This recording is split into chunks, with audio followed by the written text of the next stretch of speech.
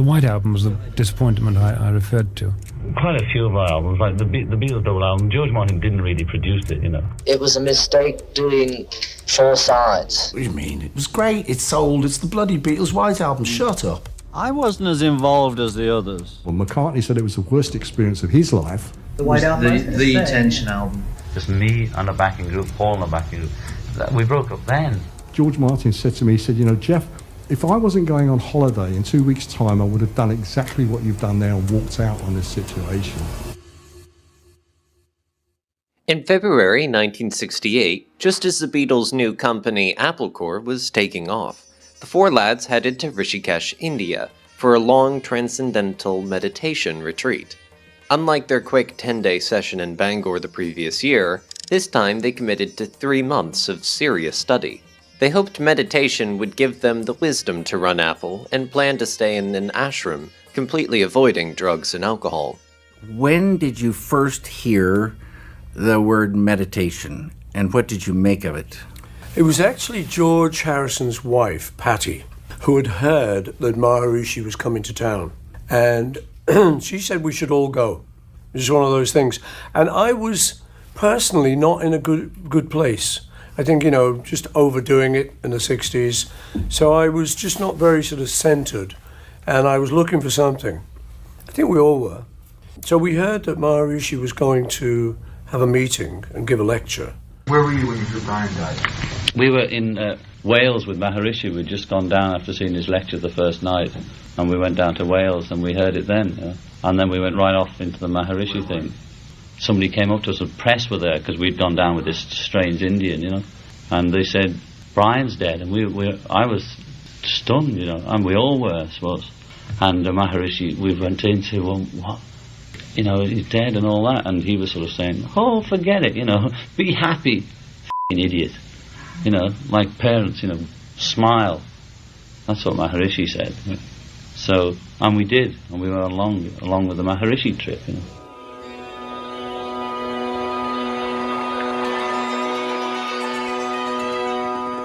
The Beatles were all in on the Maharishi. All winter they visited him in London, went to his lectures, and George and John became vegetarians, though John didn't stick with it long, falling back into drugs after Brian's death. They were even thinking about making a movie about the Maharishi through Apple Films, with the money going toward a transcendental meditation university in London. But we'd actually seen him when we were kids growing up in Liverpool, because as you know, he went around the world 7 times to spread his message. And he was on TV. And we remembered this giggly little guy. And we thought we loved him. Mm-hmm. We just said, he's so cool, you know. And he was just on TV and he was giving an interview and he would giggle, that fabulous laugh of his. Mm-hmm. And he was very entertaining and very attractive. So we all said, that's that guy. The depth of the lake and the ripples and the beautiful reflection of the glacier reminds me of the story of inner life.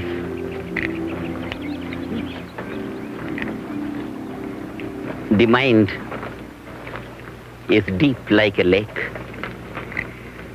The ripples on the surface represent the conscious mind, the activity of the mind on the surface. And the whole depth of the lake is silent. And that is the subconscious mind, which is not used by the waves.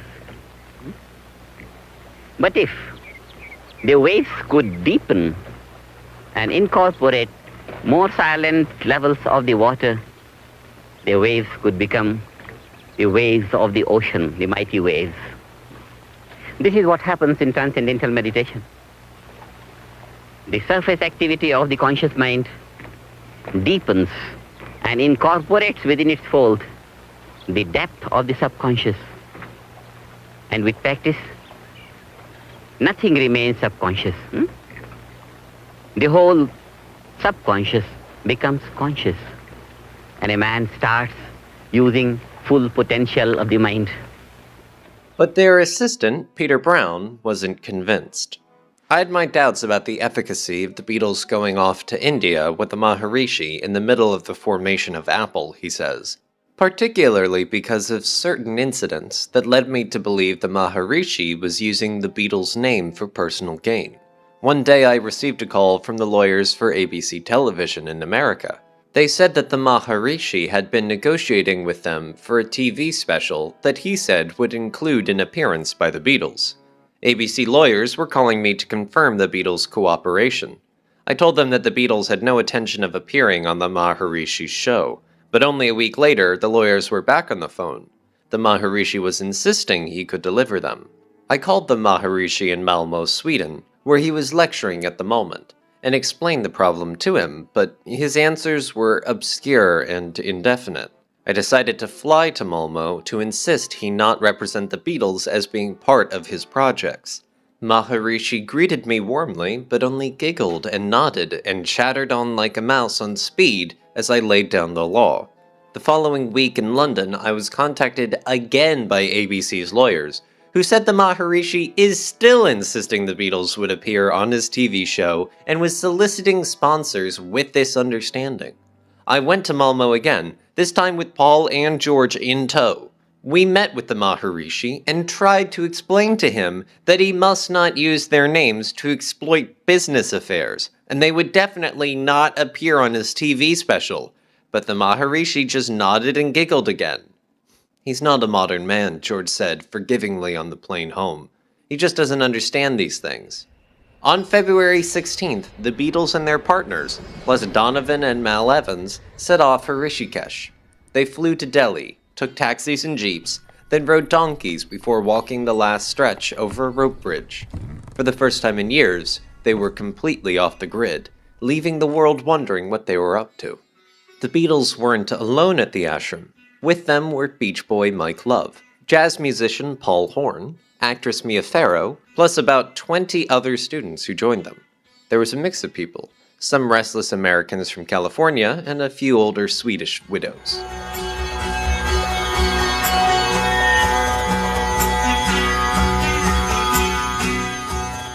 Rishikesh is an incredible place. It's like 99% of the population of Rishikesh are all renunciates. It's right in the foothills of the Himalayas. It's where the Ganges flows out of the Himalayas into the plains of Kurukshetra, it's called, the plains between Delhi and the Himalayas. I mean, we were really away from everything. It was like a sort of recluse holiday camp right at the foot of the Himalayas. It was like being up a mountain, but they call it the foothills, hanging over the Ganges. Turns out, the ashram wasn't as rough as they expected. It was more like a hotel, with cozy stone bungalows and multiple bedrooms. Their accommodations were surprisingly fancy. Each of their rooms had 4-poster beds, sturdy English furniture, and modern bathrooms. They even had electric heaters for chilly nights. Meals were shared at long, hand-carved tables under a vine-covered trellis by the Ganges. A big staff of servants took care of the food, which was prepared in a modern kitchen by a professional chef. The Maharishi's house, set apart from the main compound, was sleek and modern with its own staff. There was even a woman whose job was to give the female guests daily massages. The most over-the-top luxury? A helicopter pad, which the Maharishi used to travel around India. This was the man whom George had excused to me as not a modern man, Peter Brown said. Once they settled in, they got serious about meditation. They woke up at dawn for breakfast, attending long lectures, and spent afternoons meditating. A bit of competition started to see who could meditate the longest, leading to nightly debates about who was getting it and who was not. It was very much like a kind of summer camp. You would get up in the morning, you would go down to a little communal breakfast. Food was veggie, which is kind of good for me now, but thinking back on it, I was still meat eating then, so it was all right though. It was sort of curries and stuff, you know. The food was impossible for me because, you know, I'm allergic to so many different things that I took 2 suitcases with me, one of clothes and one of Heinz beans. There's a plug for you. And in the talk, what feeling, came over you about what he was saying, his message? It was very interesting.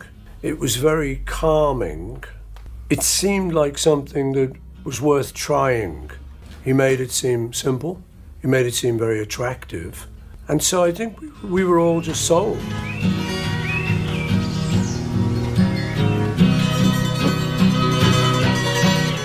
The principle of transcendental meditation is simple. Being is bliss in its nature, is infinite happiness. Mind is always moving in the direction of greater happiness. It is the experience of everyone. Wherever the mind goes, it goes in the direction of greater happiness. And because the nature of inner being is bliss, infinite happiness, therefore, the mind during transcendental meditation takes that inward course in a most spontaneous manner. We were meditating a lot, we were having seminars by Maharishi. It was pretty far out. John seemed all in, though some thought he was faking it. George, on the other hand, seemed the most genuinely spiritual. They wore traditional Indian clothing and let their hair grow out. The rainy season ended shortly after they arrived, making way for warm, pleasant weather. The Ganges was still clear and clean in late winter, so they bathed in it. At night, in their bungalows, they could still hear the river crashing against the banks. Every night after dinner, without drugs or alcohol, they sat under the moonlight with their guitars, writing and singing songs. The number of songs they created was incredible. 30 of them ended up on their next album. Among them were Dear Prudence, I'm So Tired, Revolution, Blackbird, Julia, Long, Long, Long, Mother Nature's Son, Obla-di Obla-da, Cry Baby Cry, Why Don't We Do It in the Road, Yer Blues, and more. These few weeks were so productive, they would have enough songs to even fill out their solo albums, like Jealous Guy and Junk, for example. Even the other guests were inspired. Donovan wrote his famous song Jennifer Juniper for Patty's sister Jenny. I wrote a couple of little things. Donovan was there. That reminds me, Donovan, because I remember I had a song called I Will. You taught him a technique, a way of playing the guitar, didn't you? Yeah, we were sitting around playing guitar, and one day he said, how do you do that? And I said, what? The guitar was never out of my hands. Yeah. It is now, but then it was never. And he said, that picking. So I said, it'll take time. Right. He said, Donovan, I've got time. So he was a good student, and he learned a guitar style and some chord shapes that I knew that he wasn't used to. And then the songs started coming. Right. Dear Prudence, Julia, and McCartney wanted it too, but he's a lefty.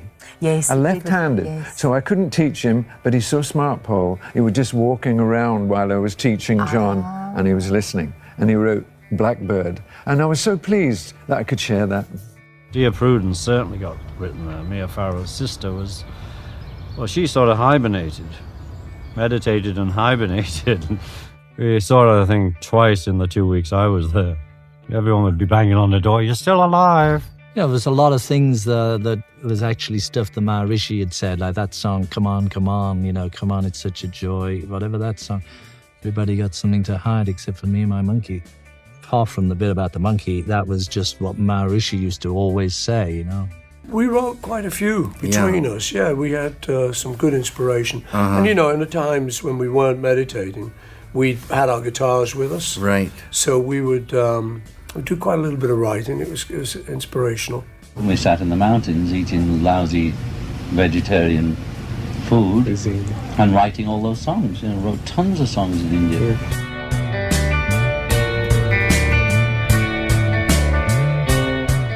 The vibe was loving and peaceful, and George's 24th birthday party was a real highlight. The Maharishi gave him a 7-pound cake and put on a fireworks display. John's wife Cynthia was shocked when they arrived to find that he had arranged for them to stay in separate rooms. John told her it was good for meditating, and reassured her they'd still see each other around the camp. Despite this, she actually enjoyed being in Rishikesh. She saw the retreat as her last chance to save their marriage. Back home, John barely spent time with her, and when he did, their house was full of drug dealers and shady people she called international leeches. She had also started noticing Yoko Ono hanging around, waiting outside their home or sitting in the back of their car. John swore there was nothing romantic between them, but Cynthia was relieved to have him away from both Yoko and the drug scene. What Cynthia didn't know was that John had seriously considered bringing Yoko to India instead, or even alongside her, if he could have figured out how. We met around there, but I was going to take her, but I lost my nerve because I was going to take my wife and Yoko, and I didn't know how to work it, you know.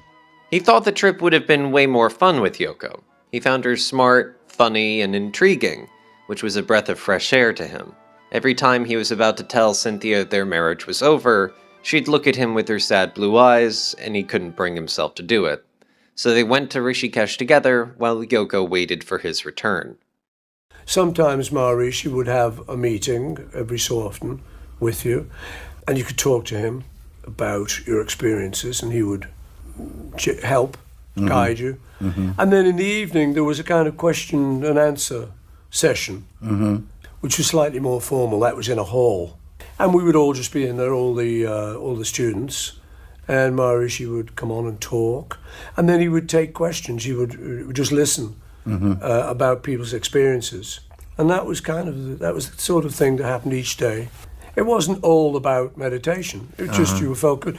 But yeah, there were some very blissful moments. I remember one in particular when I'd been meditating for a little while and I got to a really good place.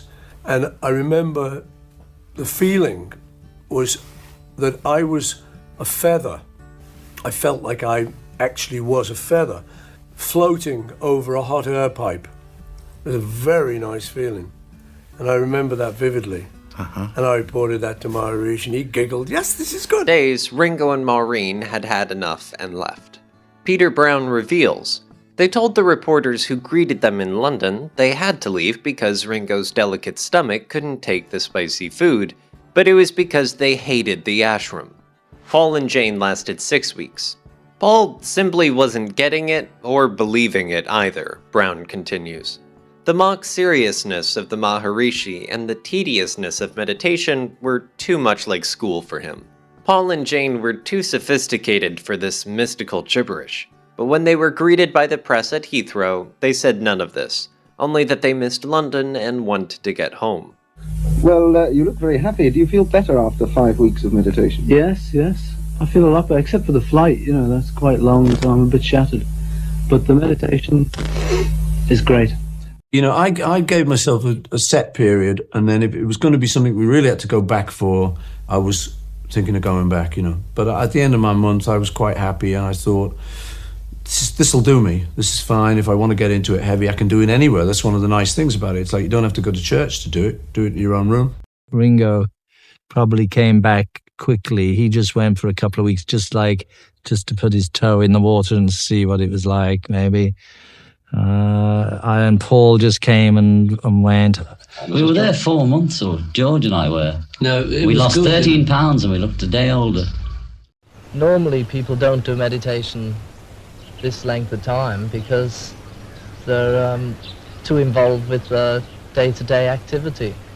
So when we go back home, we meditate as maybe an hour in the morning, an hour in the evening, or whenever we have the time. We've always done a lot of work and we've always had very little time, free time.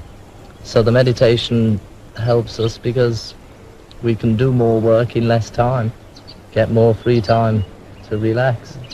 Do you, sir, propose to play any active part in the propagation of the transcendental meditation? We'll do everything we can, anything that's possible. Everything we can. And we might be able to do all that. John and George stuck it out, even as their friends, including Neil Aspinall, started having doubts.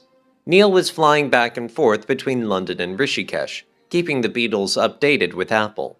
One of his trips involved negotiating a film deal with the Maharishi.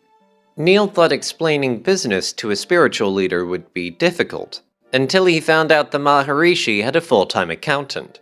They haggled over an extra 2.5 percentage points, and Neil realized, this guy knows more about making deals than I do. He's really into scoring the Maharishi. The biggest critic of the Maharishi was John's pal and recently appointed head of Apple Electronics, Magic Alex, whom John had invited because he missed him. Alex was shocked by what he saw at the ashram. An ashram with 4-poster beds, he scoffed? Masseurs and servants bringing water, houses with facilities, an accountant? I never saw a holy man with a bookkeeper. John had been completely sober for over a month, but Alex felt the Maharishi was taking more than he was giving. Rumors spread that the Maharishi expected the Beatles to donate 10 to 25% of their income to his Swiss bank accounts. Alex confronted him about his financial motives, and the Maharishi tried to win him over by offering him a job building a radio station to broadcast his teachings to the Indian masses. By week 10, Alex was determined to break the Maharishi's hold over John. He secretly brought wine into the compound, sneaking it to the women while John and George were busy writing songs. One night, a blonde nurse from California confided in him. She had been given chicken for dinner during a private meeting with the Maharishi. The Maharishi's menu became a subject of great debate over the next week, as word spread through the ashram that someone had accused him of smuggling chicken into the vegetarian community. It was never questioned, though, whether or not it was appropriate for Alex to be smuggling wine into the camp. In general, nobody at the camp cared if the Maharishi had a little chicken on the side once in a while, but then, in the 11th week, the story got worse. The same girl confided to Alex that not only had she been fed chicken during one of their private consultations, but that the Maharishi began by asking to hold her hand so that his spiritual power could flow between them. It soon developed that he had a more complicated, but very old-fashioned method for facilitating the flow, if you know what I mean. When Alex shared this information with all the other women the following day, they were appropriately horrified. The thought that the Maharishi was not only a religious phony, but also one of such seedy proportions made some of them break down and weep. Cynthia, for one, didn't believe a word of it. She had long ago become acquainted with Alex's jealousy over anyone who had John's attention, and she didn't doubt that Alex would lie to destroy the Maharishi's hold. As for the testimony of the American nurse, Cynthia claimed to have seen the girl in Alex's room sitting at a candlelit table one night. While anyone else would have jumped to a sexual conclusion, Cynthia became convinced that Alex was using black magic to bewitch the girl. Alex decided to set a trap for the Maharishi. On the nurse's next trip to the guru's house, it was arranged for several witnesses to hide in the bushes outside the Maharishi's windows. When the Maharishi began to make advances, the girl was to scream, and everyone would come running to her aid. The Beatles and their wives, when told of this plan, strongly disapproved of Alex's tactics and would have nothing to do with it, but the plan proceeded nevertheless. Late that night, Alex and the nurse returned from the Maharishi's house with another tale. The girl was again served chicken, but for some reason, the girl did not call out for help as planned. As the scene and the Maharishi began to unfold before Alex's eyes, Alex made a loud noise outside the window to distract him. Afraid they would be discovered by an intruder, the Maharishi fixed his clothing and sent the girl away at once. John, George, and Alex sat up arguing about it all night. George didn't believe a word of it, and he was furious with Alex. John had serious doubts. The Maharishi had indeed turned out to be as worldly and mercenary as the rest. The decision was made to leave early the next morning. Alex was afraid that the Maharishi might try to block their way by refusing to help them find transportation, and there was such an urgency to their departure that Cynthia and Patty were ordered to leave behind all their accumulated souvenirs. Shortly after breakfast, the Maharishi entered the compound and took his place, cross-legged, under a little grass canopy. Cynthia could see he was far from giggling. The three men went up to see him. John had been elected a spokesman, although he hated the task. "We're leaving, Maharishi," John said. When did you realize that he was making a fool of you? I don't know. I just sort of saw him, you know. While in India, or when he got back? Yeah, somebody said, you know, there was a big hullabaloo about him raping Mia Farrow and all, trying to get off with Mia Farrow and a few other women and things like that. And we went down to him, and we'd stayed up all night discussing was it true or not true, you know. And when George started thinking it might be true, well, I thought, well, it must be true, because if George is doubting it, there must be something in it. So we went to see Maharishi. The whole gang was the next day charged down to his hut, you know, his bungalow, his very rich-looking bungalow in the mountains. And I was the spokesman. As usual, when the dirty work came, I actually had to be leader, whatever the scene was. When it came to the nitty-gritty, I had to do the speaking. And I said, we're leaving. Why? You know, all that shit. And I said, well, if you're so cosmic, you'll know why. You know, because he was always intimating, and there were all his right-hand men intimating that he did miracles, you know. And I was saying, you know why, you know. He said, I don't know why, you must tell me. And I just kept saying, and he gave me a look like, oh, kill you bastard. He gave me such a look, and I knew then, when he looked at me, you know, because I'd called his bluff, that if you know, you know all, you know, cosmic conscious, that's what we're all here for. And I was a bit rough to him, you know. You're expecting too much from him. I always do, you know. I always expect too much. I always expect in my mother and don't get her. That's what it is, you know, or some parents. I know that much. The guru said all he could to persuade them to stay without discussing the reason they were leaving. As far as his unnamed trespasses went, he said that the truth was like an iceberg with only 10% showing. It was not enough. Alex was dispatched to the nearby town of Dehradun to fetch taxis.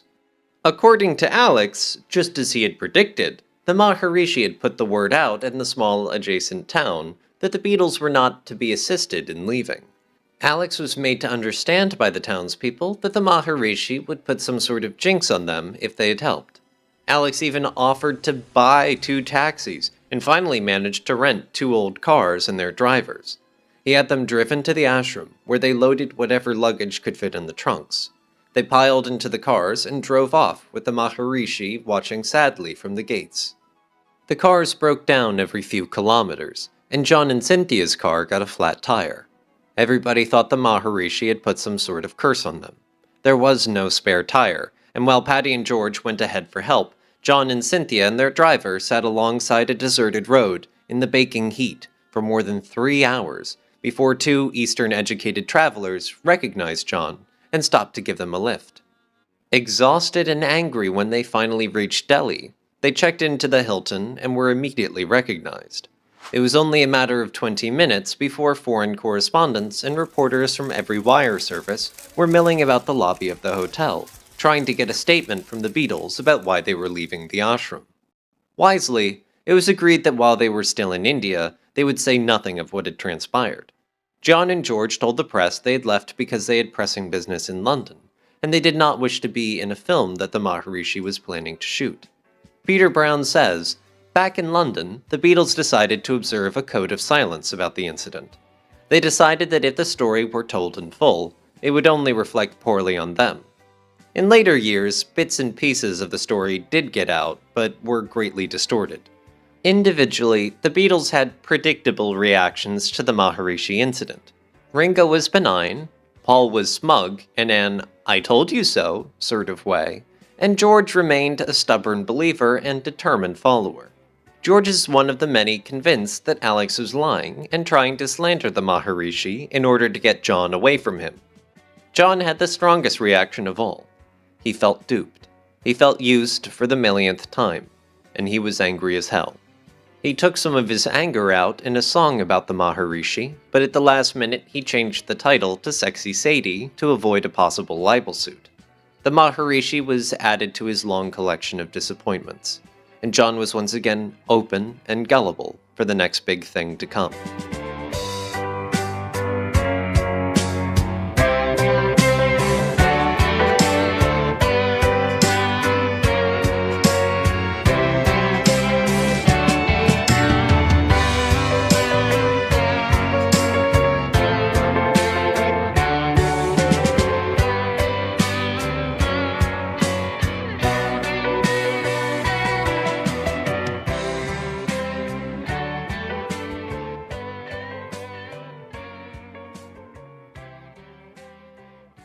Would the Beatles go out with the yogi as an act? Well, we've found out that we made a mistake there.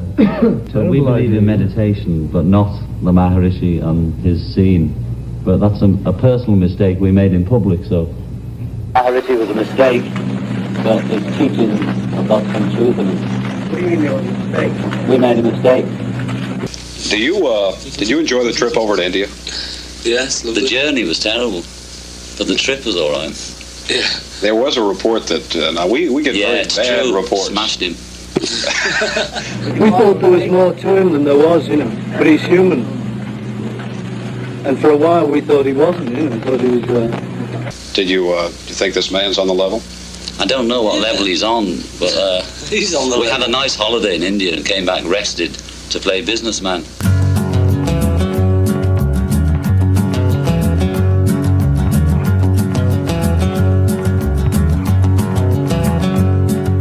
Despite all the distractions, they knew it was time to get back to what they did best, making music. On May 28th through 29th in 1968, they met at George's house in Esher to demo the songs they'd written in India. The Beatles now embraced a looser, more individualistic recording process. Instead of always working together as a unified group, they often recorded separately, with each member bringing in their own ideas and influences, resulting in songs that ranged from stripped-down acoustic ballads and bluesy rock to avant-garde soundscapes and proto-heavy metal. The grand psychedelia of Pepper gave way to a back-to-basics ethos, reflecting both their creative freedom and their growing tensions. Everything Pepper was, the White Album was not to be. If Pepper was polished, the White Album was raw. If Pepper was a grand, conceptual statement, the White Album was loose and unpredictable. If Pepper was produced by George Martin, the White Album was produced by the Beatles. This is the White Album Sessions.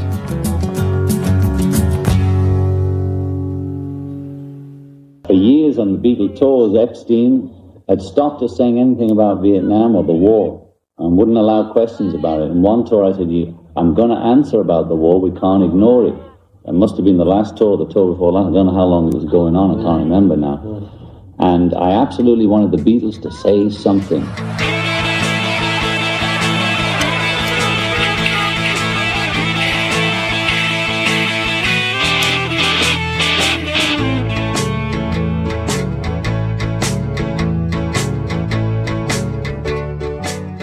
By June of '68, the Beatles had raked in 15 #1 singles in both the US and the UK.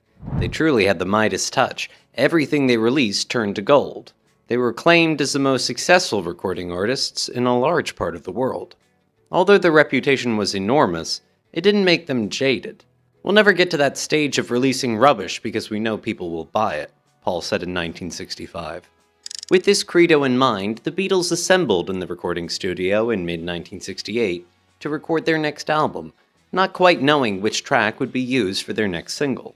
Except for John, that is. He had his newly written Revolution in mind. The militant revolutionaries ask them to show you one revolution that turned out to be what it promised militantly. That's take Russia, France, anywhere they're at it. What they do is they smash the place down, then they build it up again, and the people that build it up hang on to it, and then they become the establishment. Now you guys are going to be the establishment in a few years.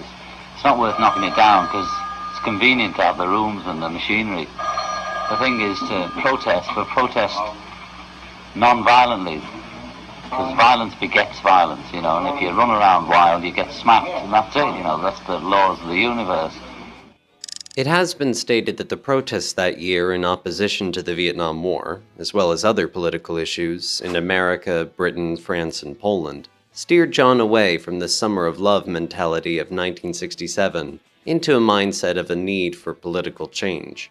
During an appearance on the BBC Two TV show Release on June 8, 1968, a week and a half after the Beatles began recording the song in EMI Studios, John looked directly into the camera and pronounced, I think all our society is run by insane people for insane objectives. You know, and I think that's what I sussed when I was 16 and 12 way down the line, but I expressed it differently all through my life. It's the same thing I'm expressing all the time, but now I can put it into that sentence that I think we're being run by maniacs for maniacal ends, you know. If anybody can put on paper what our government and the American government, etc., and the Russian, Chinese, what they are actually trying to do, you know, and what they think they're doing, I'd be very pleased to know what they think they're doing. I think they're all insane, you know, but I'm liable to be put away as insane for expressing that. You know, that's what's insane about it. This statement exemplifies the lyric, "We'd all love to see the plan," that he had just sung in the recording of what became known as Revolution 1.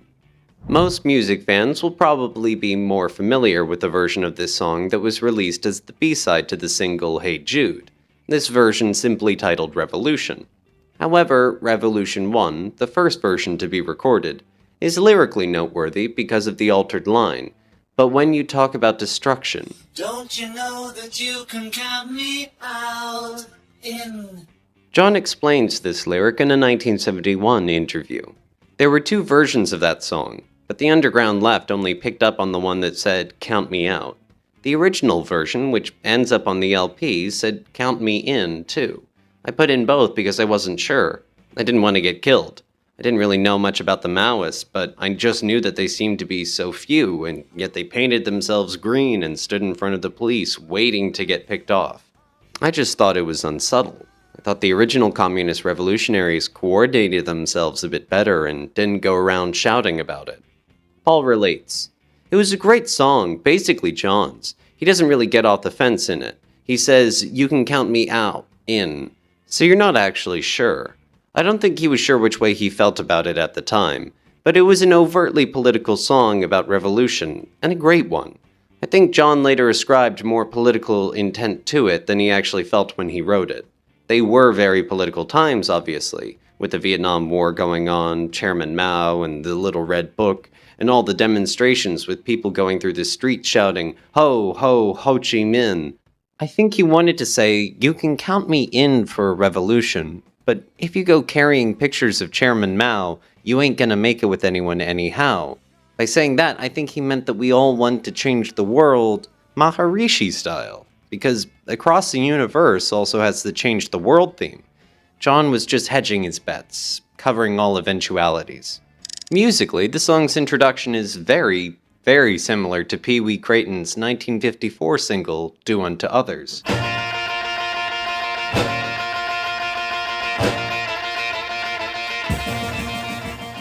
John, Paul, and Ringo, along with John's new love interest, Yoko Ono, entered EMI Studios on May 30th, 1968, to begin the first recording session for what became the White Album.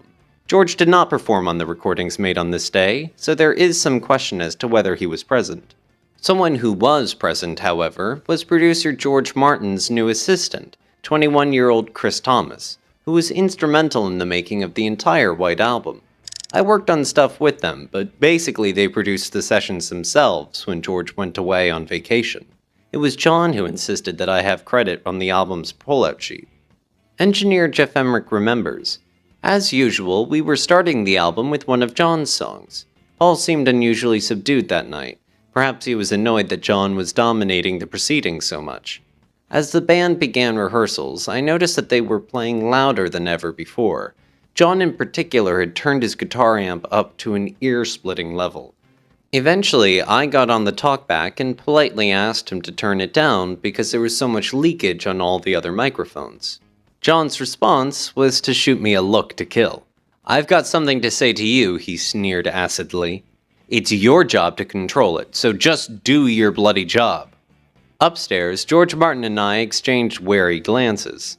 'I think you'd better go talk to him,' he said timidly. I was boggled. 'Why me? You're the producer,' I thought.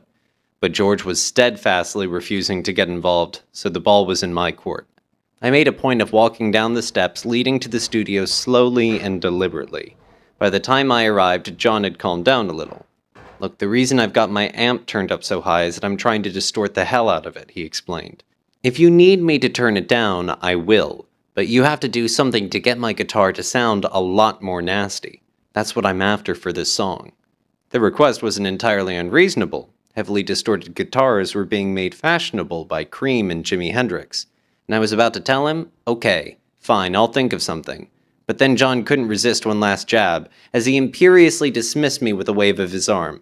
'Come on, get with it, Jeff. I think it's about bloody time you got your act together.' 'F*** you, John,' I thought. I was incensed, but I kept my mouth shut. Weren't we supposed to be working as a team? The moment I returned to the control room, George Martin and Phil McDonald could see just how furious I was. 'What's he on about?' George asked me. I was so mad I couldn't even answer. After taking a few minutes to regain my composure, I decided to overload the mic preamp that was carrying John's guitar signal. It was basically the same trick I had done to put his voice Over the Moon when he sang I Am the Walrus. At the best of times, John had limited patience, and tonight he seemed to have almost none. Fuming and sputtering, he pushed the band to play the song over and over again.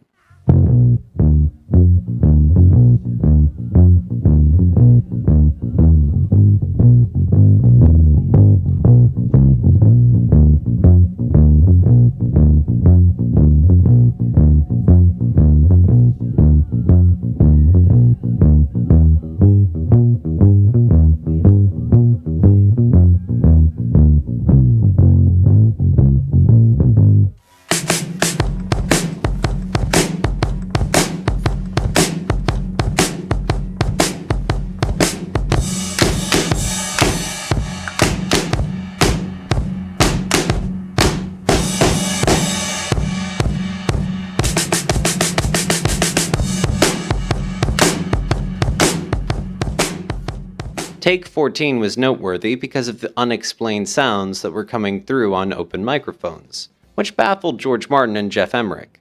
When they inquired what these sounds were, John replied, "It was a tape recorder. Yoko's playing the tape." Yoko Ono had previously recorded some spoken word recitations with sound effects that she thought would add to the overall recording in the studio, this apparently having John's approval. Mark Lewison, in his book The Beatles Recording Sessions, describes the final take of the night. Take 18 was different, substantially different, and it was the basis of the final LP version.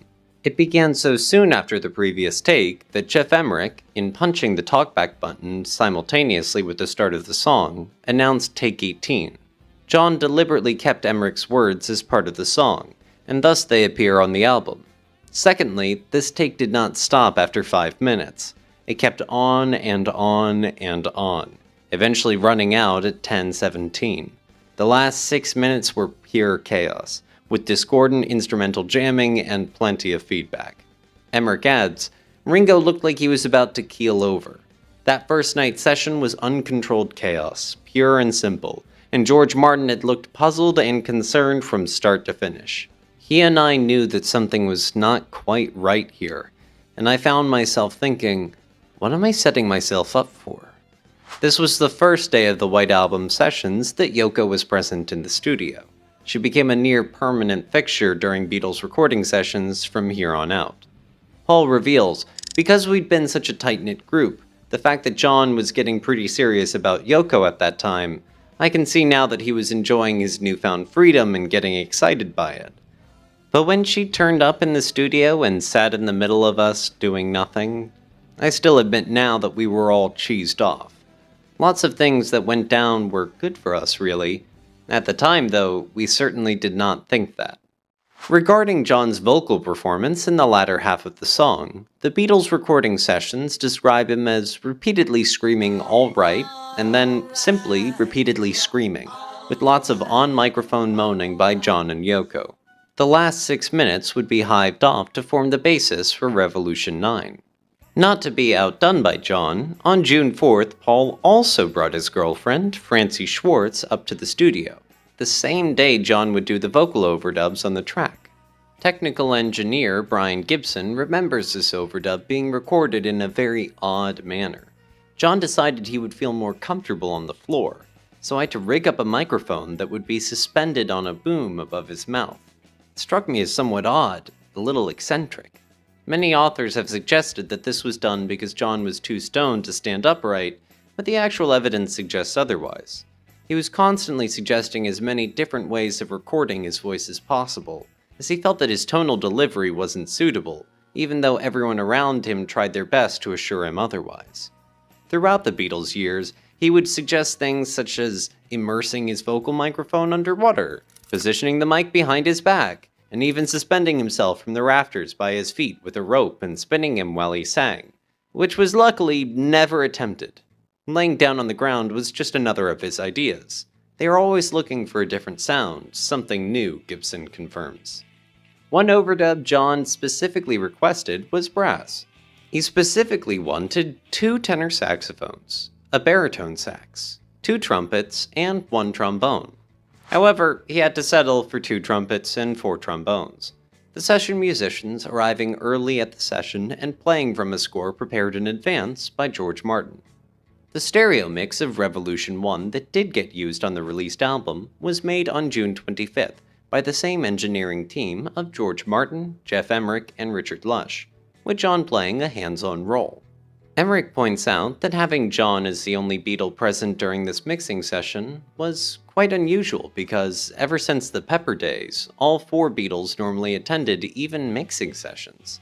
There were 2 quirks that characterized that mix. One was an accidental bad edit in the last chorus, which John insisted I leave in. It added an extra beat, and he always loved weird time signatures, so it was deemed a creative accident, and it became part of the song.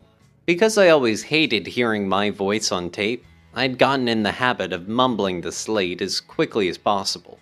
John used to take the piss out of the way I rushed my announcements, so he left it in at the beginning of the song. It was done just to needle me, but at least it gave me the distinction of being one of only a few privileged outsiders who appear on a Beatles record. At this point, Revolution 1 was complete and ready for release as the next Beatles single. Or was it? John said in 1980, It was recorded twice because then the Beatles were getting really tense with each other, and I did the slow version, and I wanted it out as a single, as a statement of the Beatles' position on Vietnam and the Beatles' position on Revolution. And Revolution, the first take, the George and Paul were resentful and said it's not fast enough. Now, if you go into the details of what's a hit record and what isn't, the Beatles could have afforded Revolution, the take that's on the album, as a single, whether it was a gold record or just a wooden record. For the Beatles to have said that was important, so because they were so upset about the Yoko period then and the fact that I was becoming as creative and dominating as I had been in the early days, after lying fallow for a couple of years from Help to through the later period, that I was now awake again, and it upset the apple cart. They got too used to me just... Because of Yoko again? Well, Yoko inspired in me and created all this creation in me. It wasn't her that inspired the song, she inspired me. And I wanted to say, the Beatles to say something about revolution, and the lyrics stand today. Therefore, in an effort to please everyone, John took to re-recording the song in a heavier and more up-tempo fashion, the result being simply titled Revolution. Paul and George were apparently more pleased with this commercial version, it then appearing as the B-side of Paul's Hey Jude. The A-side stayed at the #1 spot on the US Billboard Hot 100 for an astounding 9 weeks, becoming what is considered the most popular Beatles song in America, while John's B-side charted respectfully at number 12 on the same chart, garnering a very healthy dose of radio airplay. In the heady days of 1967, John could more readily have been swayed by George Martin and his fellow bandmates, especially Paul, to reimagine his compositions and alter them accordingly, perhaps even push them to the back burner for a time. John's foremost concerns in those days appeared to be with experiencing the so-called Summer of Love, along with its drug culture and being counted among the beautiful people of that time. But by '68, those days seemed to him like a lifetime ago. His experience in India, however disenchanting it turned out to be for him, as well as his all-consuming connection to his new life partner Yoko, gave him a new lease on life as a composer and a musician. Paul and George's veto of Revolution 1, being the next Beatles single, would probably have been adhered to had it been the previous year. But now, in '68, he wasn't just going to roll over, acquiescing to their opinion. He had a message to get out, and by God, he was going to make that happen.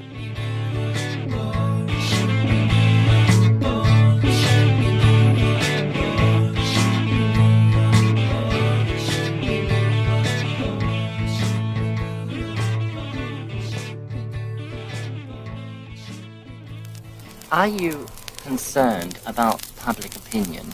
Because there is a suggestion that your popularity isn't as strong as it used to be. No, it isn't. It's because, when we first started, we were the nice, clean mop tops and every mother's son, and everyone loved us. And then suddenly, there's a few things that they don't understand and they don't get and, they don't like. And so it turns them off us a bit, But I still think we're very popular. it's just we're men now, we're a bit older than those lads that started out. And we've got a lot of things to do, and you've got to do a few of them. It doesn't matter, what people say. You can't live all your life by what they want. We can't go on forever as 4 clean little mop tops playing She Loves You. You seem to be the more industrious Beatle. No, I'm the laziest Beatle, actually. Are you? Yeah, see, that's just my image.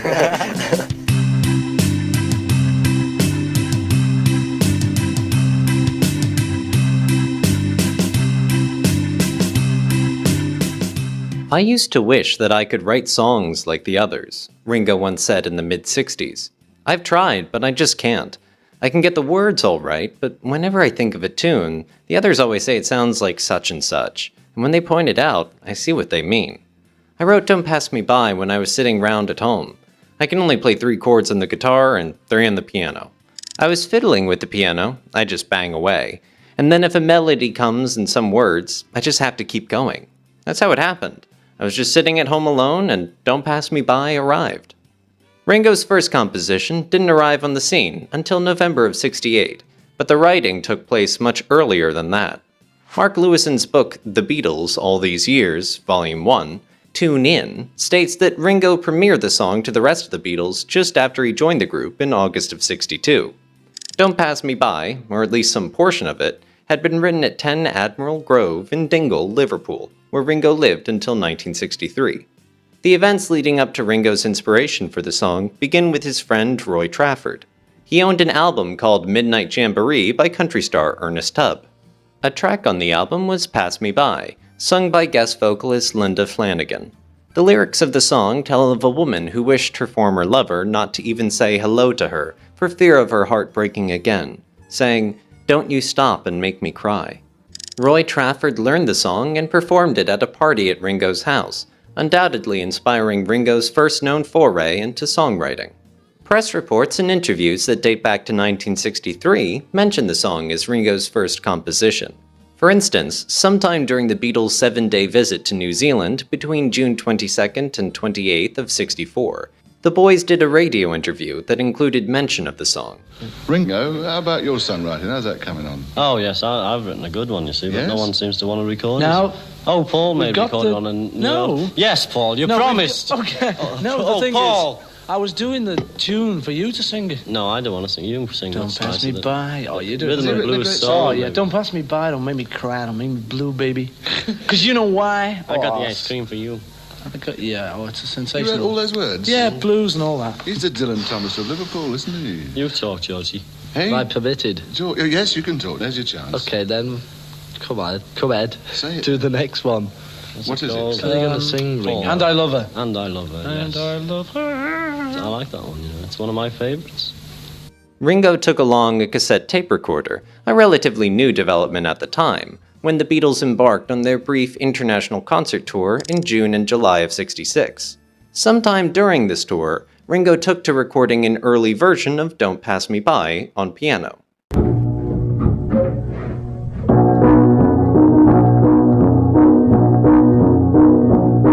I listen for your footsteps coming up the drive. Listen for your footsteps. Oh, I'm sorry, I went into the wrong key there. Start again. While the lyrics were still in the process of development, he sang what he had in a lower melody line than what we eventually heard on the White Album. As of December of '67, Ringo seemed downcast about the Beatles not recording his song, and as to his abilities as a songwriter in general. When asked in an interview about any inspirations for writing music, he didn't even mention the existence of Don't Pass Me By. I try, I have a guitar and a piano and play a few chords, but they're all just chingalingas. No great tune comes out as far as I'm concerned. Poor Ring.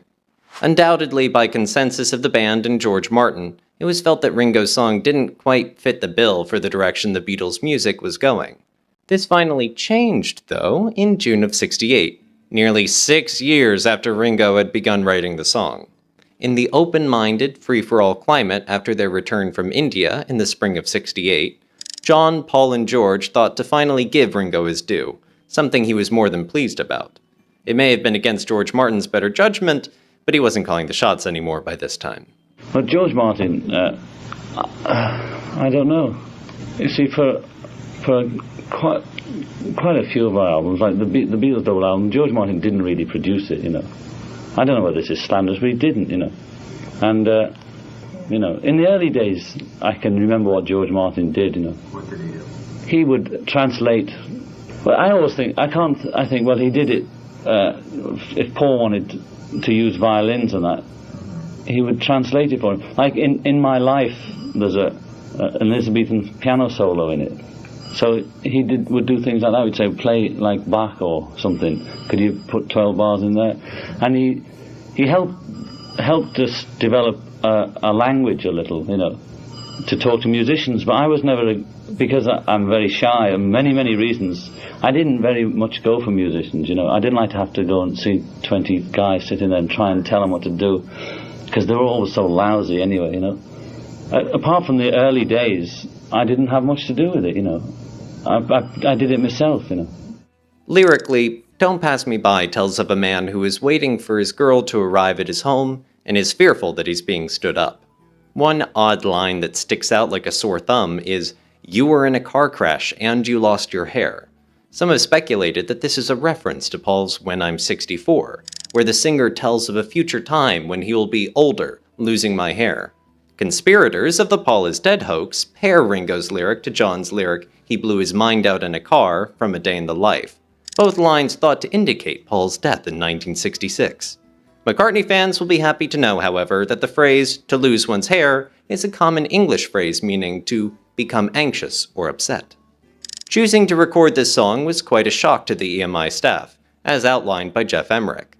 The White Album sessions were full of surprises for me. Usually a Beatles album project would begin with the recording of one of John's songs, and this was no exception. But the second song was always one of Paul's. After all, they were the main songwriters in the band. Ringo would be allocated one song per album, and it was usually done almost as an afterthought, near the end. But this time around, they decided to do Ringo's song right away, and, even more surprisingly, it was actually a song he'd written. No explanation was given, and George Martin and I were flabbergasted. The only thing we could come up with was that, behind the scenes, the others must have known that Ringo was getting a bit fed up, and they were trying to keep him happy. That seemed like the only possible reason why time and energy were being expended on a Ringo song so early on. After all, the Pepper sessions had begun with Strawberry Fields Forever and Penny Lane, a stark contrast. Obviously, tensions and intrigue were already in play right at the beginning of these sessions. John was present on this day, June 5th, 1968, but opted not to participate, his voice being heard on the master tape singing a bit of "You Are My Sunshine" in between takes. The whole track consisted of only two Beatles, Ringo on vocals, piano, sleigh bells, and percussion, and Paul on bass, drums, and also piano.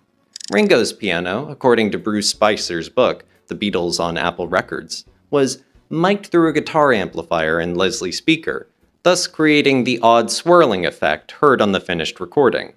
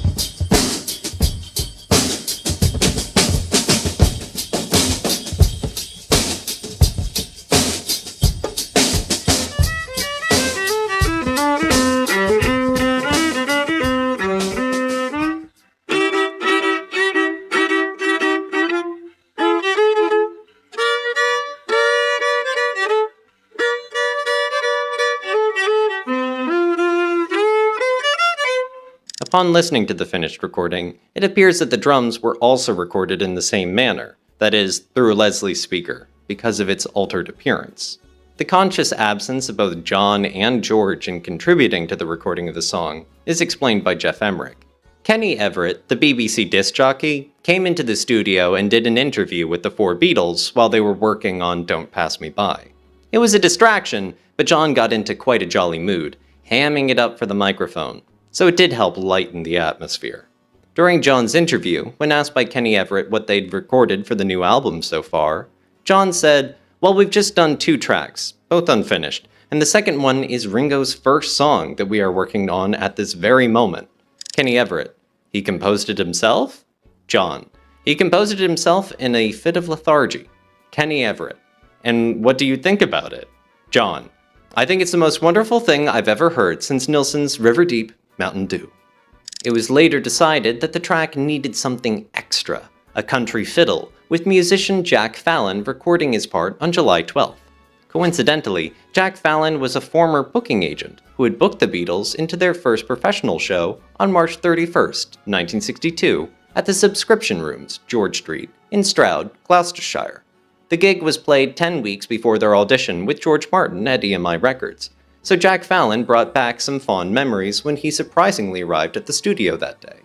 The fiddle was not his main instrument, however. He was much better known for playing bass with Duke Ellington, Hoagie Carmichael, and Sarah Vaughan, among others. Nonetheless, he played the violin in the suitable country style needed for the song. Regarding this fiddle, Fallon recalls, "George Martin had jotted down a 12-bar blues for me. A lot of country fiddle playing is double stop, but Paul and George Martin, they were doing the arranging, suggested I play it single note. So it wasn't really the country sound they originally wanted, but they seemed pleased. Ringo was around too, keeping an eye on his song. At the end of the finished recording, the listener can hear some extraneous fiddle playing, which then fades away with the song. I thought that they had had enough, so I just busked around a little bit. When I heard it played back at the end of the session, I was hoping they'd scrub that bit out. But they didn't, so there I am on record, scaping away. I was very surprised they kept it in. It was pretty dreadful." In the Beatles anthology book, Ringo fondly remembers this session. "It was great to get my first song down, one that I had written. It was a very exciting time for me, and everybody was really helpful. And recording that crazy violinist was a thrilling moment." However, George Martin had another idea for an introduction to Don't Pass Me By, something that was also recorded on this same day. An orchestral score was arranged by George Martin, and the musicians assembled on this day recorded a piece that has come to be known as A Beginning.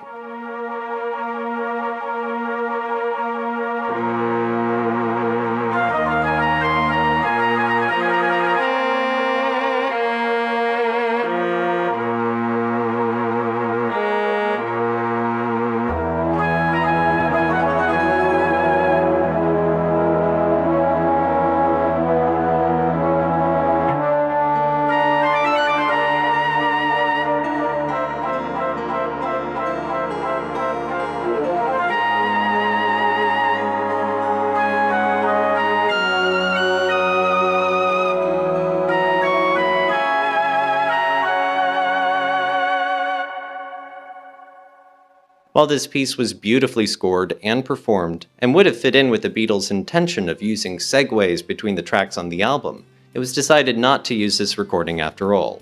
While a segment of a different take of this introduction was used in the film Yellow Submarine, the full recording of this piece was used as the opening track of the 1996 compilation album Anthology 3, as well as being included on the Super Deluxe 50th Anniversary White Album box set.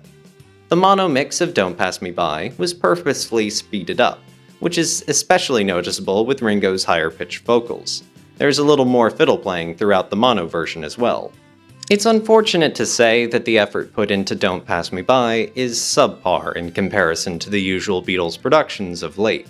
If George thought his compositions were rushed through in the studio to get them out of the way in order to concentrate on Paul and John's songs, as he had complained, that was even more so the case for Ringo's first song.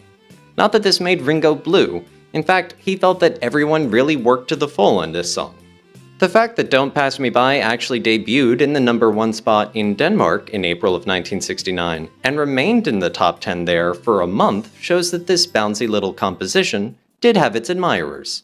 Here's to you, Ring.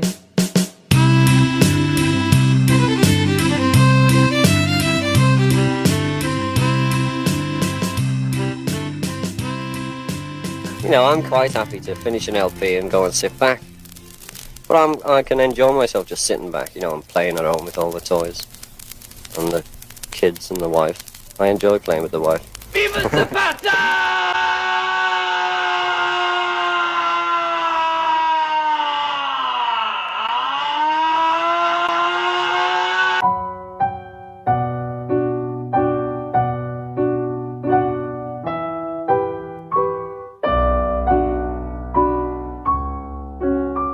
The Beatles have personally cited many influences that have contributed to individual songs they've written. Smokey Robinson, Elvis, the Beach Boys, Bob Dylan, etc.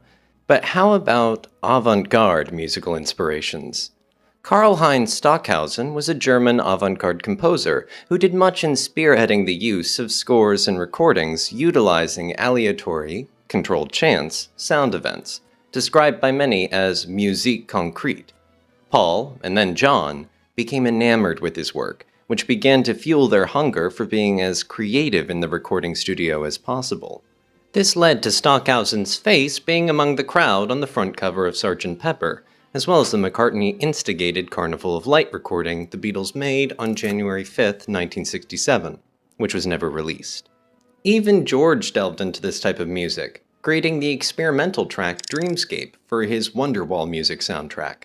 In mid, John decided to up the ante and create what he considered the ultimate experiment in random electronic sound, Revolution 9. Never before or since has there been this extensive of an audience for such an experimental and controversial genre of music, whether they like it or not. And many do, such as Beatles producer George Martin, who had expressed, "I love Revolution 9.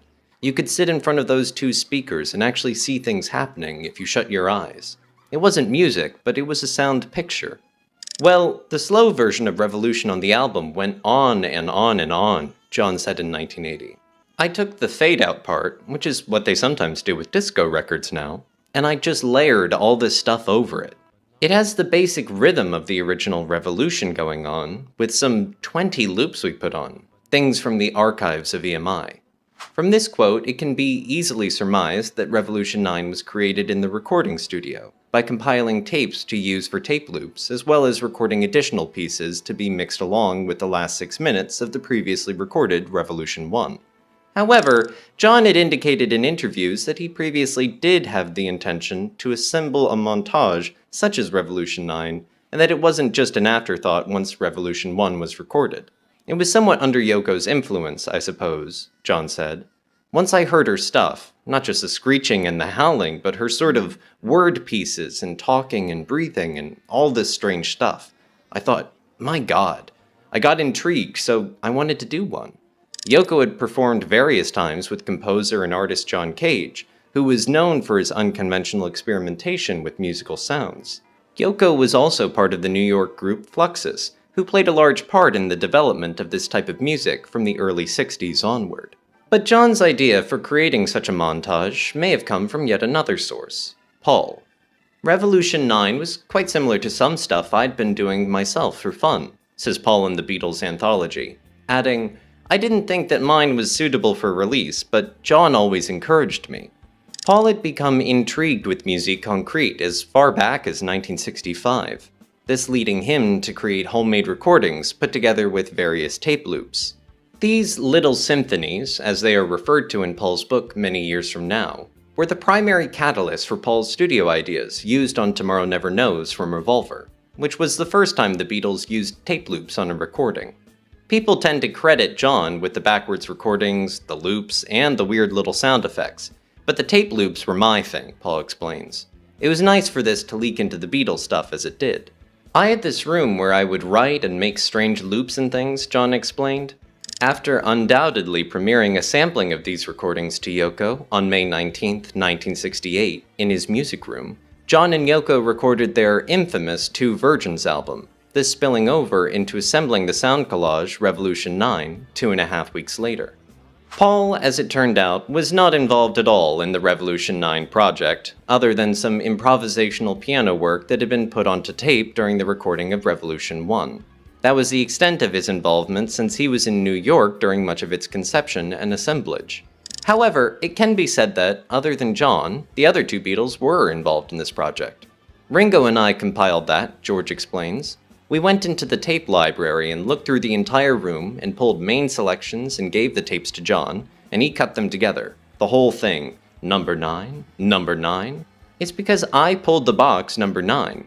John sat there and decided which bits to cross-fade together, but if Ringo and I hadn't gone there in the first place, he wouldn't have had anything. George also contributed some spoken ad-libs, which made it onto the finished product, so this too could substantiate George as the co-creator of the song. Of course, John's wife-to-be can easily be included among the composers as well. Yoko was there for the whole thing, and she made decisions about which loops to use, John explains. The number 9 was an engineer's voice.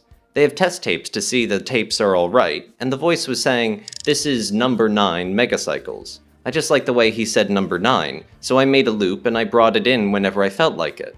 It was just so funny, the voice saying number 9. It was like a joke, bringing number 9 in it all the time. That's all it was. There are many symbolic things about it, but it just happened. In June 1952, I drew 4 guys playing football, and number 9 is the number on the guy's back. And that was pure coincidence. I was born on the 9th of October. I lived at 9 Newcastle Road. 9 seems to be my number, so I've stuck with it. It's the highest number in the universe. After that, you go back to 1. It's just a number that follows me around, but numerologically. Apparently I'm a number 6 or a 3 or something, but it's all a part of 9. By this time, the Beatles were starting to record songs separately, a very different approach to what they used to do even in the Pepper sessions. Thus why some say the White Album is, in a way, their first solo album. Geoff Emerick says, "One of the byproducts of Chris Thomas being there as a surrogate producer was that the Beatles, who clearly didn't like being in one another's company anymore, were able to split up into small groups, working simultaneously in 2 or even all 3 of the studios in the Abbey Road complex. This soon became standard operating procedure for much of the rest of the White Album. It was as if the 4 band members were so much in separate spaces personally that they wanted to make their record in separate spaces physically. On those evenings, I would normally work with Paul because I had the best rapport with him, and John wanted to continue compiling sound effects for what would ultimately become Revolution 9. So as soon as he learned that another studio was available, he decided to head off with Chris Thomas and Phil McDonald, accompanied as usual by Yoko. That left George Martin and me alone with Paul, which came as a blessed relief to me after all the stress of the preceding sessions. It was always a lot easier to deal with one Beatle. John himself recounted, "There were about 10 machines with people holding pencils on the loops, some only inches long and some a yard long. I fed them all in and mixed them live. I did a few mixes until I got one I liked. I spent more time on Revolution 9 than I did on half of the songs I ever wrote." He also explained, "It was like a big organ or something, where I knew vaguely which track would come up if I did that, and I tried to pull out the ones I didn't like. I just tried to get the bits of conversation in that I liked." Concerning John's involvement with the mixing stage of this track, Emerick says, "They were no longer afraid to touch the equipment. On this night, John sat with me behind the console like a kid with a new toy. He was the composer, and he knew what he wanted, so he manned the faders instead of me. Although I served as an extra pair of hands, doing bits of panning and looking after the overall level so things didn't get out of hand and distort. The whole thing was extremely haphazard. If he'd raise a fader and there was no sound, he'd say, 'Where's it gone?' A curse word might escape from his lips from time to time, but that was about it. He never really lost his temper that night, though you could tell from his tone of voice that he was getting irritated. Yoko, as always, was by his side, whispering in John's ear and lifting the odd fader on occasion. Every once in a while, John would shoot a glance at George Martin and me to see if we approved of what he was doing. Personally, I thought the track was interesting, but it seemed as though it was as much Yoko's as it was John's. Certainly, it wasn't Beatles music. Since Paul was not involved in the creating of this recording, the question remained of what his reaction to the finished Revolution 9 would be. Emerick continues, A few days later, all four Beatles reunited in the studio, and John proudly played the 2 tracks he'd completed while the rest were away. I could see from the dark cloud that came over Paul's face that he was totally underwhelmed with Revolution 9 when he first heard it, and there was an awkward silence after the track faded out. John looked at Paul expectantly, but Paul's only comment was, "Not bad," which I knew was a diplomatic way of saying that he didn't like it. Ringo and George had nothing to say about the track at all. They looked distinctly embarrassed, and you could tell that neither one of them wanted to get caught in the middle of this. "Not bad," John said derisively to Paul. "You have no idea what you're talking about. In fact, this should be our next bloody single. This is the direction the Beatles should be going in from now on." Yoko, with an appalling lack of tact, managed to aggravate things further still by blurting out, "I agree with John. I think it's great." Judging from his look of disdain, I was quite sure Paul was thinking, "You've got to be kidding." But, to his credit, he didn't rise to the bait and didn't argue. He simply didn't see it as Beatles music, and he certainly didn't agree that it was the direction the Beatles should go in.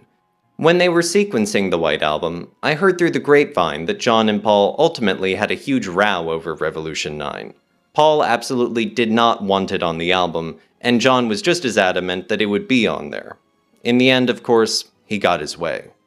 Retrospectively, Paul had a much better opinion of the track. "We created Apple for just that," he said. "I had some stuff I could have done too. I remember once saying to John that I was going to do an album called Paul McCartney Goes Too Far. He was really tickled with that idea. He said, 'That's great, you really should do it.'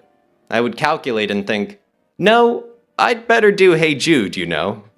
By this point, John and Paul were clearly heading in distinct directions.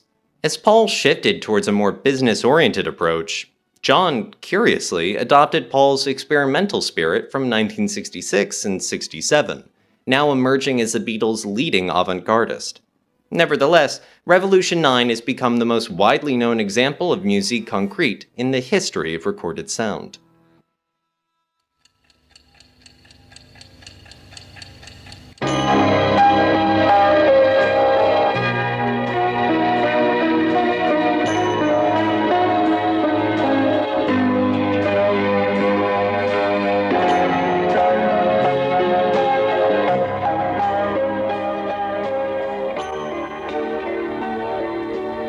This is London, the home of Apple.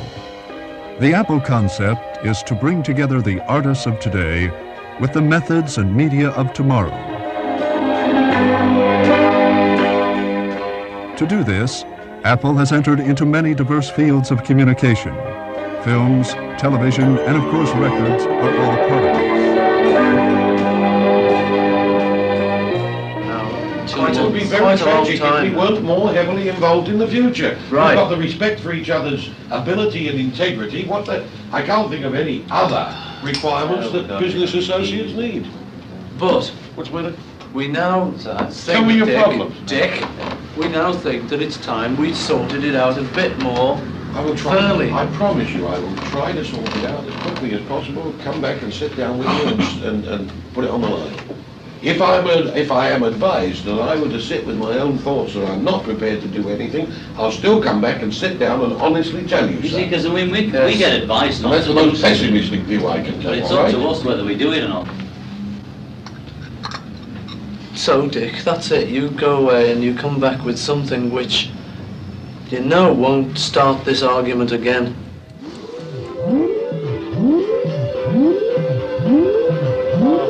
Hello, I'm Alexis from Apple Electronics.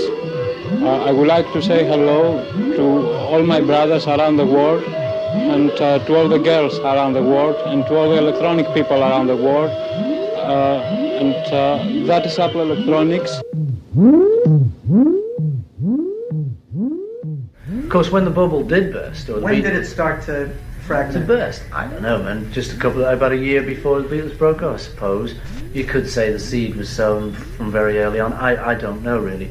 It just did. Friction came in, business things came in, relationships between each other. We were all looking for, like, people in our lives. Like, and John had found Yoko. It made it very difficult. He wanted a very strong, intimate life with her. At the same time, we'd always reserved the intimacy for the group.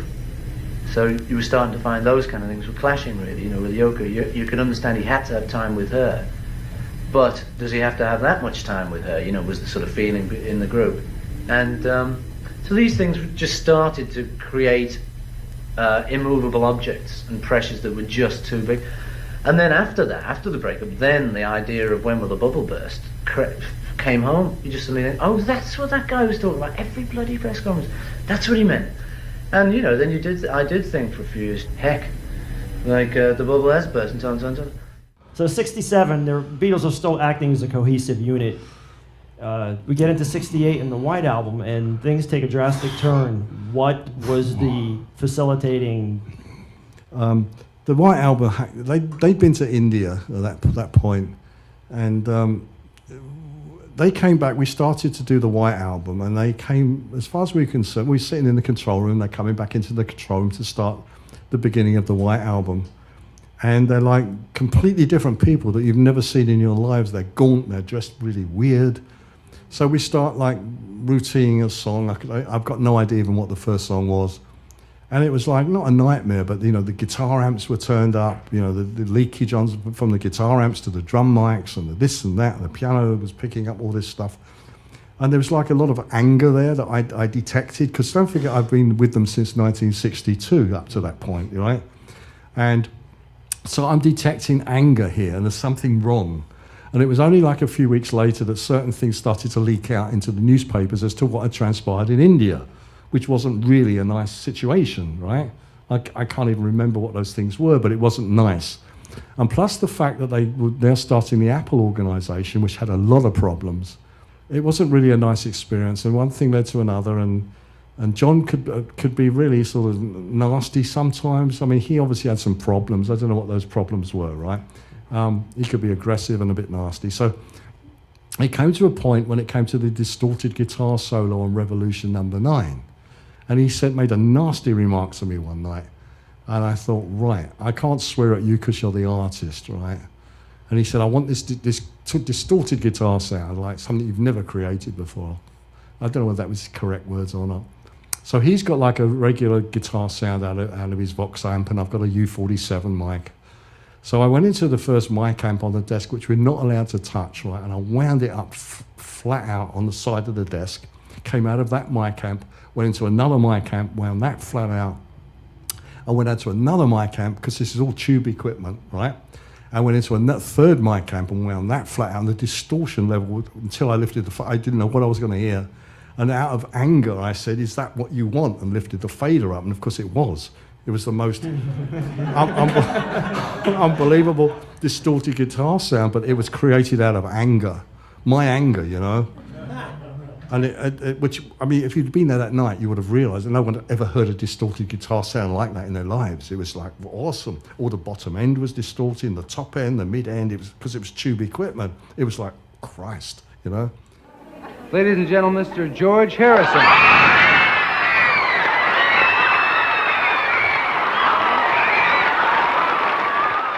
You know, because in a way, Revolution number 9 was all right, but it wasn't particularly like Beatle. A lot of people put the album down purely because of that track. Yeah, but then again, you know, it has good points, because Revolution number 9 worked very well in the context of all those different songs. I mean, that was the great thing about it, that if people spent enough time listening to it, then there was all different types of music and types of songs, and there was nothing really shocking about it. I don't think there was anything particularly poor about it, but it was a bit heavy, you know. I find it heavy to listen to myself. In fact, I don't listen to it myself. Do you have something important? Something very important to say on American television. You know, a lot of times we don't have opportunity of saying anything important because it's American television. Every time you say something and try to say something important, they clap, clap, clap, clap, clap, clap, clap, clap, clap. Cue the lines. Well, whether you can say it or not, keep trying to say it. That's what's important. You get that? Yeah. That is very important. Cue. Just a minute. Wait a second. Okay, cue the clap now.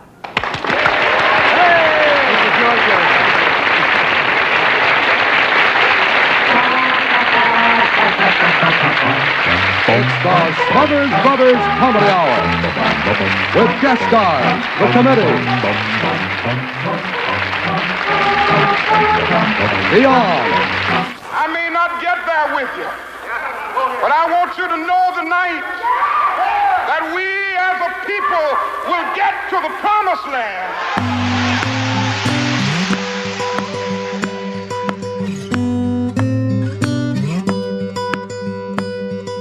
Blackbird was written at High Park Farm in Kintyre, Scotland, in April of '68.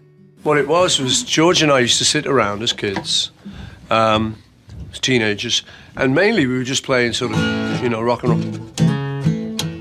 Well, I got a gal with a record machine, 20 Flight Rock and stuff. But we had a little piece which was like a party piece to show people that, we weren't as stupid as we looked. And it was by Bach. And it went like that.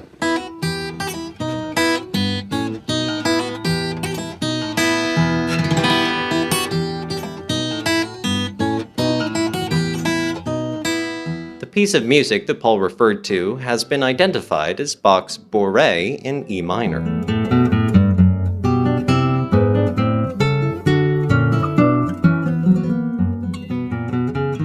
So what we liked was as the melody, and then there's or whatever, the bass line going at the same time.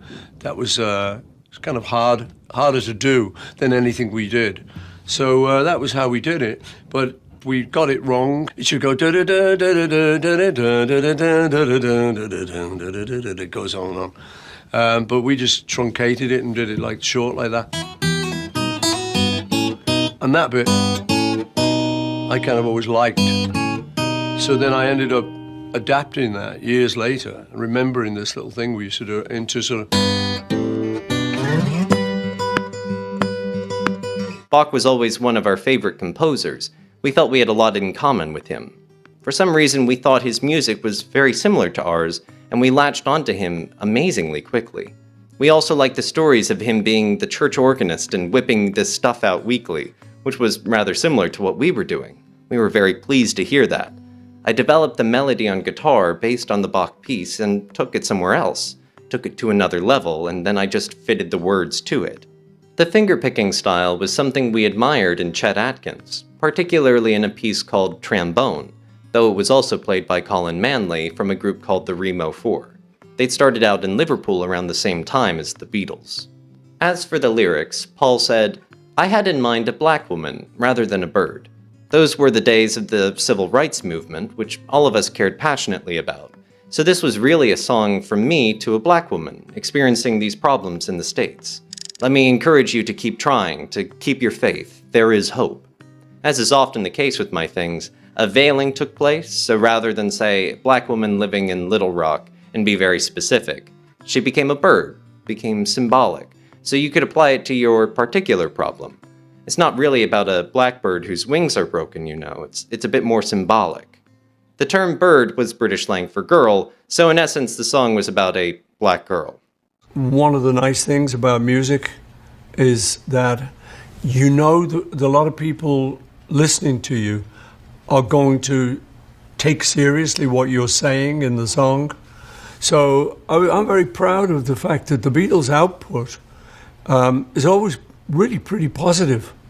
And there's hardly anything in there that sort of says, go and screw your parents or whatever. It's always pretty, let it be, hey Jude, Blackbird. So it's hopefully a good message. I particularly like that. And sometimes when I'm writing songs, I will think there's people out there who are going through some problems. And hopefully people out there will listen to it and think, oh yeah, it's not just me alone going through this. This is something, and also something I can fix.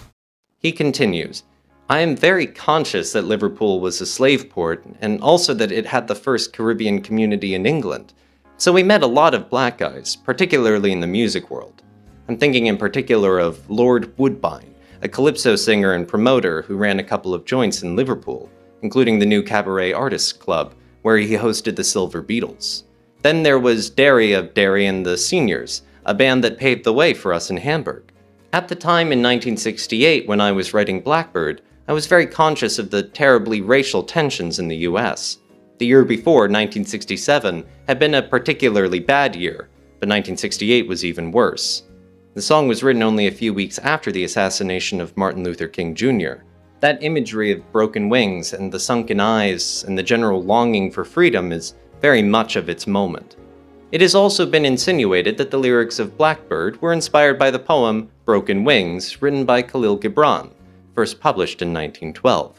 Since the poem tackles many issues of the time in the Eastern Mediterranean, such as the rights of women and religious corruption, it appears likely on the surface that Paul may have been influenced by this writing, given that its title placed a substantial role in the lyrics. But this has never been confirmed. Most assume that this Lennon-McCartney composition was actually written entirely by Paul himself. Well, almost. In 1980, John claimed, "I gave Paul a line on that one. An important line, but it's really all him. Paul is good at that kind of guitar thing. So is John Denver." The identity of the important line, though, has never been revealed. Paul was proud enough of Blackbird that it was the first composition he brought into EMI Studios for their new album on June 11, 1968. John's presence during Paul's Blackbird rehearsals was caught on tape for about a half hour until it was decided that his services weren't really needed.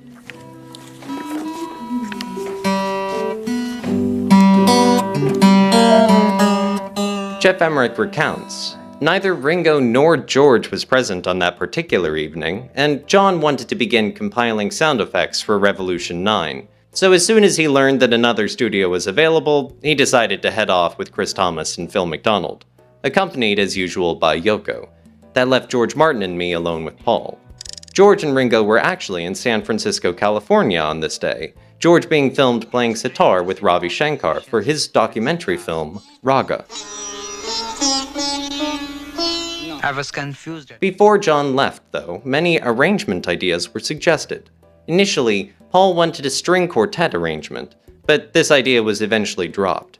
John tried to accompany Paul on acoustic guitar and then on piano, finally suggesting later from the control room, A little bit of brass band, you know, a very nice little bit of brass band. Yes, that would be lovely. Distance, a little bit of brass band. Yeah. A little bit of Nielsen's brass band. a reference to Harry Nilsson's arrangements on his album Pandemonium Shadow Show, a record that both he and Paul loved.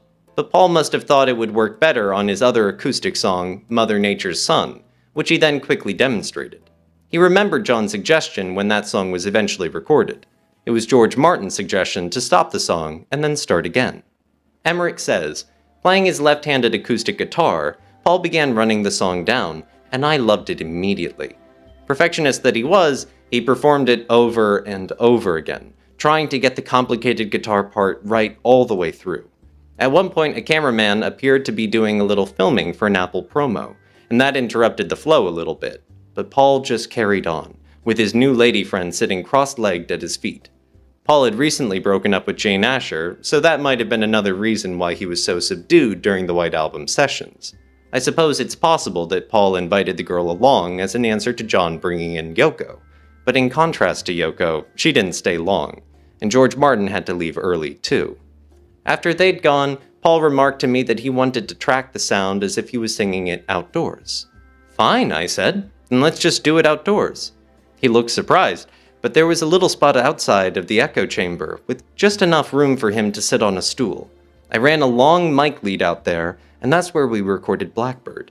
Most of the bird noises were dubbed on later from a sound effects record, but a couple of them were live, sparrows and finches singing outside the Abbey Road studio on a soft summer eve along with Paul. Engineer Ken Scott, though, has gone on record saying that the only bird sounds present were from an EMI sound effects tape, which Paul and I put there. And interestingly, there were no traffic noises, no plane sounds, nor any other sound one would expect when recording outside. It appears that Emerick was confusing this recording session with another one on August 30th, 1974, where Paul did indeed perform the song outdoors. Take 32 was the keeper. Sometime in January of '69, during the recording of Mary Hopkins' album Postcard, Paul and Donovan, both of whom performed on the album, were recorded singing and doodling on acoustic guitars, while engineers were setting up equipment and adjusting the mix. Among the songs they ran through was Blackbird. You've seen so many blackbirds now. I sang it to Diana Ross the other night. She took offence. Not really. But I didn't mean it like that originally. I remember. Really? Yeah, I just read it in the paper about riots and that. Birds singing in the dead of night. Take these broken wings and learn to fly.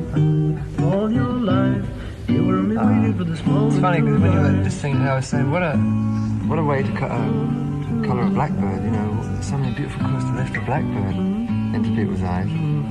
So that's why. But you'll see so many blackbirds as well. When I wrote about a magpie, so every time I drive now, they cross the path with you everywhere you go, as if they're going. Thanks, Tom. Got it, Tom. Since Blackbird was a solo performance, Paul took to experimenting with the structure of the song as he was recording it, various configurations being tried and abandoned before he settled on what we've come to view as the finished structure. What he ended up with was verse-verse, refrain-verse, instrumental, refrain-bridge, verse, or AA-BA-BCA. Interestingly, Paul continues to deviate from this structure to this day, each live performance varying from the next, with subtle lyrical differences as well. Paul McCartney's Blackbird is one of the most widely known and widely adored songs from not just the White Album, but from the entire Beatles back catalogue. But for such a universal song, a song that so many guitarists, for example, learn as one of their very first tunes on the guitar, it's actually got a surprisingly complex meter to it. The meter, the time signature, is effectively how many beats are in each bar of the music, and usually a song will have 4 beats in a bar, right? 1, 2, 3, 4, 1, 2, 3, 4. That's what we call 4/4 time. You might have a different meter like 3/4, 1, 2, 3, 1, 2, 3. But what we get on Blackbird is actually more complex than that. It's what we call a mixed meter. Paul is switching between different meters, different bar lengths throughout the tune. Blackbird is predominantly in the time signature of 4/4, however Paul often drops these single bars of 2/4 and 3/4 into it. Blackbird singing in the dead of night. Take these sunken eyes and learn to see. All your life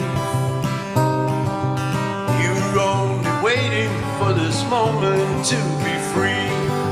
Blackbird. Now this playing with meter, having bars that are different lengths from each other, is something we see a lot in Beatles music from the sort of second half of their career. All 3 of the Beatles songwriters were inclined to do this, play around with meter. But do I think they were doing it consciously? Not really. They might have had an awareness that some of these bars were different from others. They kind of knew, okay, this isn't straight 4/4 time. But I doubt, Paul was sitting there thinking, okay, this first bar is going to be 3, and then the next bar is going to be 4. It's just, that's kind of how it came to him. And then after the fact, he was maybe then noticing, oh, this is a little bit unusual from a kind of time signature point of view. In comparison to the complexity of Sgt. Pepper, such a simple arrangement of Paul singing with his acoustic guitar alone seems lazy, or at best, a demo version of what would become something elaborate later. But the overall consensus was that the song had a refreshing simplicity, inciting a feeling of being outdoors on a beautiful summer afternoon. For many, it typifies the feel of the entire White Album, case in point being an episode of the television drama ER that depicts the plight of a woman giving birth who insists on having the song Blackbird sung to her to calm her down during delivery. Where's the Blackbird? I need Blackbird. Part of the White Album. White Album. Okay. The hopeful message of the lyrics has proven to be influential as well. If you are a Beatles fan and a guitarist, as many are, and happen to have an acoustic guitar with you when you're with a group of friends, what do you think the likelihood is that someone will ask you to play Blackbird? I would think the likelihood is pretty darn high. What first appeared as a simple but impressive solo acoustic McCartney track on the White Album has ended up becoming one of the most popular signature pieces of his entire career. For such a delicate acoustic piece, hidden away as the 11th track on a double album, a song that was never a charted hit, it has been said to become one of the top 10 most covered songs of all time. Not bad, Paul.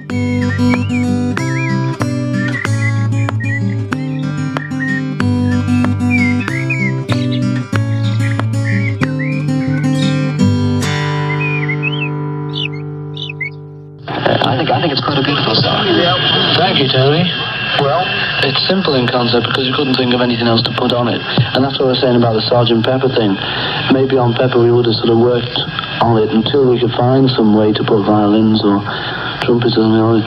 But I don't think it needs it, this one, you know, it's just, there's nothing to the song list. It is just one of those pick it and sing it and that's it. The only point where we're thinking of putting anything on it is where it comes back in at the end. So it stops and then it comes back in. But instead of putting any backing on it, we put a blackbird on it. So there's a blackbird singing at the very end. And somebody said it was a thrush, but I think it's a blackbird. We'll take your word for it. I don't know. Everybody seemed to be paranoid except for us two who were in the glow of love. And, you know, everything's clear and open when you're in love. And everybody sort of was tense around us. And, you know, what is she doing here at the session? Or why is she with him? And all this sort of madness is going on around us because we just happen to want to be together all the time, you know.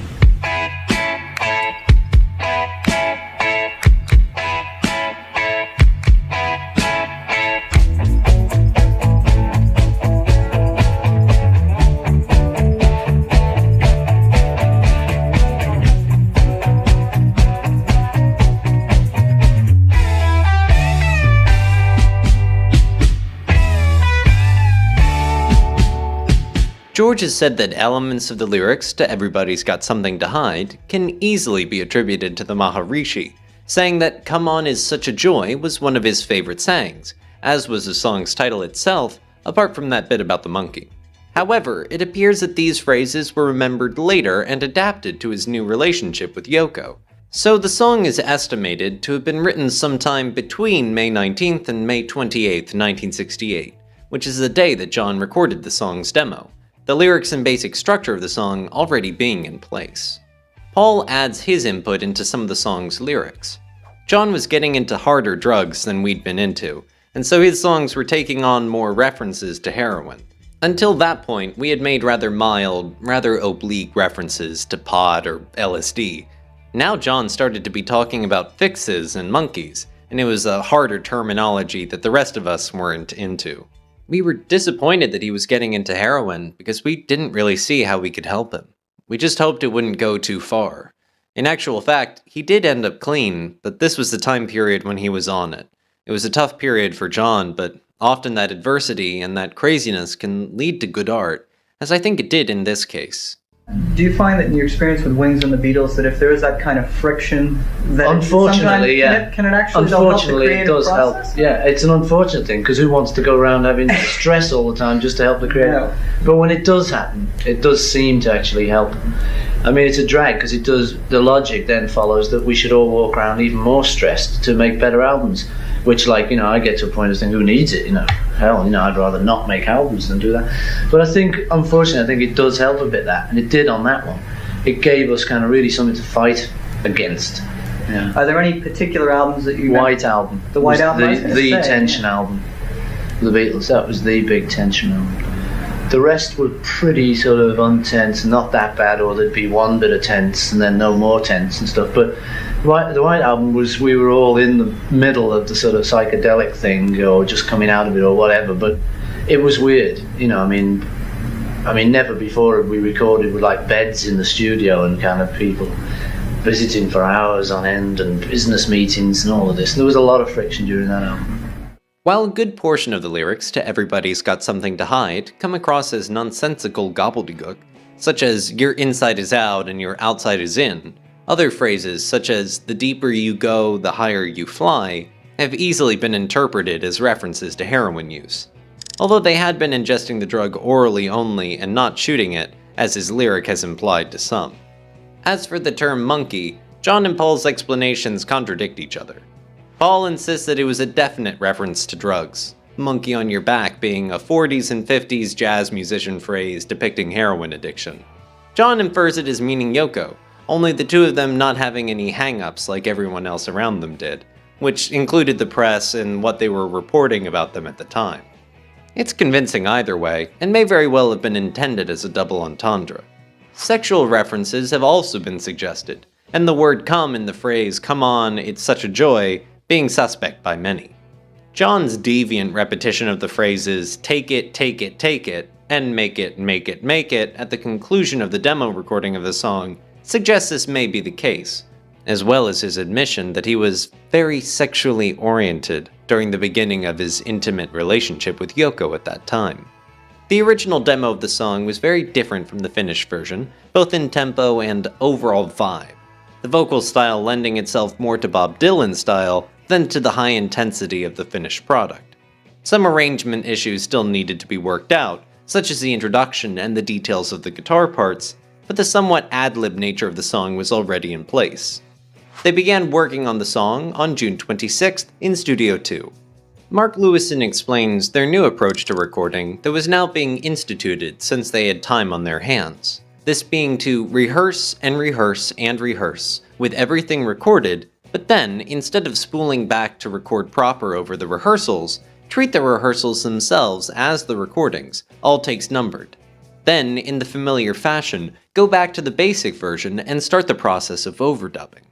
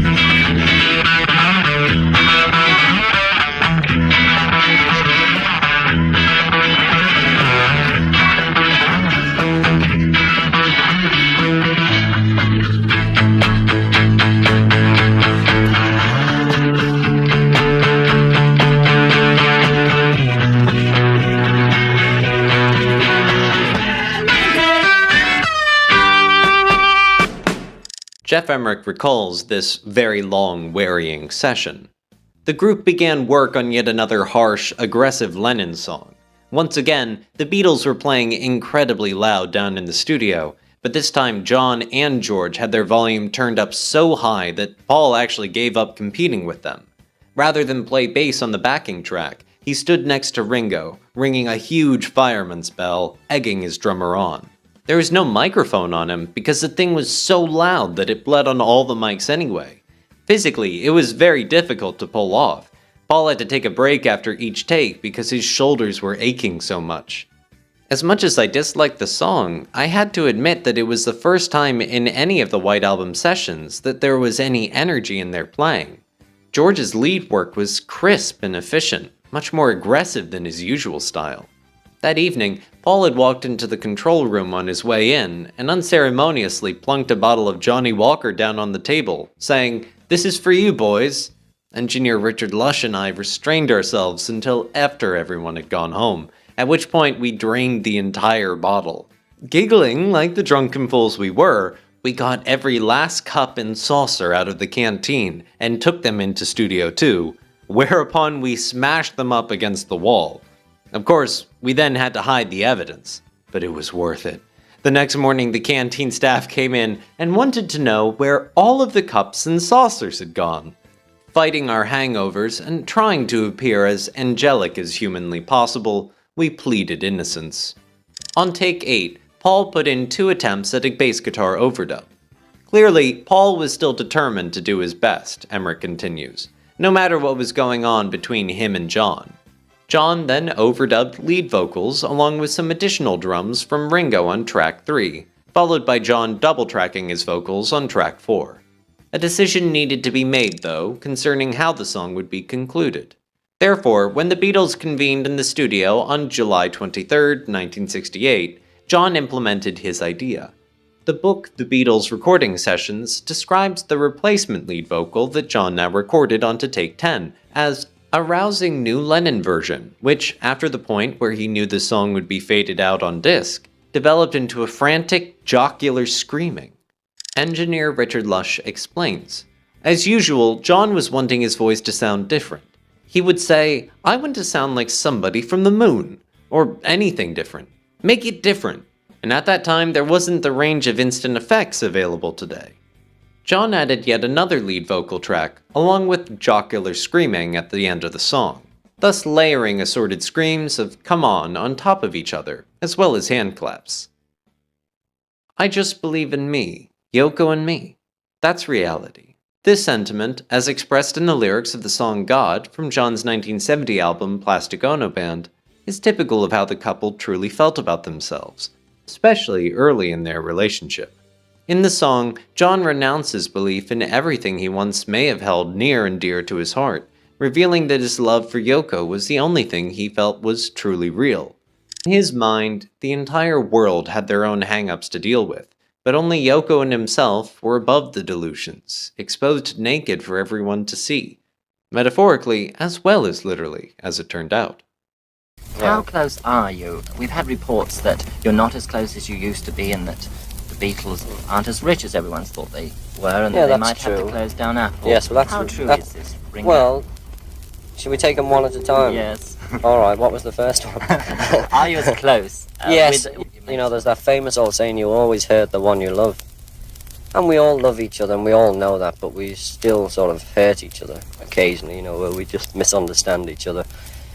And we go off, you know, and it builds up to something bigger than it ever was, and then we have to come down to it and get it over with, you know, and sort it out. And so we're still really very close people. What's the second one? Do you see the Beatles going on like they are at the moment for a long time in the future, or do you see a split very soon? It depends what you mean as a split. I mean, we split... Go your separate ways and not... Completely, no, we'll never go... Oh, I can't say never, but I mean, we won't go our separate ways after this album. And we'll always be tied up with each other in some way. You know, because we've signed a lot of papers. It says we stay together for 20 years or something. And Apple closing, you know, is silly. We have spent a lot of money, you know, because we don't earn as much as people think, because if we earn $1 million, then the government gets 90% and we get 10,000. And we didn't sort of realise how much we were spending, you know, like someone pointed out, to spend 10,000 you have to make 120. We're going to cut down a bit till we've sorted ourselves out again and do it properly as a business. Do you feel you have been a bit careless with money? Yes, I think we have. But it's not that we're broke. On paper, we're very wealthy people. Just when it gets down to pound notes, we're only half wealthy. John wrote it mainly. It's his tune, you know, which is surprising for John, because he doesn't normally write this kind of tune. It's a very sweet tune, and Ringo sings it great, I think. But the arrangement was done by George Martin, because he's very good at that kind of arrangement, you know, very sort of lush, sweet arrangement. And that's all I can say about it. It's very sweet, and in fact, it's Good Night. Good Night was written for Julian, John said, the way Beautiful Boy was written for Sean. I gave it to Ringo. Since John didn't include this song in the demos he recorded at George's place in Esher, Surrey, it's pretty safe to assume that Good Night wasn't written until sometime in June that year. It makes sense that he'd write something for his 5-year-old son, Julian, especially since he was in the middle of divorcing Cynthia and breaking up the family. But instead of singing it himself, John gave the song to Ringo, so Julian had no idea as a kid that his dad had written it just for him. In fact, he didn't find out until he was about 30, during an interview for Steve Turner's A Hard Day's Right.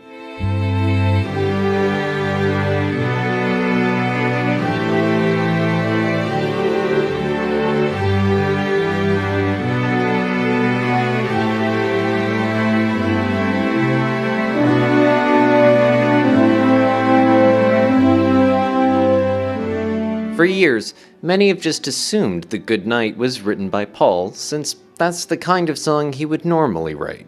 Everybody thinks that Paul wrote Good Night for me to sing, Ringo said in '68, but it was John who wrote it for me. He's got a lot of soul, John has. Paul expands on this. You could almost be forgiven for thinking Goodnight Was Mine, because it's so soft and melodic and so un-John. I believe John wrote this as a lullaby for Julian, and it was a very beautiful song that Ringo ended up singing to the accompaniment of a big string orchestra. I think John felt it might not be good for his image for him to sing it, but it was fabulous to hear him do it. He sang it great. We heard him sing it in order to teach it to Ringo, and he sang it very tenderly. John rarely showed his tender side, but my key memories of John are when he was tender. That's what has remained with me, those moments where he showed himself to be a very generous, loving person. They always cite that song as an example of the John beneath the surface that we only saw occasionally. I think that was what made us love John. Otherwise, he could be unbearable, and he could be quite cruel.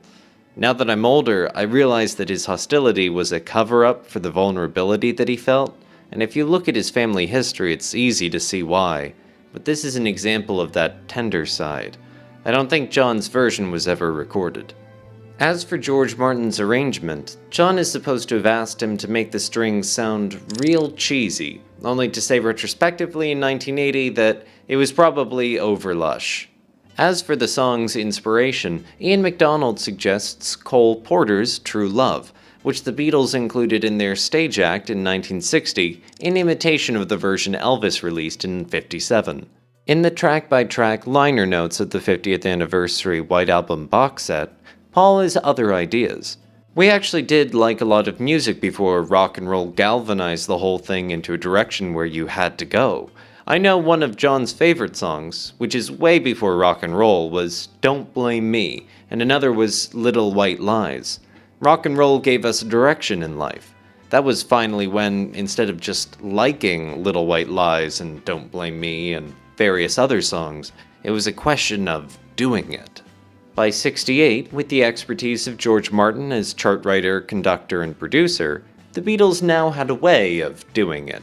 Childhood guilty pleasures, such as Johnny Ray's version of Don't Blame Me and Ruby Murray's rendition of Little White Lies, were now a genre just as open as any for the Beatles to assimilate.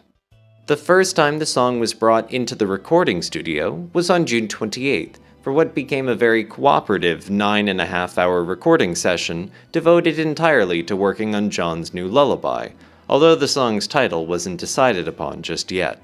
Geoff Emerick remembers, like Across the Universe, the song showed his softer side, a stark contrast to the screamer he had belted out just the night before. Everybody's got something to hide except me and my monkey. There was another surprise. John had decided to have Ringo sing the lead vocal. We were all totally caught off guard by that because we'd already recorded what we presumed was going to be the sole Ringo song on the album, Don't Pass Me By. It's hard to imagine that John actually thought Ringo could do a better job on it than he could. He knew as well as anyone that Ringo was no singer. Perhaps it was that he was embarrassed at singing such a gentle lullaby. Maybe it wasn't macho enough for him. Or perhaps he made the decision just to keep Ringo happy because he sensed some disquiet in the usually placid drummer. John had made a demo for Ringo to take home and practice to, and it was played back a couple of times that night. It's a shame that this particular tape has been lost to the world, and that nobody will ever hear the gorgeous way John sang this tender little song. Paul remembered this demonstration by John as occurring there in the studio on this day, saying how he sang it great, and assumed it wasn't recorded. This confirms that it was indeed recorded, and undoubtedly went home with Ringo for him to practice with. Photos from this day showed the instrumentation being just John on his Epiphone Casino electric guitar and Ringo on vocals. These photos indicate that the lights were dimmed in the studio and a floor lamp was lit, creating a suitable mood for this tender lullaby to be rehearsed. A third tape was utilized for recording these rehearsals, each of which began with an unscripted spoken word introduction by Ringo. Come along now. Put all those toys away, it's time to jump into bed and go off into dreamland. Yes, Daddy will sing a song for you. Are you ready? Now, it's time to say good night. Now, don't ask me why. Now, the sun... hold it. Daddy went a bit crazy. Daddy. After the Beatles concentrated on other songs, such as Obla Di Obla Da, and the faster remake of Revolution, they returned their attention to Good Night, nearly 3 weeks later, on July 22nd.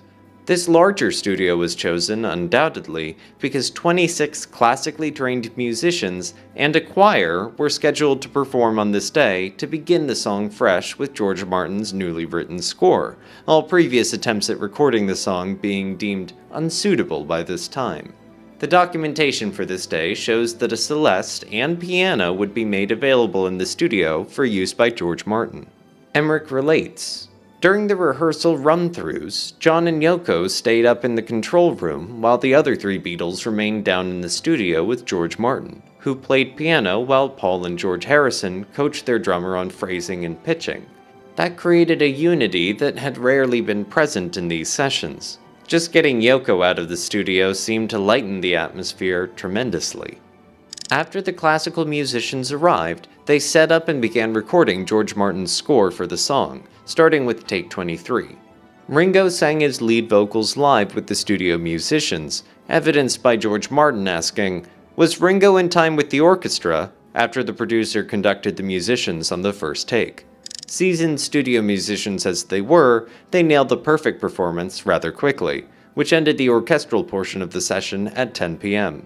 The next half hour was used to usher out the musicians and bring in 8 members of the Mike Sam Singers, 4 girls, 4 boys, according to the EMI sheet, to record the sound of a choir. 4 of these singers, Fred Lucas, Pat Whitmore, Irene King, and Mike Redway, had previously been used on I Am the Walrus, so they were already well acquainted with working on a Beatles recording. I'm sure they were relieved to be singing a more conventional performance this time around, instead of vocal swoops and ho ho ho he ha ha ha stick it in your jumper vocalizations as on Walrus. John did sing an a cappella verse of Good Night on a recording from a hotel room at the Hilton Hotel in Amsterdam, Holland in March 1969. The spontaneous segment was included on the track Amsterdam on John and Yoko's wedding album, which was released on November 7th, 1969. So, there you go.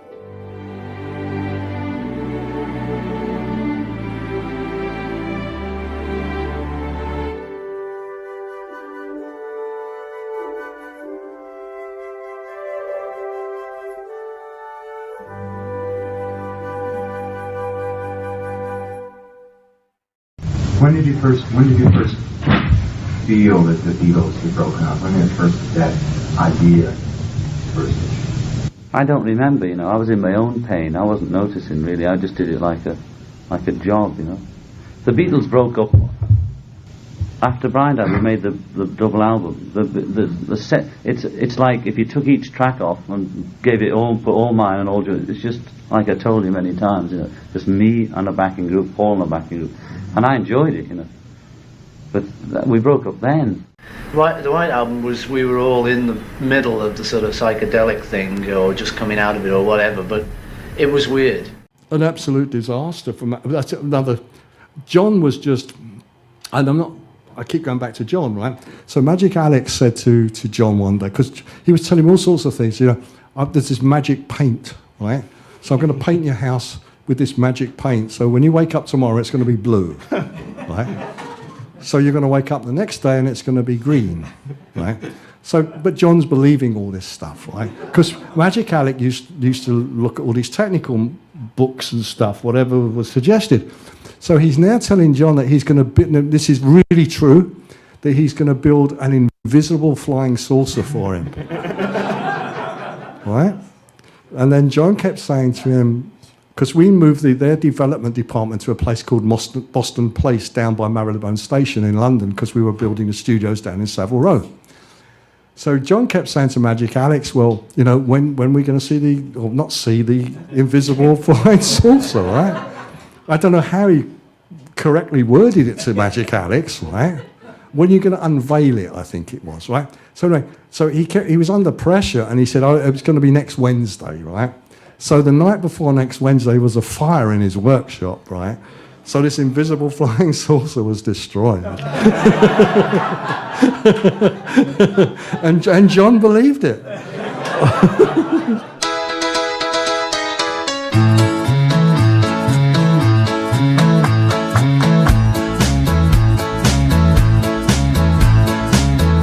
When you listen to the White Album, it's easy to think that the Beatles were totally in sync, working together to create a unified sound. Everything seems great in Beatle world, especially on track 4, Obla-dee, Obla-da, with all the laughter and goofing around. But in reality, not so much. This was a McCartney composition that John openly and vocally detested. Who says? Geoff Emerick says, adding that John viewed the song as more of Paul's granny music shit. These days, the two former close friends and songwriting partners expressed little but disdain for each other's contributions. In fact, it seemed that whenever one would even bother to offer suggestions to the other, it would be rejected out of hand, even if it was a good one. Paul and John weren't having legitimate musical differences. Instead, they seemed to be saying, "I don't like what you're suggesting because I don't like you." They weren't necessarily angry at each other, but you could see that they were both highly frustrated, and Yoko's constant presence certainly wasn't helping matters any. As a result, within what had once been a close-knit group, there was no longer any sense of team or unity. Any camaraderie that had once been there was now simply vanished. Paul vividly describes how he met Jimmy Scott, the guy who sparked the idea for the track. Our gigs finished so late that restaurants and pubs had closed by the time we got back to London, so the only way we could get a drink and have something to eat was to go down to a club, as they used to say. That became a way of life. We would drive home from a gig and immediately go to a club. The Bag of Nails was one of my favorites. The Speakeasy, the Revolution, the Scotch of St. James, the Cromwellian. We used to go to the clubs late at night, drink, dance, maybe a little food. And there was a friend of mine who I befriended in the clubs. He was an African guy. He was called Jimmy Scott. And, you know, we would jive together, just, hey, man, you know what's going on here? Yeah. And he used to say, obladi, oblada, life goes on, brah. yeah, man, you know, and I just loved this. And I would go, obladi, Jimmy, you know. And he had a few other sayings. Nothing's too much, just out of sight. Right. You know, so I loved all these little sayings. So I wrote the song in... Lyrics first or music first? Together. Together? Yeah. Which is kind of often how it happens. You know, you just got some chords and you make a song up. Some people think that obladi oblada is a Yoruba phrase that means something like comme ci, comme ça. Some think that it's a phrase Jimmy Scott made up. And there are others who think bra refers to brassiere rather than an African version of bro. I used to love this expression. Every time we met, he'd say, obladi, oblada, life goes on, bruh. Or somebody would say, too much, and he'd say, nothing's too much, just out of sight. He was just one of those guys who had great expressions, you know. So I set out to write a humorous little character song about Desmond and Molly and their kids. It's a combination of African and Jamaican elements. Scott, who was born in Sapele, Nigeria, and moved to England in the 50s, played in many bands, such as Georgie Fame and the Blue Flames, and with various musicians, such as backing Stevie Wonder on his British 1965 tour. He was a great friend of mine, Paul said in '86, adding, in the 60s we used to meet in a lot of clubs and spent many a happy hour chatting until closing time. He had a great positive attitude to life and was a pleasure to work with. But there was some tension over the Beatles using his phrase in their song.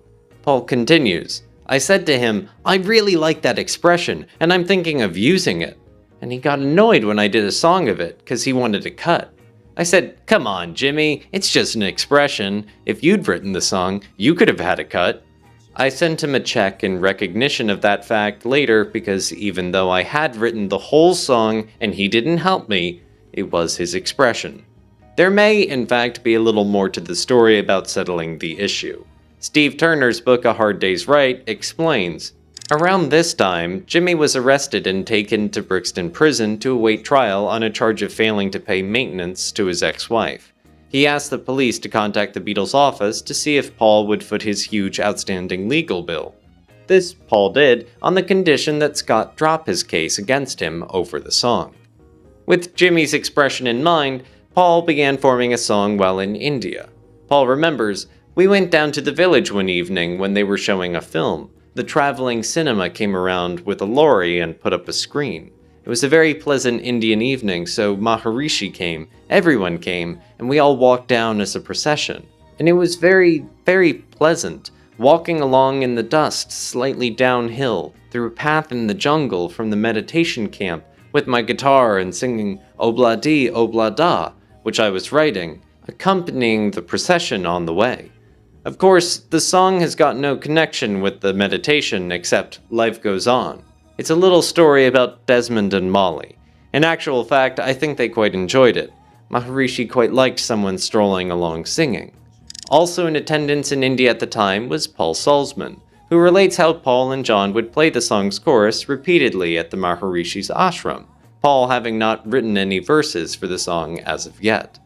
As to the storyline he concocted for the song, Paul says, "It's a very me song, inasmuch as it's a fantasy about a couple of people who don't really exist, Desmond and Molly.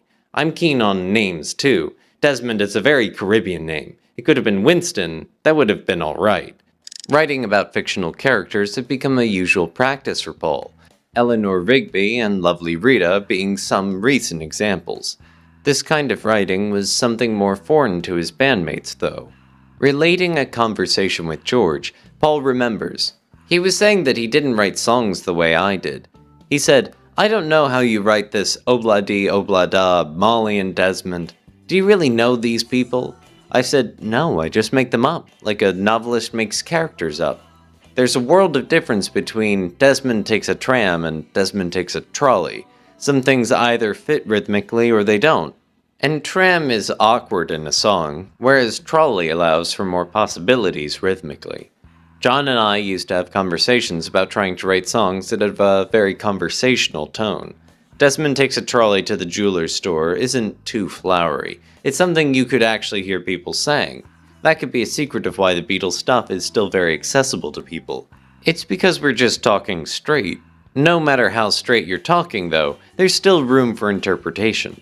Going back to the word trolley, I can see there's actually a lot to be said for the shopping cart reading.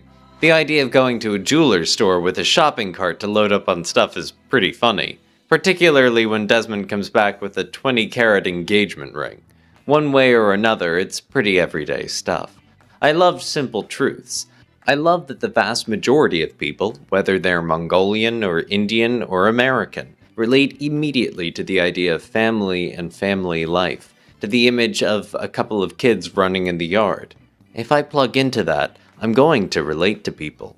The Beatles were trying their best to capture the groove heard on imported ska records they were familiar with hearing in the mid-60s. This early forerunner of reggae music, also referred to as Blue Beat because of this being the name of the record label on which many of these songs were released, was heard a lot in the UK nightclubs during that time. In 1980, John confessed that the first time that they made a deliberate and conscious attempt at ska was in the middle, the solo on I Call Your Name. Obla Di was semi ska.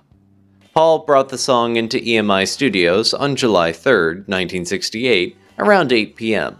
Although documentation shows George Martin to be present on this day as producer, Geoff Emerick remembers otherwise. George Martin happened to be absent on the first night the Beatles started running down Obla Di Obla Da, so Chris Thomas was the de facto producer. Initially, we all enjoyed the track because of its lighthearted, up-tempo feel. With all four Beatles present, they worked at laying down a proper rhythm track, with Paul on acoustic guitar while singing lead vocals off microphone as a guide vocal, George and John also on acoustic guitars, and Ringo on drums. The next day, July 4th, they re-entered Studio 2 to do overdubs. First on the agenda was for Paul to record his lead vocals. John and George then recorded their la-la backing vocals, the three of them adding some percussion along the way, since maracas and a cowbell are heard on the recording. Even John got into it. At first, anyway, Geoff Emerick says, because it gave him a chance to clown around with his silly voices. Paul even tried some strange choices for this track, attempting a piccolo overdub on July 5th. but it appears that Paul decided that this piccolo part was not suitable, so he instead recorded another guitar overdub on the same track as the piccolo, recording over this musician's performance. Chris Thomas recalls the uniqueness of this guitar overdub. Paul was deliberately overloading the sound through the desk so that it sounded like a bass. Paul remembers some technical details about this overdub. You can defeat the machine. For example, one trick of ours, Obladi is one of the songs I did this on, was to over-record an acoustic guitar, so you'd swing the needle into the red and it'd be there, hard, every time you play it. The engineer would say, "No, no, no, this is not allowed. We have to keep it just before the red or little into the red." And we'd be firm and say, "No." And the acoustic would come back like an electric. It wouldn't distort too much. It would just mess around with that original sound. It'd make it hot. You've defeated the machine. You'd actually screwed it up a bit. They're harder than ever to defeat now. They've thought of all that. If you're going to work in the red now, there's a little computer that comes in and says, "Limit," stops it and brings it back. They're all so clever these days, and you can't actually screw up. This is where things started getting tense in the studio on this day, as explained by Geoff Emerick. It started going on, dragging out over 3 nights.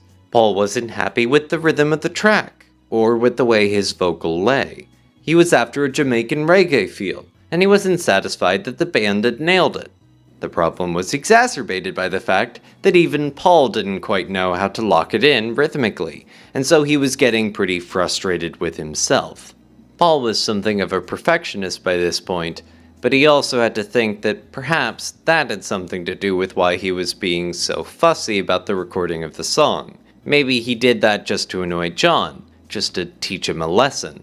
Throughout the preceding weeks, I had noticed that John's behavior was becoming increasingly erratic. His mood swings were more severe, and they were occurring more frequently. This was definitely the case with the recording of this song. One moment he'd be into it, acting the fool and doing his fake Jamaican patois, and the next minute he'd be sulking and grumbling about how the song was more of Paul's granny music shit. You never really knew exactly where you stood with John at any given time, but things were definitely getting worse. In any event, under these strained circumstances, after a short playback of the day's work, the session was complete by 1:30 a.m. the next morning. Then, during the next 3 days, Paul decided that upon hearing the rough remix that was given to him at the end of the previous session, he wanted to start from scratch. This was a first for the Beatles, to have spent the money and taken the time to recruit outside musicians for a particular song, and then decide not to use anything they'd contributed. If things were tense in the studio before, they were bound to be unbearable now. So Paul said, let's do it all over again. And so John just went mad, he got Yoko and his bags and everything, said, "I'm out of here, come on, we cannot start from the scratch, are you crazy?" And he left, and Brown slammed the door. And the other 3 were like, all right, that's not the first time that John, goes mad, and they really thought that John was gone for good that evening. And around 2 hours later, John arrived from the top, because in EMI studios, there is the desk room, so John arrived from there and he came down the stairs.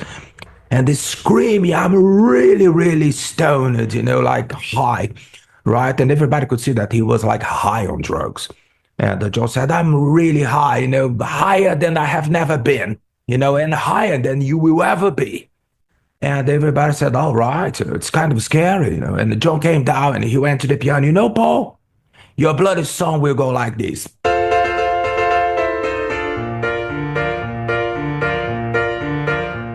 And so Paul stood up and went right to John's face and said, "All right, John, let's do your way."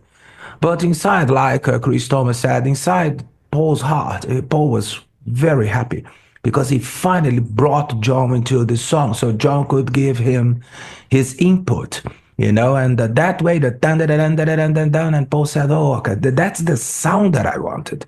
That's the kind of a collaboration that I wanted," even though John was high as Mr. Kite. Still, it's funny how, when two different people witness the same event, they may have completely different takes on what occurred. In his book Many Years From Now, Paul describes this fight differently. I remember being in the studio with George and Ringo, struggling with an acoustic version of the song. John was late for the session, but when he arrived, he bounced in, apologizing, in a very good mood. He sat down on the piano and instantly played the Blue Beat style intro. We were very pleased with his fresh attitude. It turned us on and turned the whole song around. He and I worked hard on the vocals, and I remember the two of us in the studio having a whale of a time. And one thing I always love about the intro there, that piano intro. So fast, too. It's like... Well, what happened was, me, George, and Ringo were kind of slaving over this. Right. And John wasn't there yet. John, he was late. Yes. Again. Aha. Well, he's busy. Come on. God knows what. So we're not getting anywhere with it. Chinga, chinga, chinga, chinga. It was thinking, oh, God, it's not happening. And John comes in to the studio. He says, what are you doing? What's happening? What are we working on? What are we working on? I say, Obla D. He goes, oh, that one. He goes over to the piano. He goes, all right, what key? And I say, A. He goes, dun, dun, dun, dun, dun, dun, dun, dun. Just like that. And we all fall in behind him and go, yes. Because that's what the it beauty. needed, that. Ding, ding, ding, ding, ding, ding. And isn't that great when someone comes in with a fresh set of ears and just goes, okay, I got it. Yeah. Oh, man, what a really story. A great little memory, yeah. Having established how to proceed with the recording of this new version of the song, 12 live takes of the rhythm track were recorded on this day, with John on piano, Paul on guide vocals, George on acoustic guitar, and Ringo on drums. One additional element from the original version that did stick around was the inclusion of the phrase, "and if you want some fun," at the end. Engineer Richard Lush relates the overall tension of the day. Looking back now, it was great to be involved with the Beatles, but there was a negative side. They spent so much time doing each song that I can remember sitting in the control room before a session, dying to hear them start a new one. They must have done Obla Di, Obla Da 5 nights running, and it's not exactly the most melodic piece of music. They'd do it one night, and you'd think, that's it. But then they'd come in the next day, and they'd do it again in a different key, or with a different feel. Poor Ringo would be playing from about 3 in the afternoon until 1 in the morning, with few breaks in between, and then have to do it all over again the next night. Just before the session dispersed at 3 a.m. the next morning, a rough mono mix of the song was created by the engineering team of George Martin, Geoff Emerick, and Richard Lush, to be taken away by Paul for his inspection. Surely, he would be happy with the song now. Emerick was convinced the song was complete at this point. The remake was, I had to admit, quite good. It had a bouncier feel to it than the original version, which seemed a bit leaden by comparison. And when it was completed, we all breathed a sigh of relief that we wouldn't have to be there working on the song anymore. Sadly, Paul returned to his nitpicking ways the very next afternoon, announcing peremptorily that he was still dissatisfied and wanted to remake the song yet again, despite the fact that Ringo wasn't even there. Paul got behind the drums instead and let it clearly stunned John and George through another couple of run-throughs, takes 20 and 21. These takes began with John announcing from the piano stool, "Don't break down, lads, don't break down." On take 21, Paul overdubbed another distorted acoustic guitar on track 2, along with someone hitting accentuating beats on the snare drum, and then they added lead and backing vocals onto tracks 3 and 4. Paul then finally capitulated and gave up, Emerick says.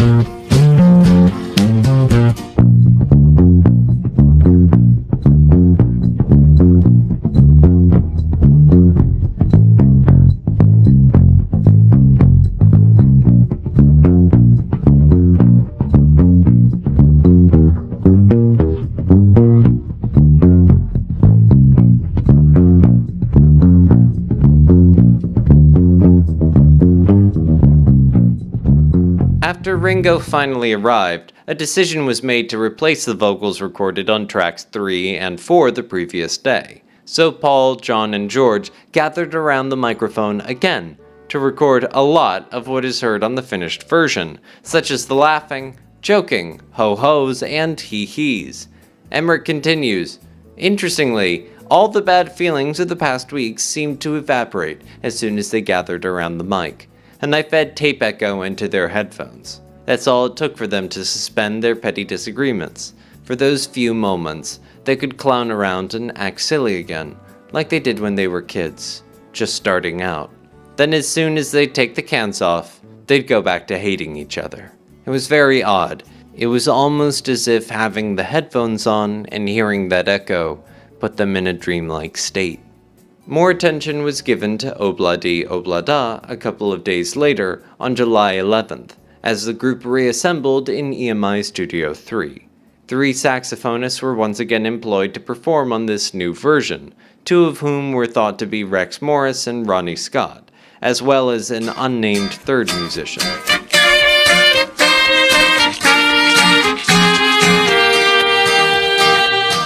Four days later, July 15th, Paul's scrutiny revealed that he still wasn't satisfied with his lead vocals. He gave his lead vocals another go in EMI Studio 2. Emerick recounts, after setting up the vocal microphone for Paul down in Studio 2 and getting a headphone mix together, Richard Lush and I began the long, tedious process of rolling and re-rolling the tape as he experimented endlessly, making minute changes to the lead vocals in search of some kind of elusive perfection that only he could hear in his head. "Paul, can you try rephrasing the last line of each verse?" George Martin asked in his gentle, slightly aristocratic voice. He was still trying to do his job, still trying to steer his charges toward increased musical sophistication and help push them to their best performances. "If you think you can do it better, why don't you come down here and sing it yourself?" he snarled as he whipped off his headphones and glared up at the control room. Stunned, I looked over at George Martin. Even he couldn't understand why Paul was still trying to redo the vocal track. In those days, you simply didn't spend huge amounts of time doing that sort of fine-tuning. But as the ferocity of Paul's verbal attack sunk in, he turned pale, clearly choking back his anger and humiliation. What happened next shocked me to the core. In sheer frustration, quiet, low-key George Martin actually began shouting back at Paul. "Then bloody sing it again!" he yelled over the talkback, causing me to wince. "I give up. I just don't know any better how to help you." It was the first time I ever heard George Martin raise his voice in a session. The silence following the outburst was equally deafening. It was this event that was the last straw for engineer Geoff Emerick, who decided that he no longer wanted to work with the Beatles anymore. He showed up for their session on the following day, and then, after a long history of working with the band, he abandoned his role as engineer for the rest of the White Album. The Beatles played bits of the song during the Get Back sessions in January 1969, and they seemed in good enough spirits. Hard to tell if they were just putting on a show for the cameras, or if they had actually worked things out by then. The charm of Obladi Oblada rests in good measure in its depiction of spontaneity, sounding like the Beatles had just cranked it out very quickly as a group of fun-loving pals around a campfire somewhere. And it could have been that way. As we've seen though, this was anything but the case. In fact, approximately 42 combined hours were utilized in achieving the feel that Paul had in mind, more than any other track on the album. Fed up with it, the others vetoed it as a single, and the group Marmalade cashed in, taking it to number 1. The song is a classic example of Paul sometimes going a little too polished and a little too easy listening. Yes, he was right in a way. The song was a hit on the charts, as proved by Marmalade. But at what cost? His perfectionism in the studio ended up pushing John, George, and Ringo away, adding to the tensions that were already pulling the band apart. By this point, all of them were getting really tense with each other. Certain things were happening, and I said to George Martin on this particular Tuesday, Paul had tried to sing Obla-dee, Obla-da, whatever, for 7th time. So anyway, cut long story short, I said to George, I'm leaving. I can't take this anymore. There's so much going on down here, right? So George said, well, this was on a Tuesday, and he said, well, can you stay till Friday? And I said, no. So we went up to see the manager, and then we came back down, and they knew something was going on because they were trying to communicate with the control room, and they were in the studio. So I went downstairs, down to see them, and I was talking to John and George, because George never really sort of backed me up on anything, because he didn't want to lose his position, right? And although the Beatles were in control, he wasn't going to defend me because in case anything went a little bit funny. So George is still George, right? Who's not in control. So anyway, so George said, well, Geoff's got something to say to you, right? And I said, yeah, I'm leaving, right? So sometimes when things are going funny on sessions, you think that sometimes it's your fault, right? For whatever reason, it's not they're commenting on what you're trying to do. They don't realise what you're trying to do. They feel you're not trying to help, and so forth. And all there are other problems. So John said, no, Geoff, it's not you, it's this, meaning number 2 Abbey Road Studios, which is not really conducive to making records. It's bricks on the wall, industrial lighting, no coloured lights, a couple of seats with springs sticking out of them, and an angle poised lamp. So they've been sort of incarcerated in this facility for like 3 or 4 months on and off. So John said, no, it's not you, Geoff, it's just all this. So anyway, I'm thinking, well, okay, you've said that now, John, to me, so I'm thinking maybe I will stay, knowing you've just said that. But then he made a nasty remark to Paul McCartney about the Sgt. Pepper album. And I thought, well, because he always assumed it was Paul's album and he hated it, right? And I thought, no, enough's enough. If you're going to say that to Paul about Sgt. Pepper, I'm leaving. And I left. I thought, no, forget it. I'm not going to carry on with this. So then I walked out, and that was it, Did you leave EMI? No, I was still there. And then Ken Scott was dragged out of the mastering room because he was like a subsidiary mastering engineer, because he was a familiar face on some of the sessions because he was an assistant. And although Ken, I believe at that time, was my mastering engineer, and they dragged him out of his mastering room that afternoon and plonked him in my chair. And Richard, who was my assistant, said, he shit himself, So, excuse the language, but no, he did. He didn't know what to do. I mean, all the mic setups were done. He didn't have to do anything because all the sounds were there. But he's like the only one that said he had a ball and a blast making the White Album. McCartney said it was the worst experience of his life. And the other thing was, when I left, George Martin said to me, he said, Geoff, if I wasn't going on holiday in 2 weeks' time, I would have done exactly what you've done there and walked out on this situation. And he didn't, which he could have done,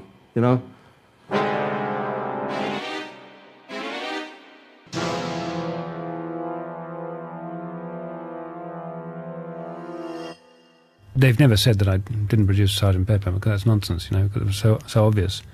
If they'd been left to their own devices during Pepper would never have happened, ever, because they were high most of the time. No, in fact, what had happened with Pepper was that it became an astonishing success. It was, when we were making it, we were all very much aware that we were into something, and it was almost growing by itself. And when it was finally finished, I wondered whether we'd gone too far, but I was very pleased with it. I was very proud of it, and I thought it was really good. And when, of course, it did achieve some acclaim, it had a curious effect on me, because there was a report in Time magazine, which was completely unsolicited, which suggested that I was the real éminence grise behind the Beatles, and I was the real puppet master dangling the strings, and the others were dancing to my tune, and that obviously Pepper was my creation, and the Beatles were just subsidiaries in the great game that I was playing. It was very flattering to me, very ego-making, strictly untrue, but there was nothing I could do about it, and it caused a great deal of friction with the boys, who said, well, Christ, who was George Martin? Who really wrote these songs? And they all, after working with genius for 10, 15 years, begin to think they're it, I mean, he's another one of them people, a bit like Martin, who think they made us, and they didn't. I'd like to hear Dick James' music, and I'd like to hear George Martin's music, please. Just play me some. And Dick James actually has said that, you know. That he made us. People are under a delusion that they made us, you know. Well, of course, I never claimed that ever. But I did claim to produce it. In a way, I was disappointed that the next album, in my opinion, wasn't as good. I thought we'd set a standard with that. What I really wanted to do from there on was to treat our rock work rather like a classical symphony. I wanted to integrate things. I wanted to get the boys thinking in symphonic terms. I wanted them to write songs that blended into each other, that actually had recurring themes, that even had canonic devices, one with the other, and which had snippets coming back, and treating it like a formal, full-scale work, where you had maybe a 30-minute length that was actually a cohesive whole. Paul dug this idea very much. John didn't. John was into just the sort of simple, basic rock song, which he was probably right for himself. The White Album was the disappointment I referred to. I wanted to pare that down and issue just one single album with the best stuff from it, but they insisted on putting down all the songs that they'd thought of while they were away in India. And some of the songs I thought were fairly trite. Some of them were very good, but I thought that if we distilled it, we could have had a really super album. But they insisted on having all the things done, and I didn't realize at the time, I learned afterwards, that there was a reason for that, not an artistic reason. It was partly because of the contractual deal with EMI, which was expressed not only in terms of years, but as an alternate in terms of titles recorded. So the sooner they got them out, the sooner they got rid of their existing deal. I didn't know that at the time.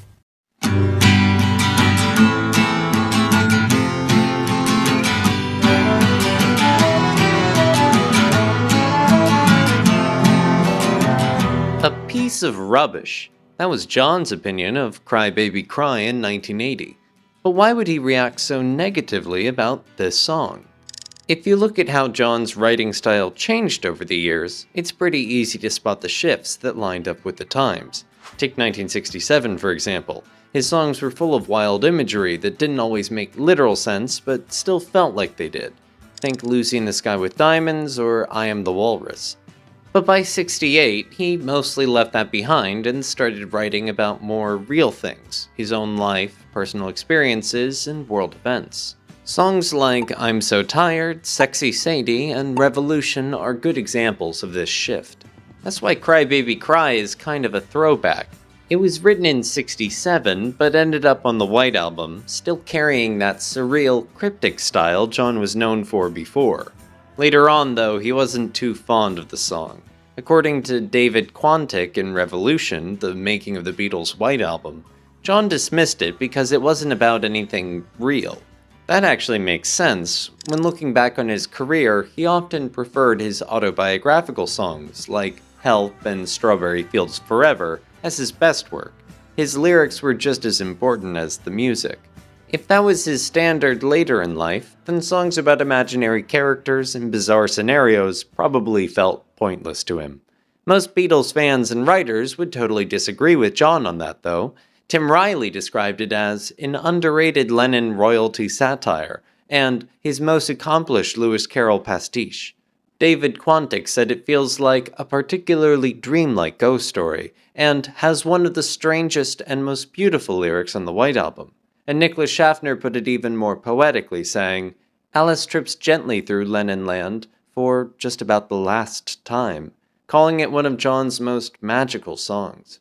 The writing of Cry Baby Cry dates back to late 67. In Hunter Davies' authorized biography, The Beatles, he details John's songwriting process at the time and interviews him as well, after detailing many of the inspirations that led to the writing of the recently recorded I Am the Walrus. Davies includes this interesting paragraph. Most of John's composing is done at the piano, just doodling over it for hours, letting his mind wander, almost in a trance, while his fingers go over bits of tunes. John, I've got another one here, just a few words. I think I got them from an advert. Cry, baby, cry, make your mother buy. I've been playing it over on the piano. I've let it go now. It'll come back if I really want it. I do get up from the piano as if I've been in a trance. Sometimes I know I've let a few things slip away, which I could have caught if I'd been wanting something. This is yet another example of a television commercial influencing his songwriting, Good Morning being written this same way. I often sit at the piano, working out songs with the telly on low in the background, John related during this time. If I'm a bit low and not getting much done, then the words on the telly come through. While direct Lewis Carroll references found their way into Lennon's songs, he decided this time to incorporate a more nursery rhyme feel. I think the eventual imagery was suggested by my own songs of fairy tales, remembers Donovan, with whom John associated quite a lot while in India. We had become very close in exchanging musical vibes. The verse lyrics chosen for Cry Baby Cry lean quite heavily on the nursery rhyme Sing a Song of Sixpence, the influence being obvious. The king was in his counting house counting out his money. The queen was in the parlor eating bread and honey. The maid was in the garden hanging out the clothes when down came a blackbird and pecked off her nose. John, of course, changed the names and activities of his characters to accentuate his authorship. Hence we hear him sing of the King of Marigold and the Duchess of Kirkcaldy, as well as dukes and a mysterious group of children. Kirkcaldy, by the way, is an actual town in Fife, on the east coast of Scotland, a place where the Beatles happened to have performed on October 6, 1963, at the Carlton Theatre. As for the term, the local bird and bee, this apparently is an imaginary pub that the Duke was frequenting when trying to decipher a particular message of some sort, all part of the fanciful play and John's creative mind. As could be expected, John's lyrics weave an interesting mix of imagery, combining mundane activities in the household of royalty with childish pranks from youngsters. The descending chord sequence of the verses allows for a menacing feel to come through, especially when activities such as seances are sung about. Neither John nor Paul contested the fact that it was a full Lennon composition, though John did exclaim, "Not me!" when asked about its authorship in 1980 because of his embarrassment with the song. Regardless, at the time, John must have liked it enough to bring it to Studio 2 on July 15th. Before leaving the White Album sessions for good, Geoff Emerick did show up at the studio on July 16th, but not to continue work on Cry Baby Cry, as the Beatles intended. Emerick remembered, "I lost interest in the White Album because they were really arguing among themselves and swearing at each other. The expletives were really flying. The next afternoon, I walked dejectedly into the control room, where both Richard Lush and George Martin were sitting quietly. None of the Beatles had arrived yet. They were late as usual.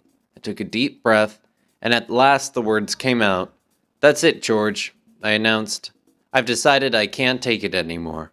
I'm leaving.' 'What are you talking about?' he said. 'You can't leave in the middle of an album.' 'I can, George, and I am.' Geoff was asked by studio manager Alan Stagg to stay on till the end of the week so that they could find a replacement, but he insisted on leaving immediately. John's reaction to this news on this day, according to Emerick, was as follows. "Come on, Geoff, you can't be serious about this. We need you, man. You can't just walk out on us in the middle of an album. I mean, everyone always says what a great record Pepper was, even though I think it's the biggest load of shit you've ever done. Anyway, it's nothing you're doing wrong, you know, it's just working in this shithole of a place." John did not like recording at EMI. Engineer Richard Lush explains how the Beatles felt about their home studios. They always had a bee in their bonnet about EMI being very organized and establishment. They thought that we were like that too, and of course George Martin was very suit and tie.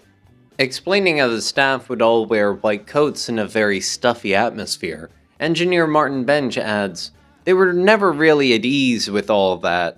I think they felt the place could be much more laid back and relaxed and much less formal, but that's the way Abbey Road was in those days." On July 16th, Ken Scott filled in for Geoff Emerick as they continued work on Cry Baby Cry. In his book Abbey Road to Ziggy Stardust, Scott relates the events of recording the White Album much differently than Emerick did. Over the years, there's been so much written about the animosity that supposedly pervaded in the studio. It's all been blown way out of proportion. Of course, there was some strife. There was always, during any project. And what the Beatles experienced during the making of the White Album just wasn't that different from what I've experienced on most projects at some time or another. So take that as you may. It took them only 3 days to record Cry Baby Cry, the 15th, 16th, and 18th of July.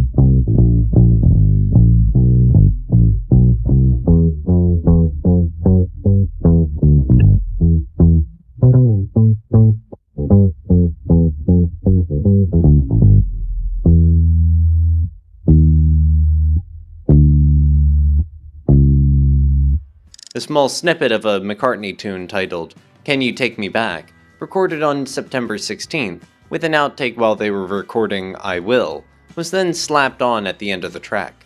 They apparently felt that a direct segue from Cry Baby Cry into Revolution 9 wouldn't work well on its own, so this insertion was implemented to create a suitably creepy link piece between the two tracks. Can You Take Me Back is a sudden shift to an adult viewpoint, which serves to wake us gently from the dream state imposed by Cry Baby Cry.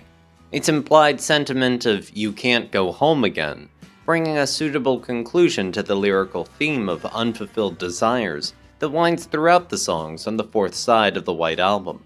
John was known for being dissatisfied with how his compositions turned out in the recording studio. As a songwriter, he would visualize in his mind how his song would be heard, most times trying hard to convey to George Martin and the other Beatles how he wanted it to sound. When interviewed, he had been very vocal about his dissatisfaction with the released recordings of some of his compositions, downplaying songs such as Run for Your Life, Help, Tomorrow Never Knows, and Across the Universe, among others, baffling fans who view these as masterpieces, and Cry Baby Cry was one of them. When it came to sequencing the album, John ended up relegating Cry Baby Cry to the middle of side 4, where it could be easily overlooked. And John got his wish. It was overlooked by most listeners. But as Ian MacDonald once put it in his book Revolution in the Head, Cry Baby Cry remains one of the most evocative products of John's creative channel.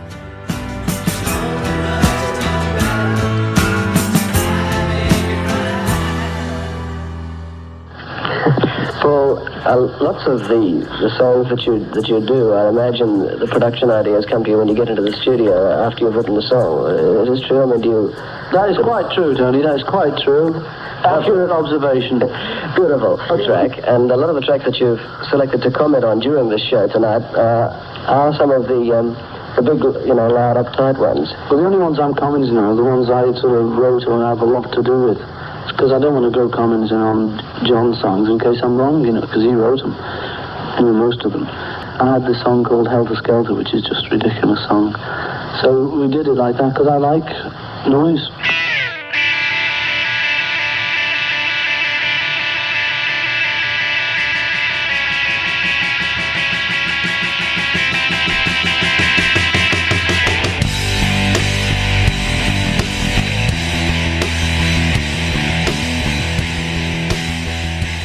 I'd read a review of this record where it said, and this group, it was about some group I don't remember, this group really goes wild. There's echo and everything. They're screaming their heads off. And I just remember thinking, oh, it'd be great to do one like that. Pity they've done it. Must be great. A really screaming record. And then I heard their record and it was quite straight and it was sort of very sophisticated. It wasn't rough and screaming and tape echo at all. So I thought, oh, well, we'll do one like that then. And I had this song called Helter Skelter, which is just a ridiculous song. So we did it like that, because I like noise. This quote from Paul came from a November 1968 interview with Tony MacArthur, program director of Radio Luxembourg. The review that Paul was referring to was reportedly about the October 1967 single by The Who, I Can See for Miles, which indeed pushed the envelope at the time when it came to raw energy on a pop record. Throughout the years, Paul would remember the article as saying different things. Helter Skelter, yeah, I heard it on the car radio the other day. I did think, wow, it is. I could see why people would think it was the precursor of heavy metal. How it came about was I had read in a music paper that The Who had done a really heavy track, and Pete Townsend of The Who was quoted saying, we've just made the dirtiest, loudest, filthiest song ever. So I was kind of jealous. I didn't hear their song. I still don't know what song he was referring to. But I went in the studio and said, guys, we've got to do a song that's dirtier and filthier and louder than The Who. The thing about the Beatles stuff was that when I look back on what we produced, there's no two songs that are alike. Whereas, a lot of record artists will find a great formula and the next three singles are kind of the same song, But we were young guys and we would have got bored doing that. And the worst thing ever, seeing as we're allowed in the studio, allowed to play guitars and things, the worst thing ever would have been just to sit around bored. So we always changed whatever we were about to do and did something different. So I had this Helter Skelter thing, and we did that, and it is pretty raw, it's pretty screamy. But yeah, I wonder whether, heavy metal bands heard that and thought, that's the way to go. They're like, loud rock and roll, basically. And I know the AC/DC guys, and they're loud. Have you seen them live? Oh, baby. That's one of the joys being in a band, is you get to plug in an electric guitar and turn it up just as loud as you want. And it's such a sort of cool feeling that I could see why you'd form a group based around that idea. A Melody Maker review given by Charles Welch did appear in the magazine around this time, reviewing the song, stating, "Forget Happy Jack sitting in the sand on the Isle of Man. This epic marathon of swearing cymbals and cursing guitars marks the return of The Who as a major freak-out force. Recorded in America, it's a Pete Townsend mystery and menace, and delivered by the emphatic Mr. Roger Daltrey." 1994, Paul elaborated further in his book Many Years From Now. "I was always trying to write something different, trying not to write in character, and I read this, and I was inspired. Oh, wow, yeah, just that one little paragraph was enough to inspire me, to make a move. So I sat down and wrote Helter Skelter to be the most raucous vocal, the loudest drums, etc., etc. I was using the symbol of a Helter Skelter as a ride from the top to the bottom, the rise and fall of the Roman Empire. And this was the fall, the demise, the going down." You could have thought of it as a rather cute title, but it's since taken on all sorts of ominous overtones because Manson picked it up as an anthem, and since then quite a few punk bands have done it because it's a raunchy rocker. Regarding the Charles Manson connection to this song, John, in his 1980 interview in Playboy magazine, states that Helter Skelter is Paul completely. All that Manson stuff was built around George's Piggies, and this song of Paul's about an English fairground. It has nothing to do with anything, and least of all to do with me.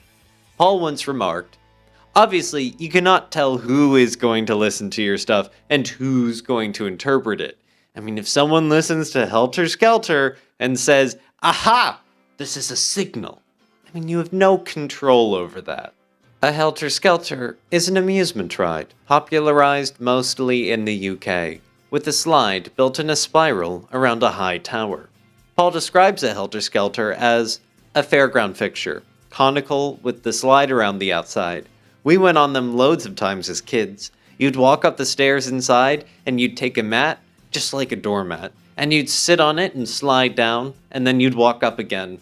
I used that as a symbol of like, 1 minute you're up, next minute you get knocked down. You're feeling euphoric, then you're feeling miserable. Such is the nature of life. Using this as a metaphor, Paul describes the complexities and sexual tension experienced within a romantic relationship. Hence the lines, "Do you or don't you want me to love you? You may be a lover, but you ain't no dancer. She's coming down fast," and "Will you, won't you, want me to make you?" This final phrase specifically referring to having sex, such as in the lyric, "Trying to make some girl," in the Rolling Stones' song, "I Can't Get No Satisfaction." Lines like, "She's coming down fast," have a sexual component, but perhaps a little drug component too, a little darker. Paul explains. There is also a more innocent and adolescent source for lyrical inspiration found in Helter Skelter. The verses are based on the Mock Turtle song from Alice in Wonderland, Paul says. John and I both adored Lewis Carroll, and we often quoted him. The example here being given, "Will you walk a little faster?" said a wintling to a snail.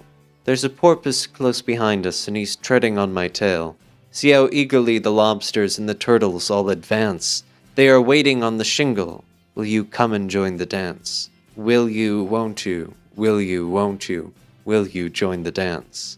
Will you, won't you? Will you, won't you? Won't you join the dance?" The 2-page original lyric sheet, which was transcribed in 1968 by assistant Mal Evans with notes by Paul, appears to emphasize the raucous vocal he wanted to sing on the song by spelling out, in all caps, "Well, do you, don't you want me to love you?" And, "I'm coming down fast, but I'm miles above you."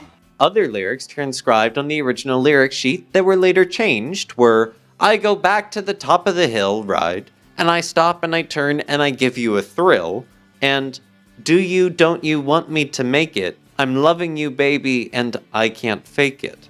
As said before, John expunges himself from any involvement in the writing of the song. As for the time of writing, no doubt this occurred sometime in the spring of 1968 at his Hyde Park farm on the Mull of Kintyre. Possibly as late as June of 1968, since Paul did not premiere a demo recording of the song at George's Kinfon's home in May of 1968, along with the rest of the songs he had recently written. Helter Skelter most likely had not yet existed at that time. It was on July 18th, the day after they attended the London premiere of the Yellow Submarine movie and its celebratory party, that the Beatles officially brought Helter Skelter into the studio. On the April 18th, 1978 Phil Donahue show, Ringo described the song as recorded at this EMI session as mainly a jam, which started as a jam. We had nothing, so we just started playing. Everybody who is a musician knows what a jam is. When you have nothing, you just start playing, whatever you play, and you just do it together. And then Paul started shouting, "Helter Skelter." We were just having a good time and getting crazy. The Beatles ran through 3 drawn-out takes of the song in the ominous-sounding key of E minor, rather than E major as heard in the released version. The instrumentation on these early takes was Paul on vocals and electric guitar, George experimenting with a Bartel fretless guitar prototype he acquired in California during his visit there in August of the previous year, John on a Fender 6 6-string bass, and Ringo on drums. Take 1 lasted 10 minutes and 40 seconds. Take 2 made it to 12:39, and Take 3 stretched into an unprecedented 27 minutes and 11 seconds, the longest ever Beatles recording. You can only last as long as a reel of tape, producer Chris Thomas explained. It was like, tell us when the tape runs out, and they were just jamming basically. The first 5 minutes of Take 2 are included on the Anthology 2 album, for us to get an idea of what the track sounded like at this point, revealing it to be a somewhat plodding, slower version, but with a good degree of energy nonetheless. Technical engineer Brian Gibson, in the book The Beatles Recording Sessions, briefly describes the 27-minute Take 3 that was recorded on this day.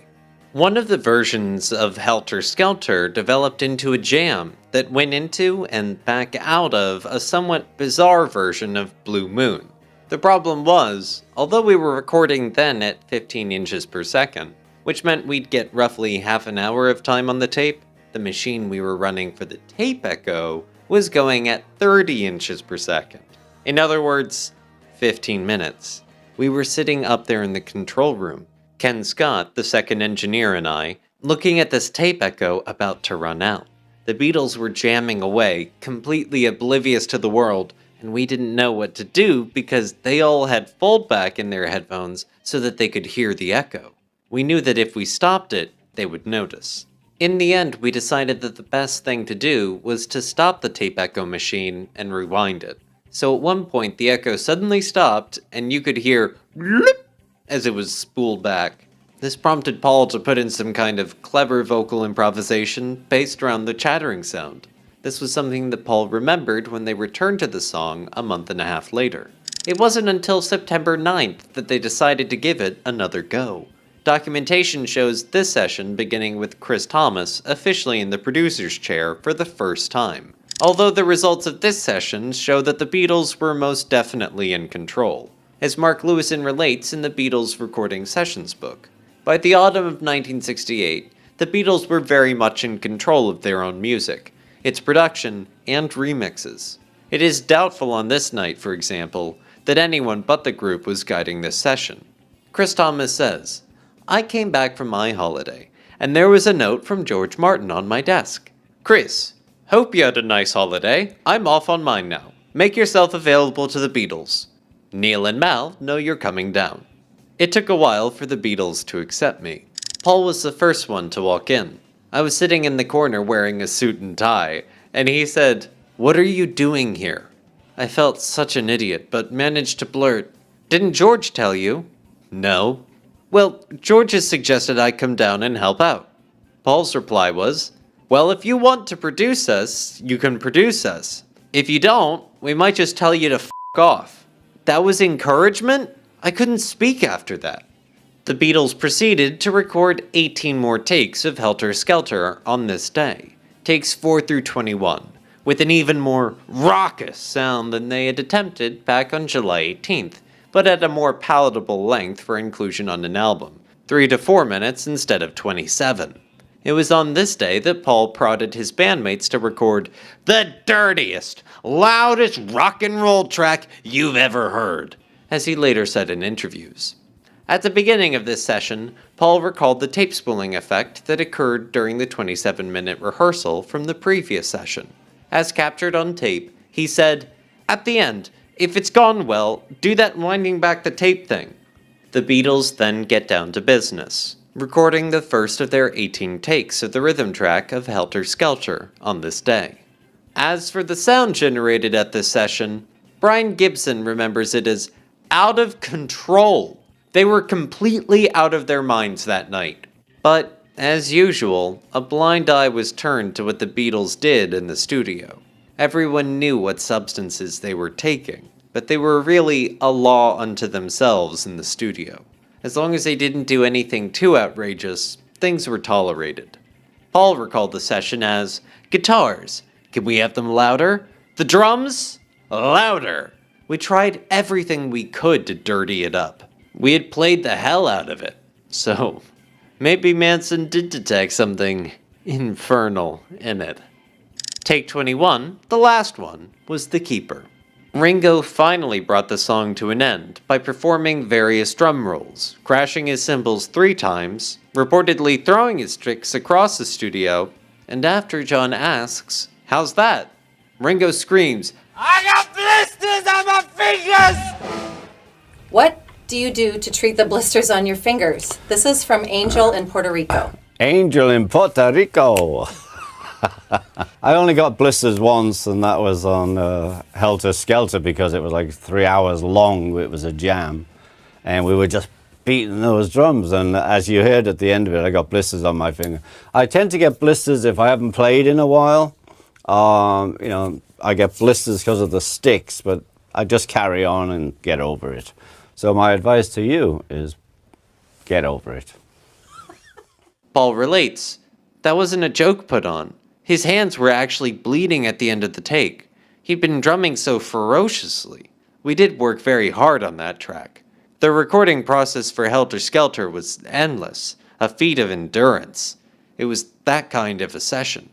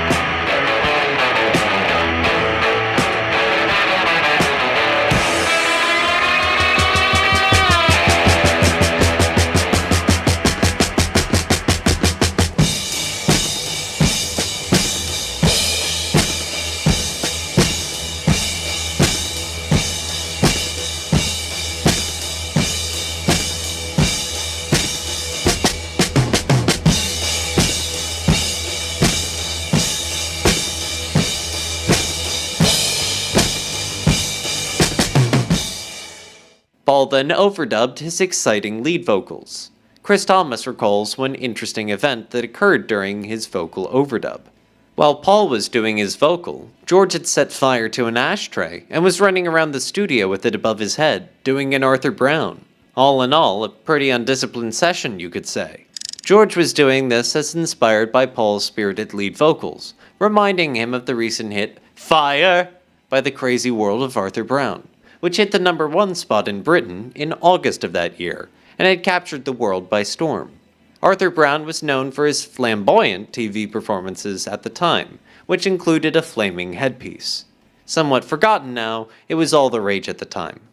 It's possible that George Martin's absence caused this undisciplined atmosphere, as it most often did. By 2:30 a.m. the following morning, they all called it a night, and the track was pretty much done, apart from a few overdubs the next day. The 27-minute version of the song they recorded on July 18th may have been deemed unusable, but it was not forgotten by Paul. On October 9th, a tape copy of that version was made in the wee hours of the morning for Paul to have for his private collection. To this day, this 27-minute version has not been released in full. Say what you will about the Beatles not cooperating together for the White Album, but the performance on this track protests otherwise. Paul chuckles his way through the lead vocals, John puts in an impressive bass guitar performance, George displays an infectious guitar figure that becomes the bedrock to the entire track, and Ringo is game to bash his drums until his hands bleed. They may have hated each other at the time, as many insist, but maybe they used Helter Skelter to blow some of this angst out of their system, breaking all of EMI Studios' decibel limits in the process.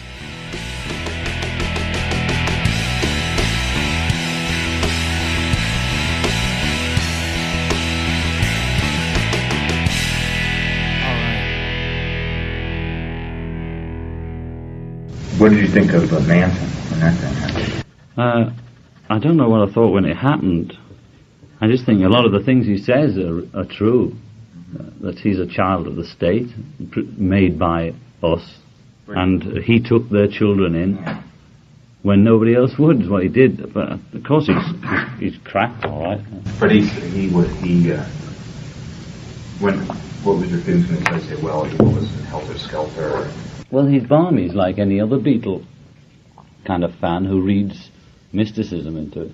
I mean, we used to have a laugh putting this, that, and the other in a light-hearted way that some intellectual would read as some symbolic youth generation what's it. But we also took seriously some part of the role, you know. I mean, I don't know, what's Helter Skelter got to do with knifing somebody? You know, I'd never listened to the words properly of Helter Skelter. It was just a noise, you know. Written in a bitter mood during his last hours in Rishikesh, John wrote a song called Maharishi about the argument that ended the Beatles' stay there, containing the explicit insults. But, to avoid lawsuit, it was rewritten and renamed Sexy Sadie.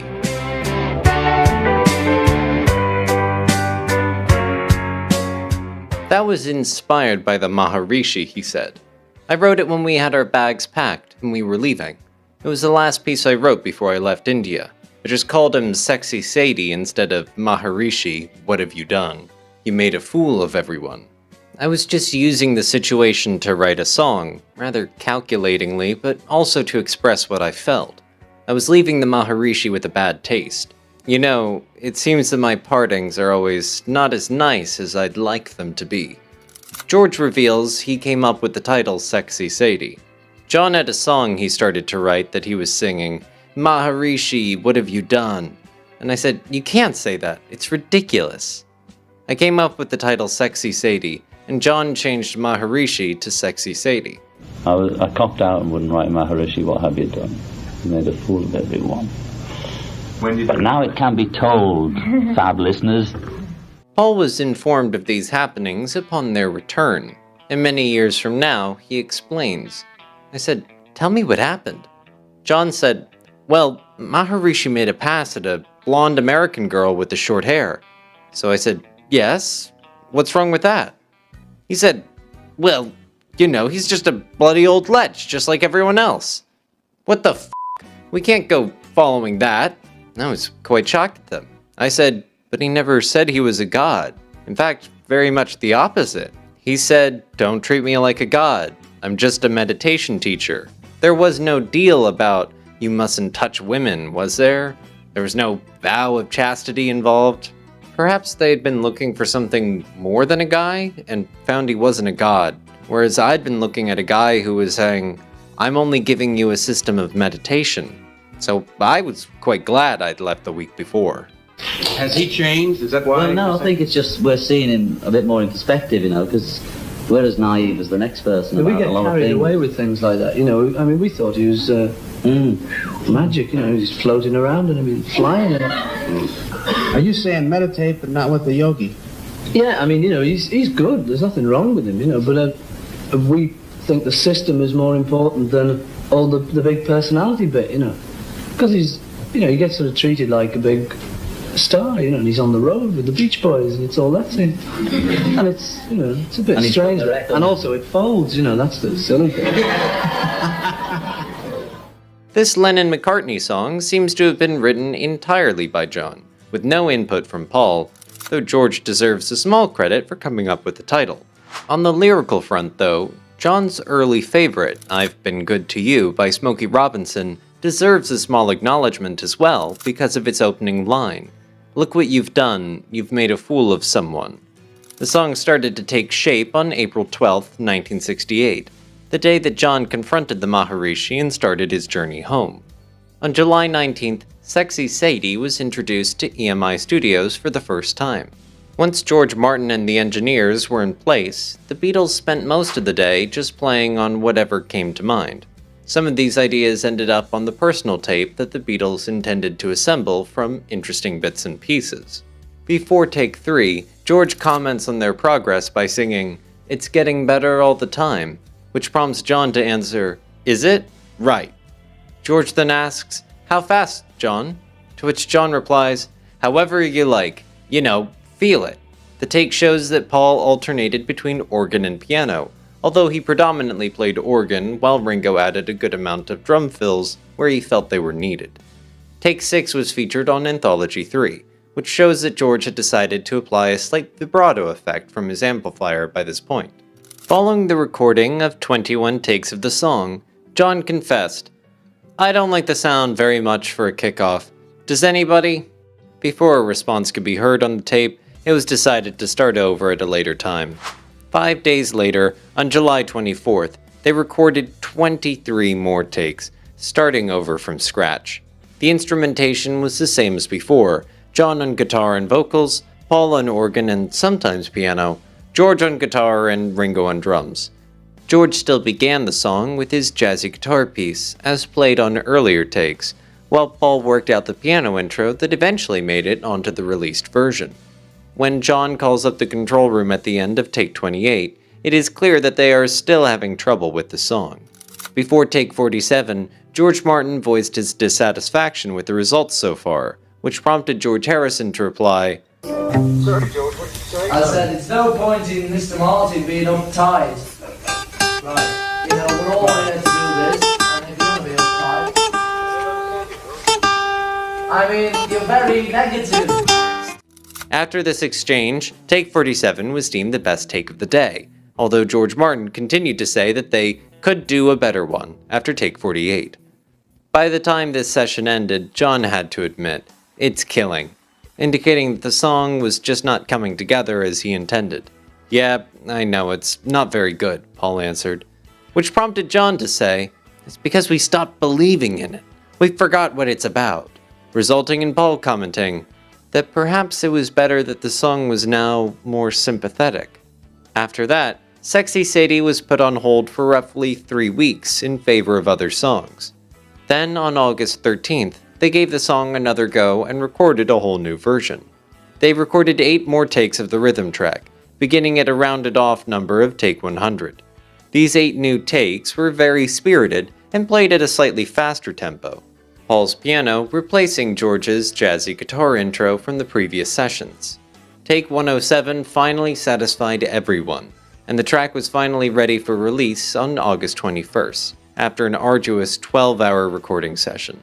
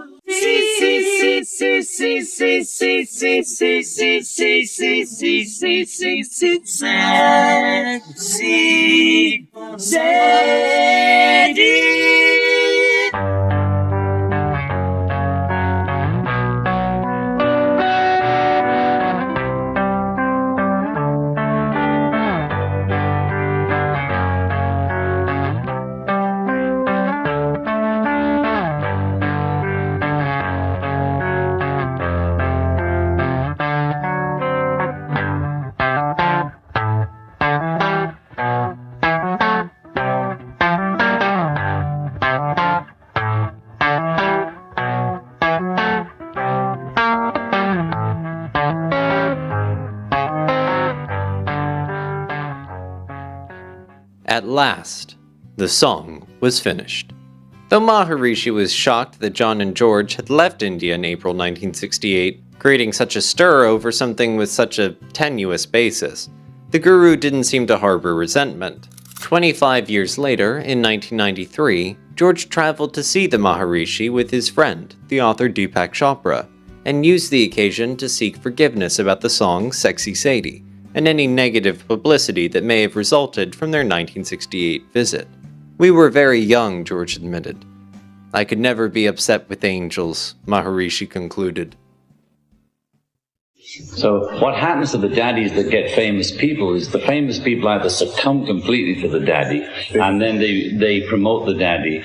We're like catalysts, either the Beatles or John and Yoko are catalysts. The daddy always blows their cool because they can't contain that eagerness for power and glory. You see, and it always shows itself. It showed itself in Maharishi, it showed itself in Janoff. And not that now looking back, at first I was bitter about Maharishi being human and a little bitter about Janoff being human. Well, I'm not bitter about them being human, they're human. I'm only thinking what a dummy I am, you know? Although I meditate and I cry. So I cannot deny it. Yeah. But I got that. But you haven't come back. Are you kidding? Are you kidding? No, I'm not that stupid. I used to just write songs, I still do. I just write a song and it just comes out however it wants to. And some of them are catchy songs, like Here Comes the Sun, and some of them aren't, you know, but to me, there's just songs, and I just write them, and some will be considered as good by maybe the masses, and some won't. But to me, they're just songs, things that are there that have to be got out. I usually get, like, the first few lines of lyrics and melody, both at once. And then I finish the melody usually first, and then have to write the words. Now I need to write a couple more verses, and I find it much more difficult. But John gave me a handy tip once, which is once you start to write a song, try and finish it straight away while you're in the mood. And I've learned from experience, yeah, because you go back to it, and then you're in a whole different state of mind, and it's more difficult. Sometimes it's easier, but on the whole, it's more difficult to come back to something. So I do now try and finish them straight away.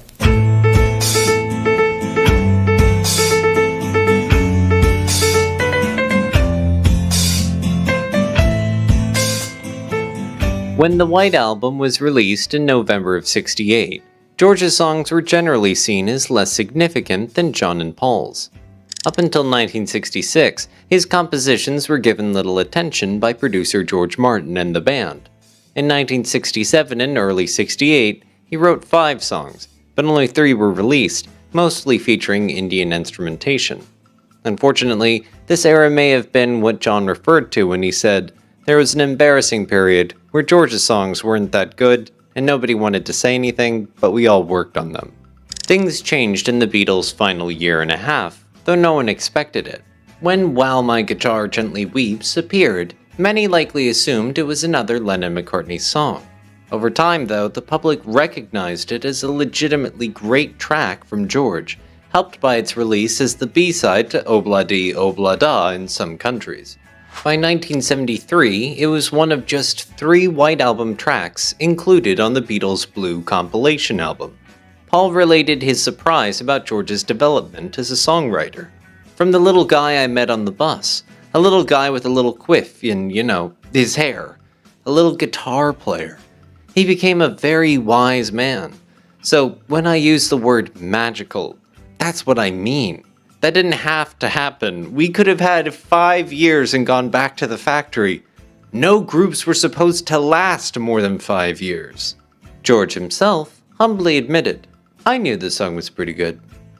George once said he wrote the song at my mother's home in Warrington, in the north of England, the spiritual home of George Formby.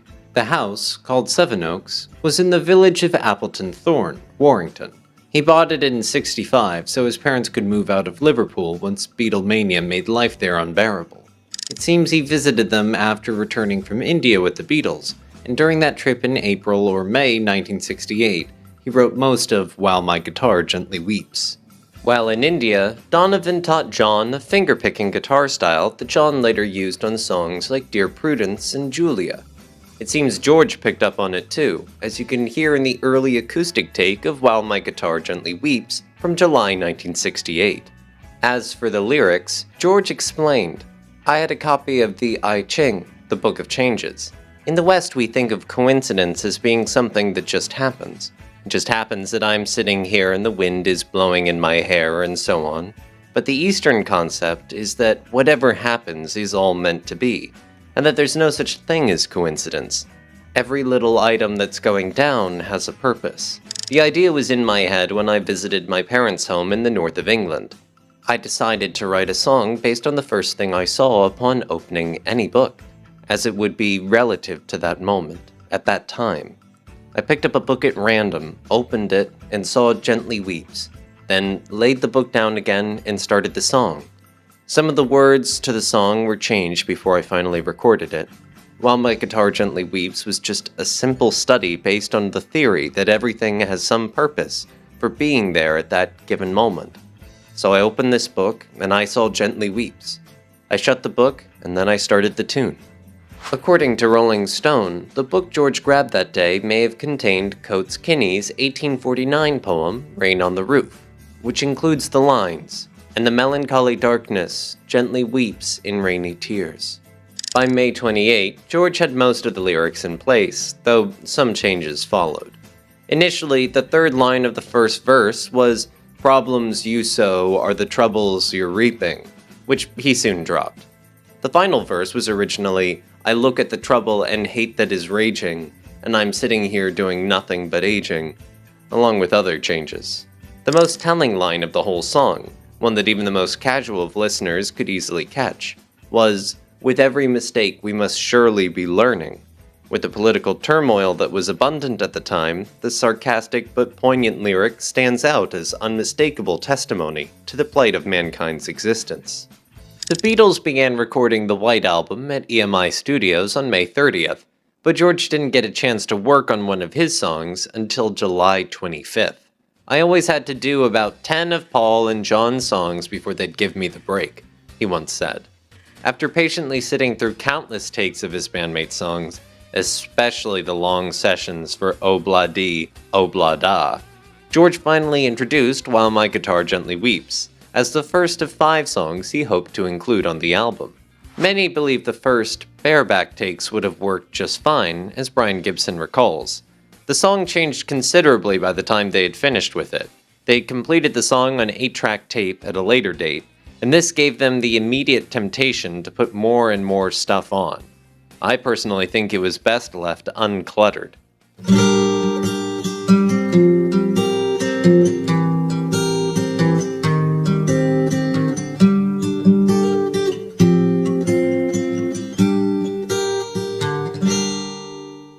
George must have felt the song needed a full band arrangement, so the Beatles spent the session rehearsing multiple takes, all recorded for George to review at home. The session ran late, stretching until 3:15 a.m. the next morning. George had to be even more patient before the Beatles returned to While My Guitar Gently Weeps. The next focus was Paul's Hey Jude, which took up their time until mid-August. Instead of pushing ahead with Gently Weeps, George introduced another song, the ill-fated Not Guilty, on August 7th. A full 3 weeks after the group first worked on the track, they turned their attention to it again on August 16th. They entered the studio sometime after 7 p.m. to record a full band version of the song, George deciding during the past 3 weeks that the acoustic version he previously recorded wasn't what he had envisioned for the song after all. From this point on, that beautiful acoustic rendition was considered just another demo recording. They recorded 14 takes of the rhythm track, with Paul on bass, George on guitar, John on organ, and Ringo on drums. During these takes, George remarked, "I like the way it suddenly changes into a song," showing how he liked the full band arrangement better. Take 14 was the keeper. Interestingly, while the recording sheet listed George Martin as the producer for the session, one of the tape boxes was clearly labeled The Beatles, produced by the Beatles. Brian Gibson remembers, "The White Album was a time when George Martin was trying to relinquish control over the group. There were a number of occasions, holidays and when he had other recording commitments, when he wasn't available for sessions, and they would just get on and produce it themselves. He certainly wasn't around for quite a considerable period of time, although they'd always fall back on him for scoring and arranging things." Dave Harries remembers, "The studios were never allowed to use any equipment until Francis Thompson had said it was up to standard, which was great, fine. But when you've got 4 innovative lads from Liverpool who want to make better recordings, and they've got the smell of the machine, matters can take a different course." They must have been getting on to engineer Ken Scott about it, because Ken Townsend called me up and suggested we get one of the machines out of Francis Thompson's office and take it along to EMI Studio No. 2. I very nearly got the sack over that. Engineer Ken Townsend adds, "The 8-track machines were not suitable at that stage for pop recordings. The Beatles had become reliant on the use of automatic double tracking and phasing, so before the 3M machines were pressed into service, extensive modifications, particularly in the head block, were designed and implemented by Francis Thompson at the studios." Testimony for putting a new 8-track machine to use before it was really ready is given by engineer Mike Shady. Unless the tape operator remembered to mute the output from the machine when you spooled back and wanted to hear the tape traveling past the heads, it would send the spooling noise straight into the Beatles' headphones, almost blasting their heads off. They got very uptight about that, understandably, because it can be very disconcerting. Brian Gibson continues, "George particularly wanted to get the sound of a crying guitar, but he didn't want to use a wah-wah tone pedal, so he was experimenting with a backwards guitar solo. This meant a lot of time-consuming shuttling back and forth from the studio to the control room. We spent a long night trying to get it to work, but in the end the whole thing was scrapped. George, remembering the backward guitar effect that works so well on I'm Only Sleeping, thought this would work well to spruce up While My Guitar Gently Weeps. But as George describes the mood of these sessions, we tried to record it, but Paul and John were so used to just cranking out their tunes that it was very difficult at times to get serious and record one of mine. It wasn't happening. They weren't taking it seriously. And so I went home that night thinking, well, that's a shame, because I knew the song was pretty good. Because the Beatles now had 8 tracks at their disposal instead of 4, the tendency was to keep adding more overdubs than needed, thereby overproducing the song until it sounded somewhat muddy. Gibson describes an occurrence with a particular Beatles song, which could easily have been this one. There was one song, I can't remember the title, in which they'd added so many instruments that you just couldn't hear the drums anymore. So they overdubbed Ringo playing a chair, a red plastic Abbey Road chair, slapping the drumsticks on the cushion and making a thwack to emphasize the snare beat, because they'd buried it. In any event, the song at this point is described by Mark Lewison as quite different from the released version, with less prominent Harrison vocals and the backwards guitar and organ parts to the fore. George had listened to a playback of the song at this point and didn't like what he'd heard, deciding to scrap the whole thing and start fresh.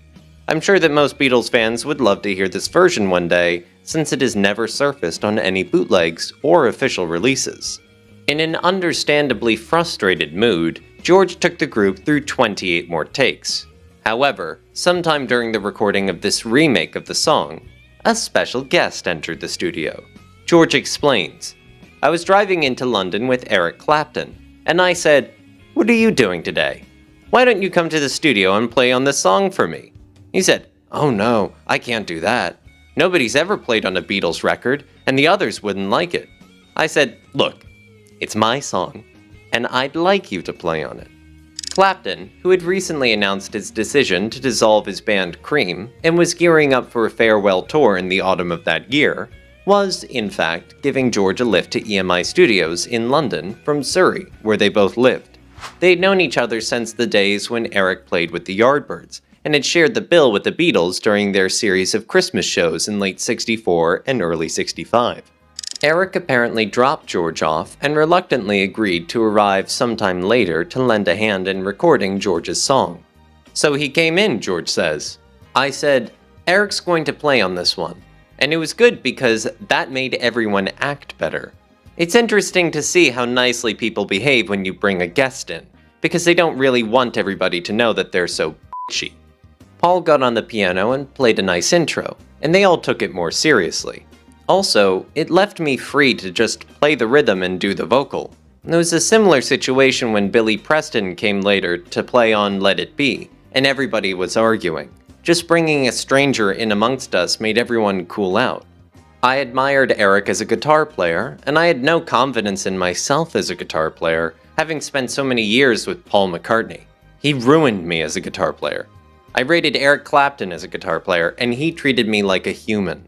I'd been through this sitar thing. I'd played sitar for 3 years, and I had just listened to classical Indian music and practiced sitar, except for when we played dates, studio dates, and then I'd get out the guitar and just play, learn a part and play for the record. But I had really lost a lot of interest in the guitar. Paul, in turn, said, "It was very generous to give Eric this moment when he could have had it for himself." George was very like that. He was very open. Brian Gibson described Eric Clapton's work in the studio on this day. Eric Clapton behaved just like any session musician. Very quiet, just got on and played. That was it. There were no theatrics involved. I remember Eric telling George that Cream's approach to recording would be to rehearse, spending very little time in the studio itself, whereas the Beatles' approach seemed to be record, and eventually get the right one. The sessions were their rehearsals. By 3:45 a.m., this monumental recording session by the Beatles and Eric Clapton, which was once again producerless, was finally complete. 1, 2, 3, 4.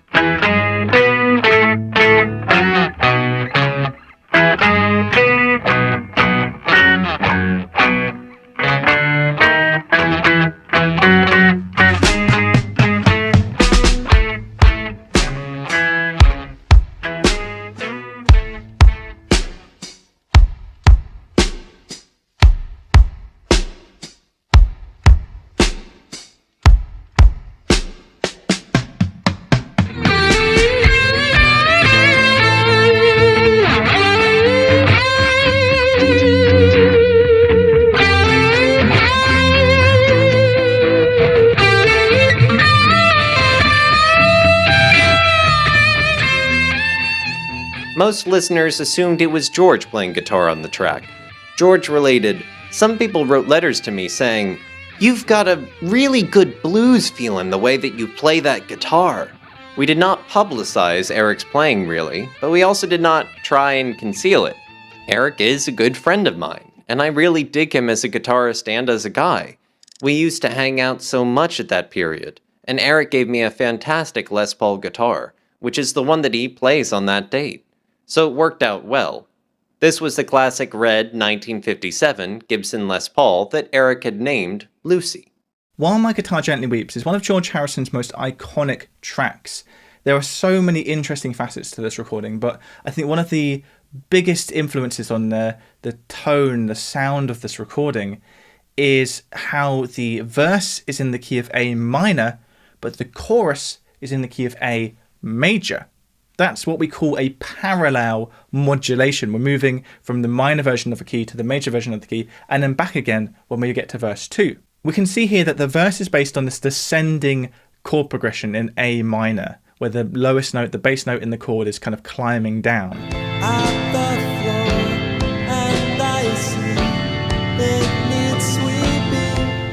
But then when we get to the chorus, we go to an A major chord instead. And what this has the effect of doing is sounding really bright. It sounds almost like the sun's come out, right?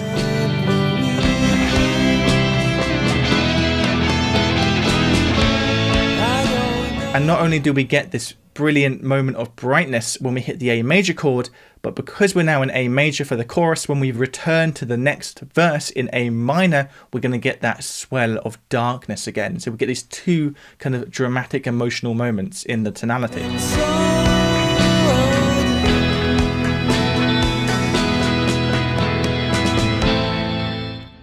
Beatles fans around the world had been impressed with George's songwriting skills throughout the 60s. But as of late 68, it appears that George finally had written something that actually impressed him. And indeed, he should have. Even Paul had to acknowledge, he became one of the greats.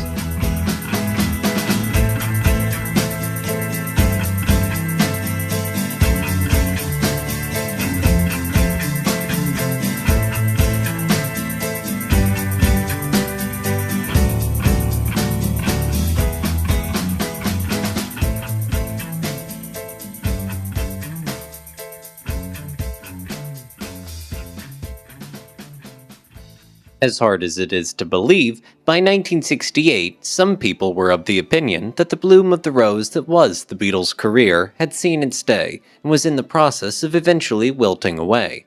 Of course, when you're at the top, everyone wants to bring you down. With so much money at stake, plenty of people, both in the press and in the music industry, were eager to challenge the Beatles' reign.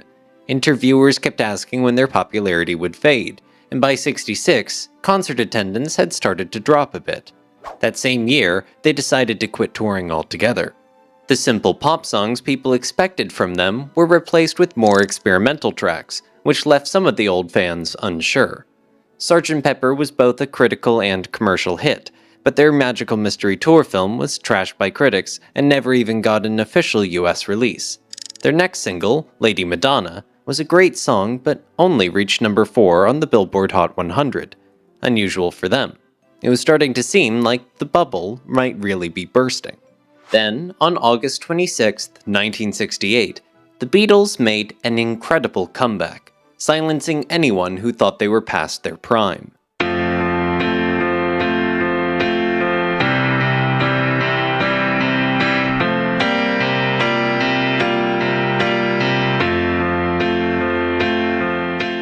By June of '68, John and Yoko were living together in an apartment owned by Ringo in Montague Square in central London, leaving his wife Cynthia and son Julian living alone in their Kenwood home in Weybridge. John and Cynthia were splitting up, Paul explains, and I felt particularly sorry for Julian.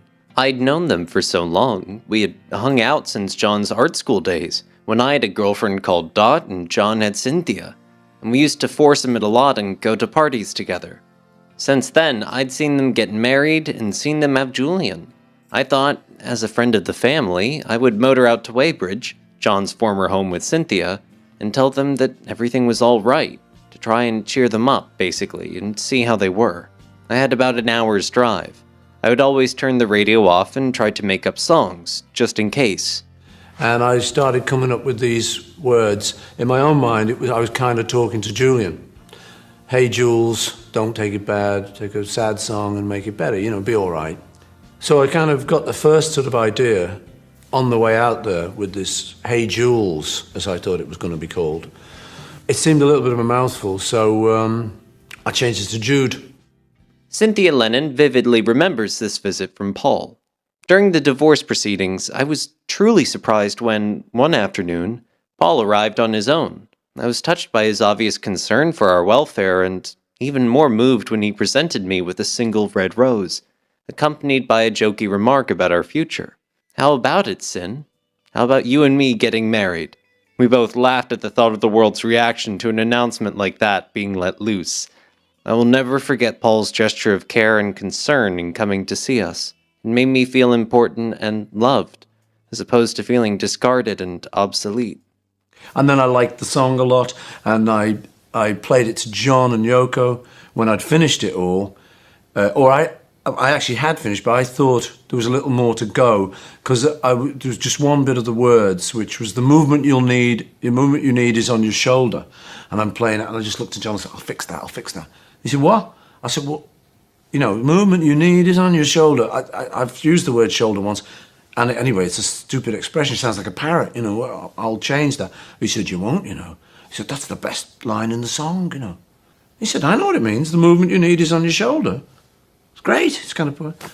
So that was the great thing about Johnny, whereas I would definitely knock that line out. He said, it's great.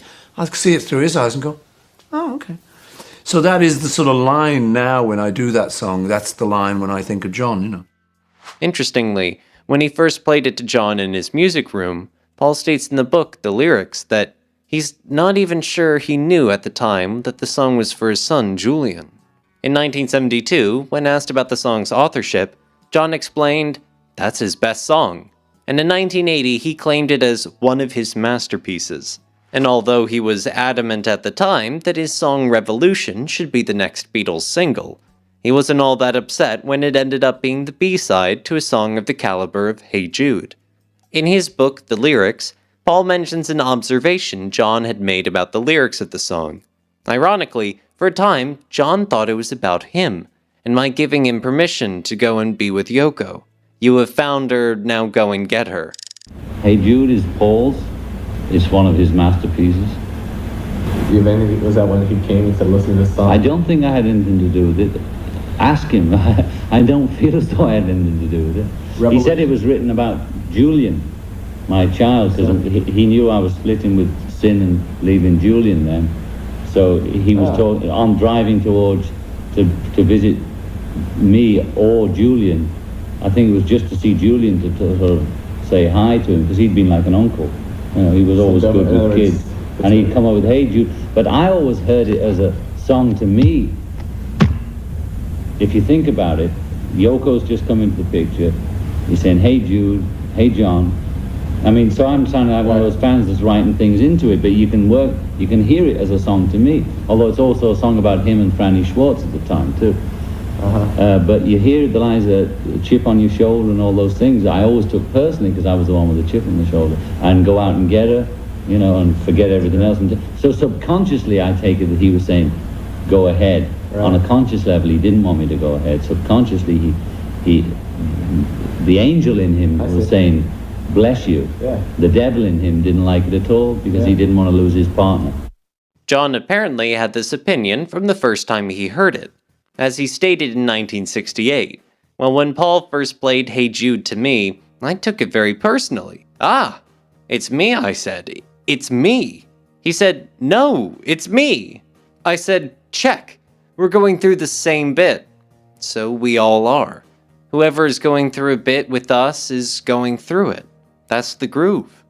Paul's current discontent with his then-fiancée Jane Esher could easily be said to have been on his mind at the time the song was being written, Jane announcing on British television on July 20th of that year that their 5.5-month engagement was off. And as Barry Miles explains in Many Years From Now, both Paul and John were skilled at entering a half-trance state, which enabled them to access material from their unconscious. The lyrics are universal. Many readings are possible.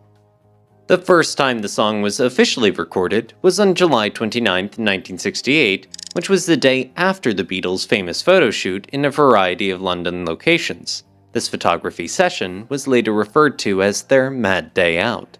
Trident Studios apparently didn't realize that the Beatles were going to use these book dates, those being stipulated to be used for recording newly signed Apple artists, such as James Taylor, as far as Trident knew at the time.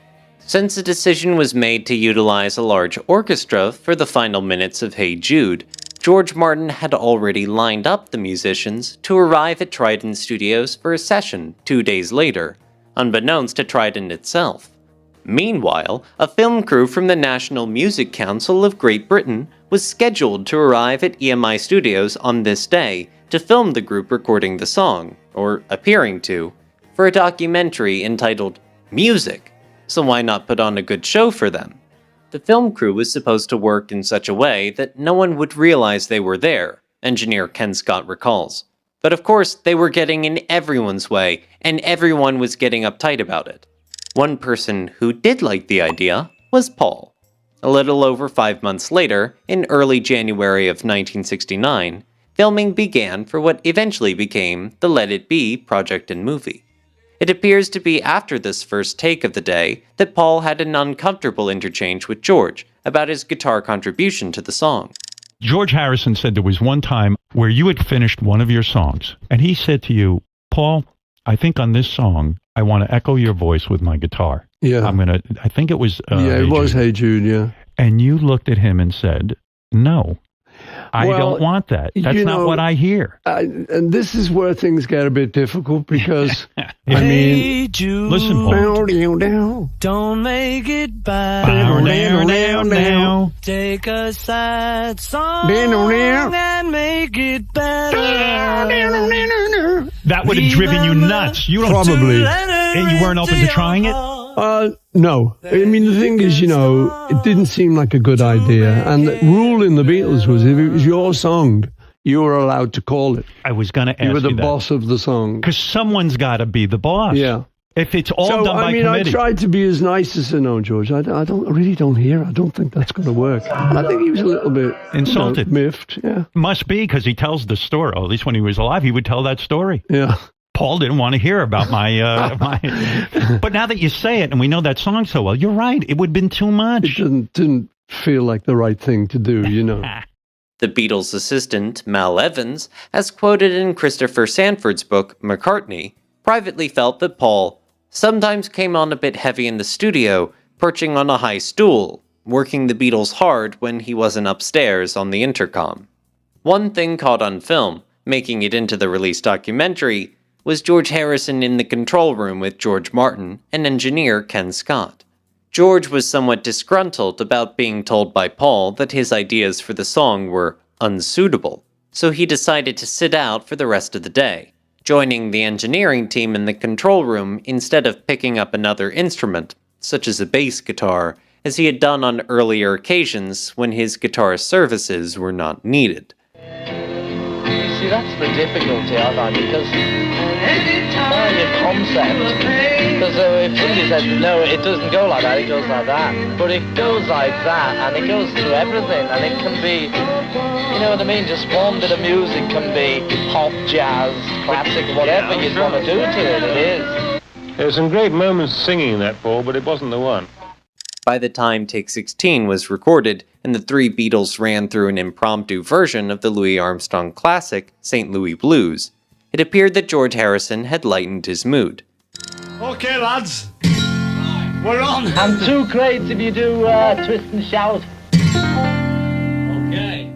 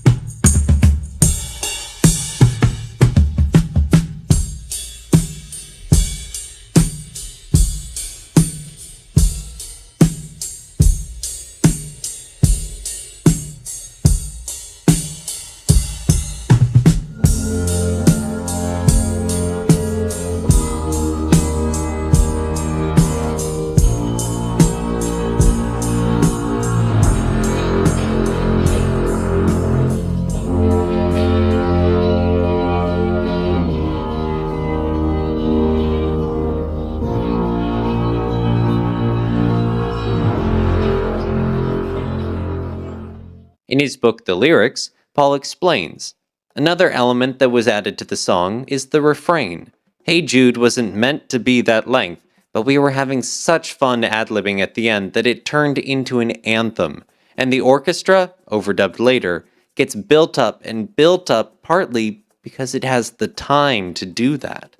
George Martin relates, the only time we have had real objections from an orchestra was during the recording of Hey Jude, the biggest selling single of all. I wanted them to sing and clap their hands as well as play, and one man walked out. I'm not going to clap my hands and sing Paul McCartney's bloody song, he said, in spite of the fact that he was getting double rates for his trouble. Engineer Ken Scott relates, I went to Trident to see the Beatles doing Hey Jude and was completely blown away by it. It sounded incredible. A couple of days later, back at Abbey Road, EMI, I got in well before the group. Acetates were being cut, and I went up to hear one. On different equipment, with different EQ, equalizing levels, and different monitor settings, it sounded awful. Nothing like it had at Trident. Later on, I was sitting in the EMI Studio 2 control room, and George Martin came in. I said, George, you know the stuff you did at Trident? Yes. How does it sound? I said, in all honesty, it sounds terrible. What? There's absolutely no high end on it, no treble. It sounded as if there were curtains in front of the speakers. Just then, Paul McCartney came in and George Martin said to him, Ken thinks Hey Jude sounds awful.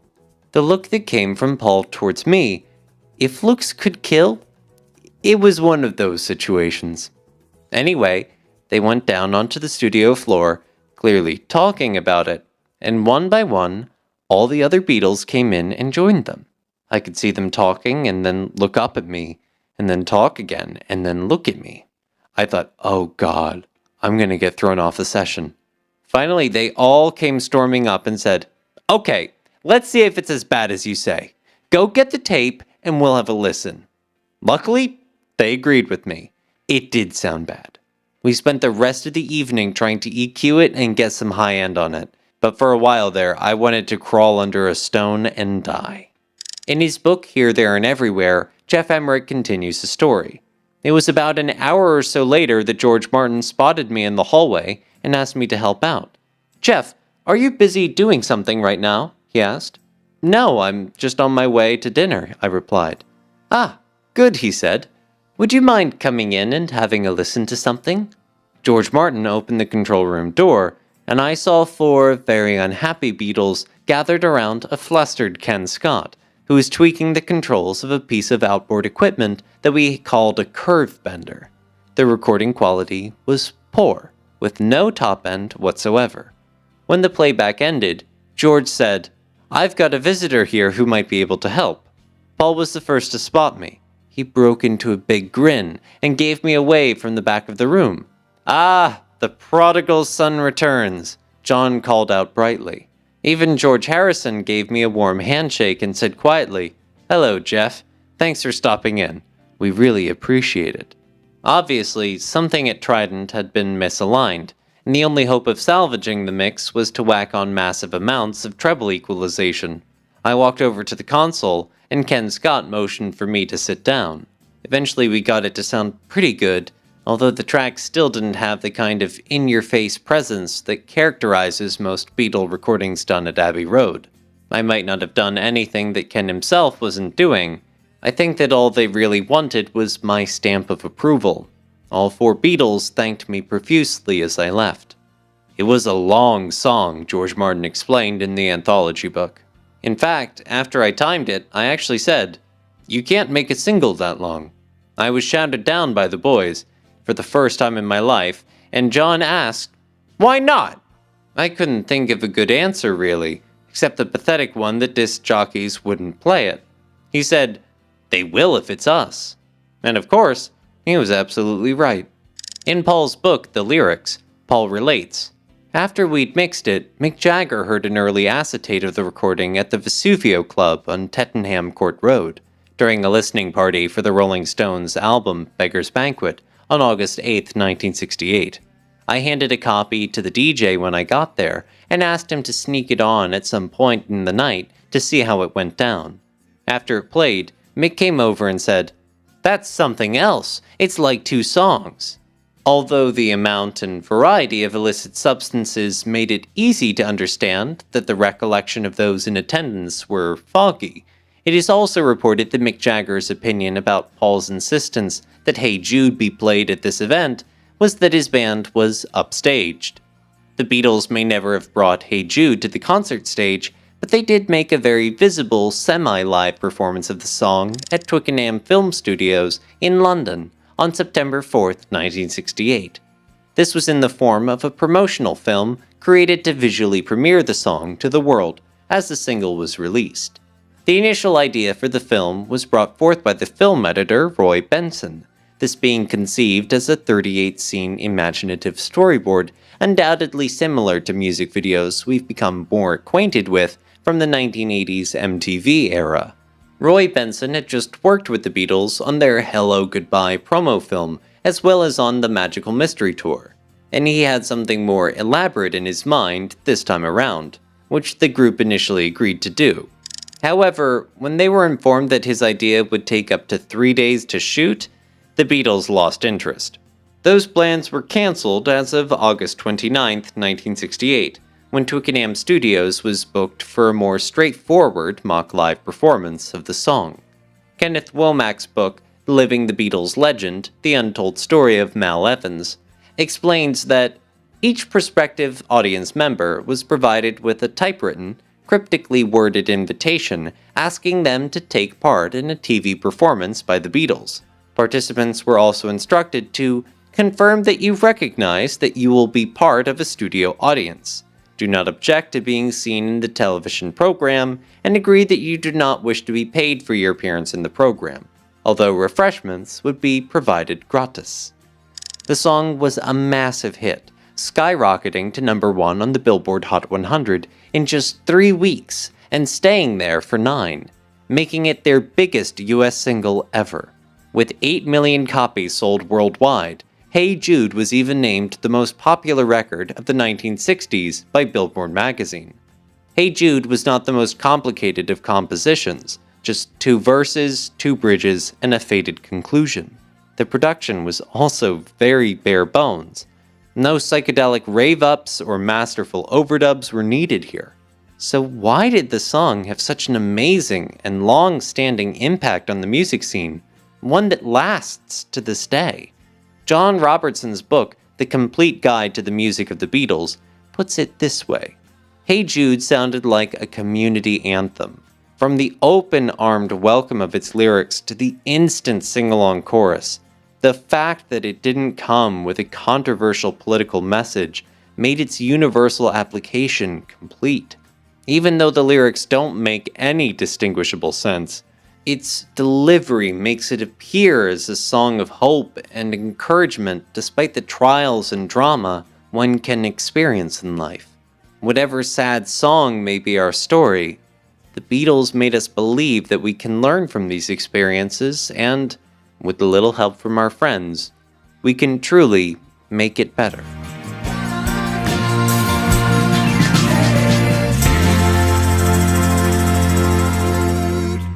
Because he didn't know how to handle kids, did he? It was one of the saddest things.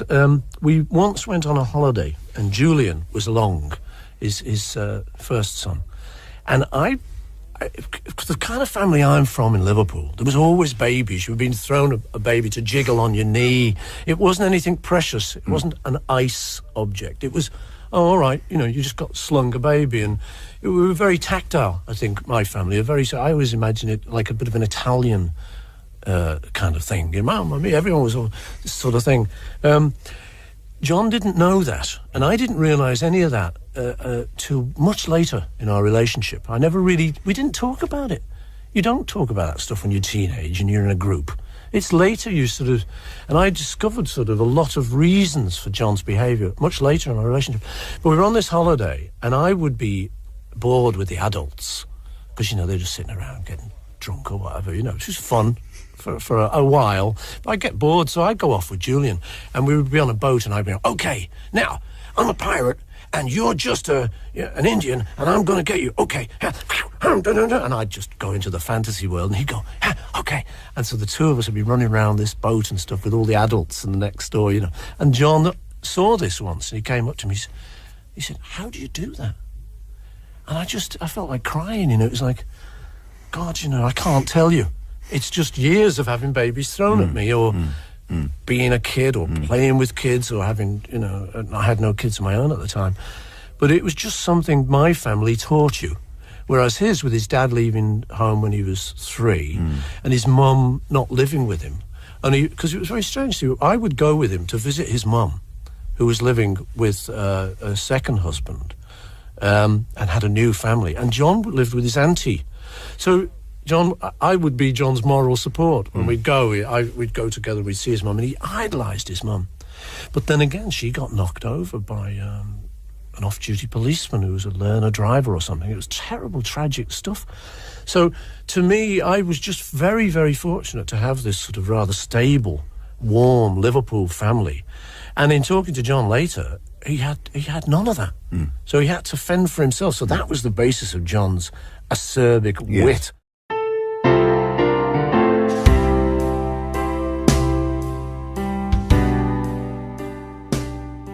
Not Guilty was George's response to the backlash he got from John and Paul after their fallout with the Maharishi, just as the Beatles were launching Apple. When things soured with the Guru, it became embarrassing for them. George once said, "We recorded it in 1968, but we didn't get it down right or something. The lyrics are a bit passé, all about upsetting apple carts and stuff, but it's a bit about what was happening at the time. The Maharishi and going to the Himalayas and all that was said about that. I like the tune a lot. It would make a great tune for Peggy Lee or someone." After the whole Maharishi fallout, George didn't go back to England right away. Instead, he extended his trip to visit his mentor and friend, Ravi Shankar, in Madras. When he finally returned to London in April, he was shocked by how over-the-top things had gotten at Apple. The company had taken out ads encouraging artists to submit ideas, which led to a flood of crazy proposals, most of which were ignored. Apple's offices were packed with hopefuls looking for their big break, but it quickly became a chaotic mess. In a 1987 interview, George reflected on the drama he faced from John and Paul after India, saying, "I said I wasn't guilty of getting in the way of their career. I said I wasn't guilty of leading them astray in our going to Rishikesh to see the Maharishi. I was sticking up for myself." Lyrically, Not Guilty was another instance of George airing his frustration with the Beatles, similar to Only a Northern Song. Musicologist Walter Everett described it as George defending himself against the tyranny of his songwriting comrades. He takes subtle shots at John and Paul, saying they tried to steal the day, while he reassures them that he won't get underneath your feet.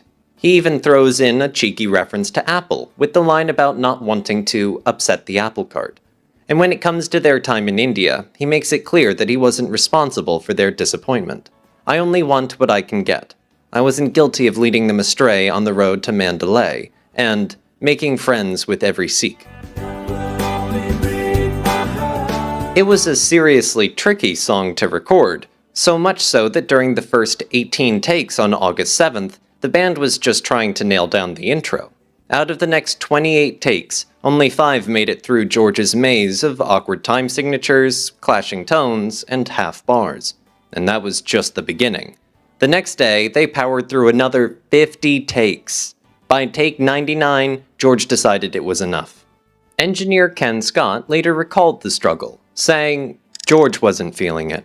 It was his song, and he wasn't feeling it. He could not get a vocal that he was happy with. He couldn't even get into sort of the mood of singing it. That's why we tried different ways of him singing it. Part of the problem? The vibe in the studio was awful. By this point, the Beatles had stopped helping and collaborating with each other like they did before, and George probably didn't want too many outside opinions messing with it anyway.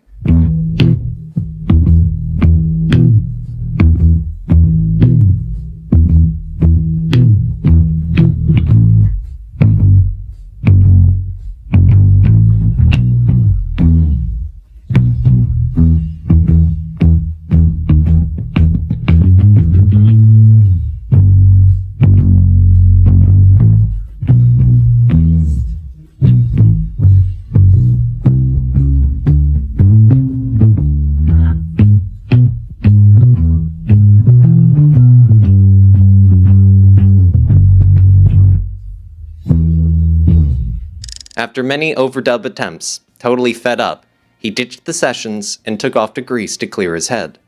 In the end, despite being a pretty good track, George wasn't satisfied with it, and it never made it. It was one of the last songs to be cut from the album. When the NME first announced the album's release in October 1968, they listed it as a possible track, but Mal later confirmed in the band's fan magazine that it wouldn't make the final cut. John liked the song at first, but with all its jabs at the band's inner drama, it was probably a little too real for comfort. Music journalist Michael Gilmore echoed that sentiment, saying the song was likely dropped because it was apparent to everybody that George had aimed the song at John and Paul. For years, Beatles fans knew the track existed, but had never actually heard it. It remains one of their most fascinating outtakes from that era. A rough edit was put together for the cancelled Sessions album in 1984, which then leaked onto bootlegs before finally getting an official release on Anthology 3. Over the years, its absence from the White Album has been a hot topic for fans. In a 2008 retrospective, Goldmine magazine pointed out how some listeners think the album is perfect as is, while others argue that Not Guilty should have been included. A decade later, in early 1978, George gave Not Guilty another shot. Not long after he had some fun poking at Beatles history in the Ruddles, All You Need Is Cash. This time, though, things were much more relaxed for him. He was in a good place personally, and enjoyed tearing down some of the myths surrounding that time. The vibe of the song changed too, where the Beatles' version was all distorted guitars and harpsichord. George's solo take leaned into a mellow jazz pop feel. He also brought in musicians like Neil Larson and Willie Weeks to help round out the sound. Larson played Rhodes piano, which is a standout instrument on the track, while George swapped out the electric guitar from the '68 version for a more laid-back acoustic arrangement. The tricky 3/8 time section that had tripped up the Beatles a decade earlier was completely dropped this time around. Author Simon Lang sums it up perfectly. In complete contrast to the Beatles version, the 1978 reproduction is all shimmering cool and acoustic sea spray. Here is a man looking back on events, rather than being caught up in their heat. At the time, Not Guilty was especially exciting for fans because it had built up a reputation as one of the Beatles' lost tracks. While promoting the album, George didn't do much press, but whenever he did, the media couldn't resist bringing up the idea of a Beatles reunion. At a press conference in Los Angeles, he jokingly suggested that the former Beatles could just meet up for a cup of tea and broadcast it via satellite. He also made it clear that Not Guilty wasn't just about Paul, saying, "No, it's just about that period in 1968. There's a lot of comedy in it. You just have to look for it."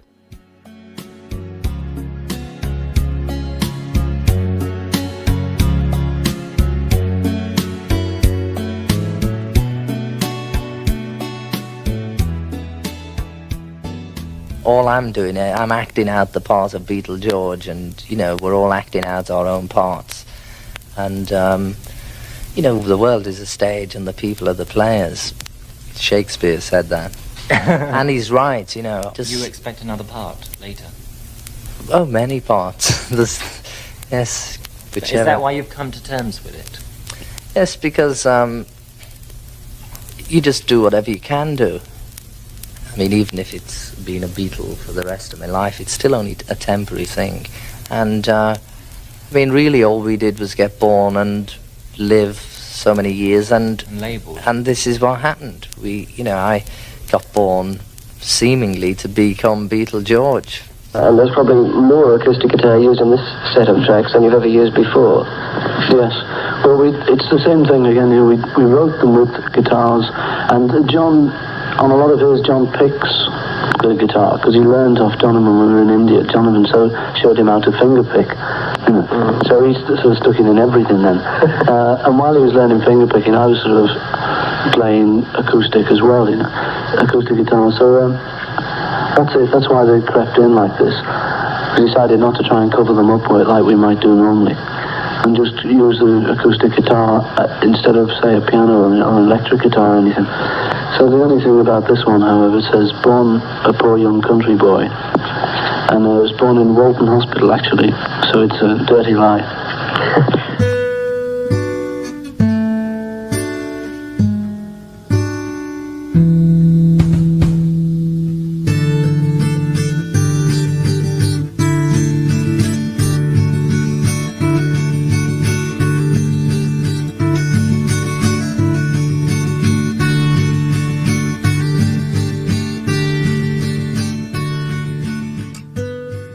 Needless to say, the Beatles' trip to Rishikesh had a huge impact on the White Album.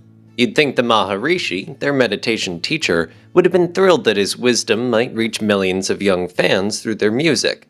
But in reality, the songs that came out of the trip were more about their daily experiences than deep spiritual insights. John's sleepless nights turned into I'm So Tired.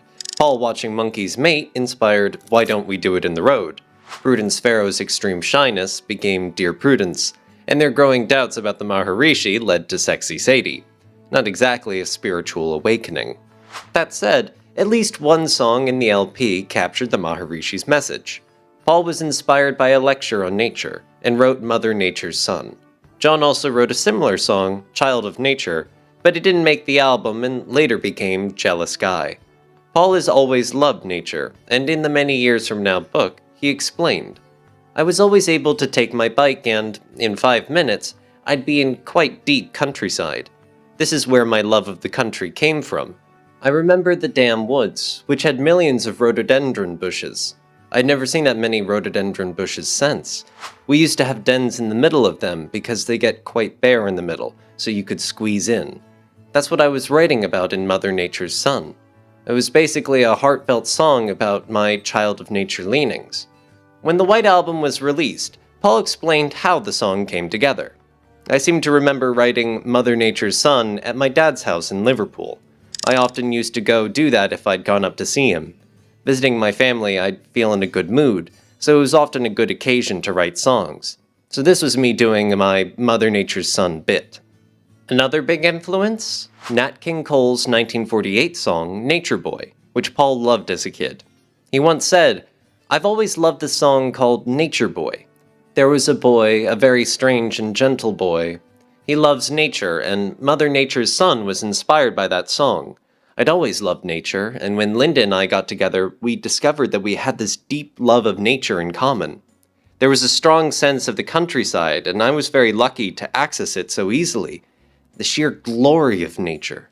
I was living in London and imagining it, trying to think like a country boy. Paul also revealed a hidden reference in the lyrics. Sit beside a mountain stream, which it wouldn't have been. It would have been a field stream or a woodland stream. See her waters rise, listen to the pretty sound of music as she flies. I was very fascinated by streams, and still am. My field of grass was a definite nod to marijuana, because at that time we were all smoking pot, and, as you may recall, I always enjoyed sticking in any little reference to that. This is a love song to the natural world. Musically, the song is in D major, and built around shifting the D chord up the guitar neck. Paul skipped writing lyrics for the refrain, and instead sang a simple do-do-do melody, which some believe was inspired by Harry Nilsson's album Pandemonium Shadow Show, a favorite of his at the time. Paul brought Mother Nature's Son into the studio for official recording on August 9th. The session was due to end at 10 p.m., but after the other Beatles left, Paul stuck around to start work on Mother Nature's Son with just himself on acoustic guitar and vocals, this extending the session to 2 a.m. the following morning. Paul plowed through 25 takes of the song with just live acoustic guitar on track 1 and vocals on track 4 of the 4-track tape. The majority of the takes were complete and could have been used as a basis for the completed song, but Paul was experimenting with subtle ideas throughout the takes, hoping to stumble upon something that worked best. Paul was quite fond of take 24, but recorded one more just to be on the safe side, after which he declared, "I'll listen to 'em both or I'll listen to one. Somewhere in there, there's something." He then decided that take 24 would be the keeper. Because of how late it was, they left off further work for the song for another day. John's suggestion of a brass band accompaniment was remembered, though he originally meant it for Blackbird instead of Mother Nature's Son, and George Martin was given the task of putting together a score for brass, undoubtedly with Paul's input. Documentation shows that George had received a payment of £25 for this arrangement, for 2 trumpets and 2 trombones, and he also went to hiring the brass instrumentalists for an upcoming session. That upcoming session turned out to be August 20th, 1968. George wasn't present because of a quick trip to Greece, and John and Ringo took to putting the finishing touches onto John's Yer Blues in EMI Studio 3 from 5 to 5:30 p.m. that day.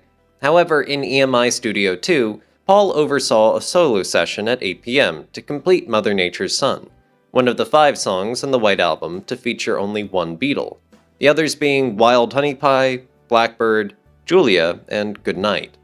The brass instruments, the musicians now unknown, were recorded onto open tracks 2 and 3, while they were hearing Paul's performance over a loudspeaker as they played along.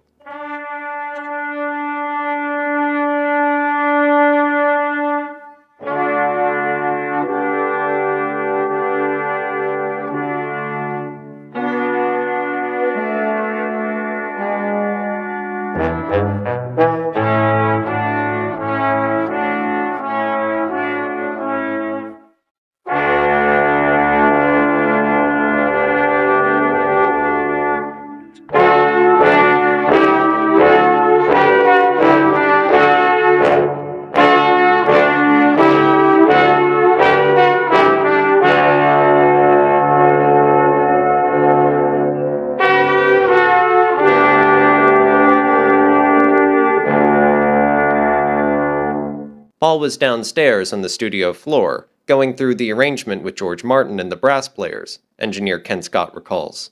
Everything was great. Everyone was in great spirits. It felt really good.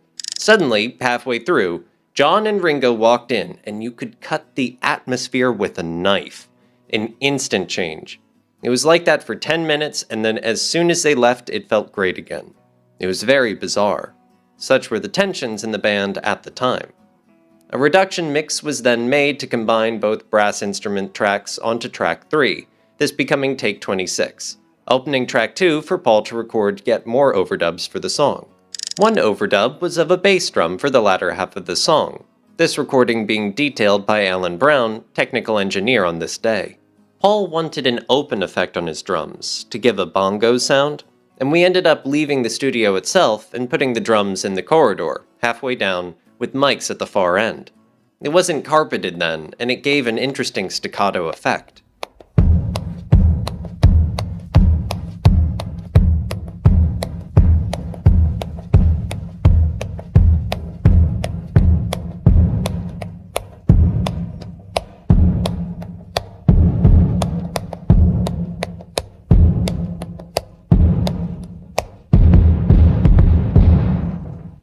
Ken Scott also remembers an experiment Paul wanted to use for recording the drums, this recollection possibly being instituted on this day. Right at the back of the building, there's a staircase that goes from the basement up to the top floor. Paul suggested that we use it as a natural echo chamber, with a speaker at the bottom and a microphone about halfway up, for the bass drum sound. These were the kinds of things that we were always trying. Sometimes they worked and sometimes they didn't. Another unusual overdub on this day was a percussive element Paul stumbled upon while reviewing the song in the control room. He was tapping out a rhythm to the song on a book, and then, since he liked the percussive sound so much, he requested engineer Ken Scott to record him doing this onto the tape. Ken positioned a microphone over the book at Paul's insistence, and, as he joked in the track-by-track section of the White Album 50th Anniversary book, "They never taught you how to get the best sound of a book at EMI, but I carefully mic'd it as best I could." The sound produced is quite similar to the foot tapping heard on Paul's other acoustic number, Blackbird. After these overdubs were recorded by Paul, which extended the session into the early hours of the next morning, 8 attempts at a mono mix of Mother Nature's Son were made, although this was improved upon at a later date. With his juices flowing, however, Paul decided to record 2 more songs. The first was a simple acoustic guitar and vocal song, documented simply as Demo, although it has come to be known as Etc. Only one take of this song was ever recorded, this being taken away by Paul at the end of the day and never seen nor heard of again. This was a very beautiful song, engineer Alan Brown remembers. I recall it was a ballad, and it had the word etc. several times in the lyric. I only heard it twice, when he recorded it and when we played it back to him. The tape was taken away, and I've never heard of it since. This was followed by a semi-experimental track called Wild Honey Pie, which was overdubbed upon and mixed on this day, the song eventually appearing on the finished album 3 months later. Finally, at 4 a.m., the session was complete. It appears that the Beatles were present and influential in creating the mono and stereo mixes for the track, as Ken Scott recalls. The Beatles would go to extremes with the White Album. Like when it came to mixing, they would say, "Right, let's add full top, or treble, and full bass to everything." Some of the time it would sound good, sometimes it wouldn't. When it did, they would say, "Okay, let's do it like that." Most people just used top and bass where necessary, trying to keep the sound as natural as possible. The Beatles weren't necessarily after a natural sound. Mother Nature's Son has a similar dreamy, looping vibe to The Fool on the Hill, almost like a mood piece with soft, murmuring lyrics to match. Funny enough, its recording happened right when tensions in the band were starting to bubble up. Running Apple was wearing them thin, and just before their final session for Hey Jude, they had to shut down their money-losing boutique on Baker Street. Since George Martin was around less, this led to messy, dragged-out sessions with plenty of bad vibes, especially toward the studio staff. Paul, for one, seemed to check out after endless takes of Yer Blues, and didn't even bother with the madness of What's the New Mary Jane.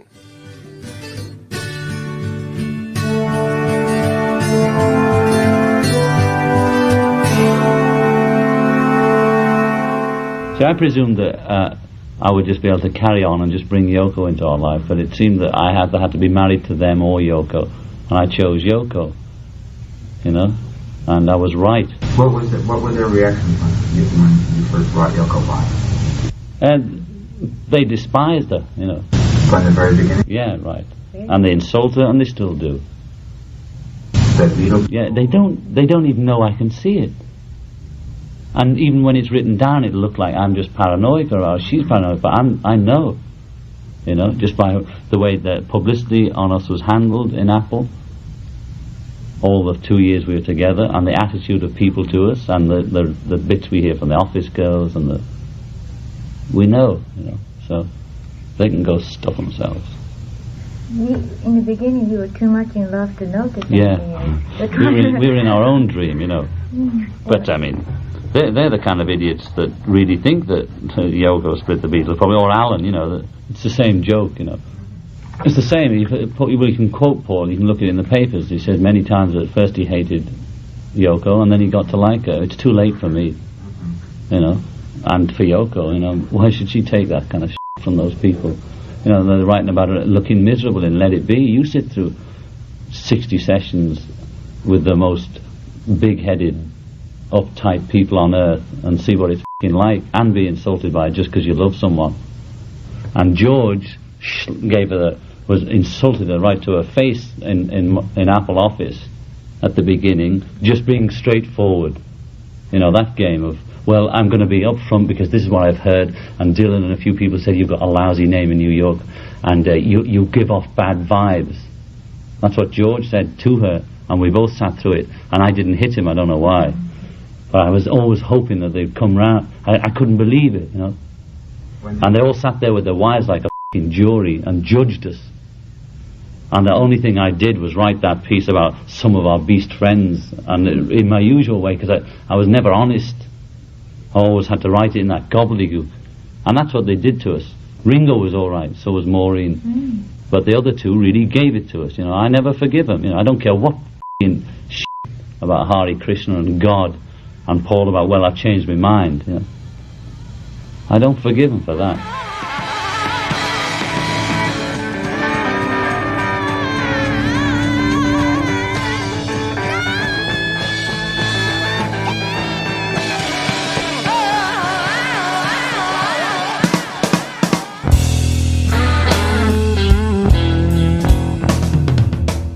The Beatles didn't follow trends, they set them. With every album and song, they kept changing their sound. If you had a record deal in the mid to late 60s, even if you were already successful, it was smart to see what the Beatles were doing and take inspiration from them. Many artists did, from British rock bands to Motown stars. But they also paid attention to trends. One big example was the blues making a comeback. Bands like the Rolling Stones, the Animals, and the Yardbirds were mixing blues into their music. By '68, the British blues scene was booming, with groups like Cream, Fleetwood Mac, and the Jimi Hendrix Experience leading the way. The result was Yer Blues, a mix of real blues and a bit of humor, done in true Beatles fashion. Regardless of what I was supposed to be doing, I did write some of my best songs while I was there. This quote from John in '71 explains his experience with the other Beatles while in Rishikesh. The experience was worth it, if only for the songs that came out of it. The funny thing about the camp was that although it was very beautiful and I was meditating about 8 hours a day, I was writing the most miserable songs on earth. In Yer Blues, when I wrote, "I'm so lonely I want to die," I'm not kidding. That's how I felt. John was at a turning point in his life at this point. His marriage was falling apart, and he was completely fascinated by Yoko, who kept sending him letters during the trip, which only added to his distractions. All these emotions led him to writing Yer Blues, a title he later described as just a pun, likely influenced by the growing British blues trend and the ongoing debate. Can white men sing the blues? Can blue men sing the whites? Or are they hypocrites? Was a parody song by the Bonzo Dog Band that came out in November 1968. The same month as the White Album. It made fun of the blues craze that was all over the charts. As for the phrase Yer Blues, Yer was a common Liverpudlian slang for your in the 60s, and was often used instead of the. A good example of this was in the popular British comedy Till Death Do Us Part, which later inspired All in the Family in the US. In the show, the character Alf Garnett would say things like, "You got your upper class and your working class." John recalled, Paul was saying, "Don't call it Yer Blues, just say it straight." But I was self-conscious and I went for Yer Blues. John admitted he felt a little weird about singing the blues. There was this self-consciousness about suddenly singing blues, he said. Like everybody else, we were all listening to Sleepy John Estes and all that in art school in the late 50s, but to sing it was something else. I was self-conscious about doing it. Still, despite the playful title, he didn't turn it into a parody. Instead, he poured his real emotions into the lyrics and performance. The song blends his personal struggles with blues-style imagery, like the kind Robert Johnson used in Hellhound on My Trail. He also referenced Bob Dylan's Ballad of a Thin Man, singing, "Feel so suicidal, just like Dylan's Mr. Jones." That reference makes sense. Dylan's song is about a character who gets more confused the more questions he asks, which probably reflected how John was feeling at the time. Yoko's influence also shows up in lines like, "My mother was of the sky, my father was of the earth, but I am of the universe," which sounds a lot like her poetry. "I never enjoyed writing third-person songs," John said. "Most of my songs, the good ones, are in the first person." He was clearly proud of the songs where he could really express his emotions, something he kept doing in his early solo work, like Cold Turkey and the Plastic Ono Band album. The official recording of Yer Blues at EMI Studios was predated by a conversation that transpired on August 12th, when George wanted to record his lead vocals onto his song, Not Guilty, in the control room. Engineer Ken Scott recalls, "George had this idea that he wanted to do it in the control room, with the speakers blasting, so that he got more of an on-stage feel. I remember that John came in at one point, and I turned to him and said, 'Bloody hell, the way you lot are carrying on, you'll be wanting to record everything in the room next door.' The room next door was tiny, where the 4-track tape machines were once kept, and it had no proper studio walls or acoustic setup of any kind. John replied, 'That's a great idea. Let's try it on the next number.' The next number was Yer Blues, and we literally had to set it all up, them and the instruments, in this minute room. That's how they recorded Yer Blues, and it worked out great." John brought Yer Blues into EMI Studio 2 the following day, on August 13th. As John previously requested, they had the studio crew set up all of their instruments in this small control room annex, amplifiers, drums, microphones, etc., and began recording. Ringo recalls, "And Yer Blues on the White Album, you can't top it. It was the four of us. That is what I'm saying. It was really because the four of us were in a box, a room about 8 by 8 with no separation. It was this group that was together. It was like grunge rock of the 60s, really grunge blues."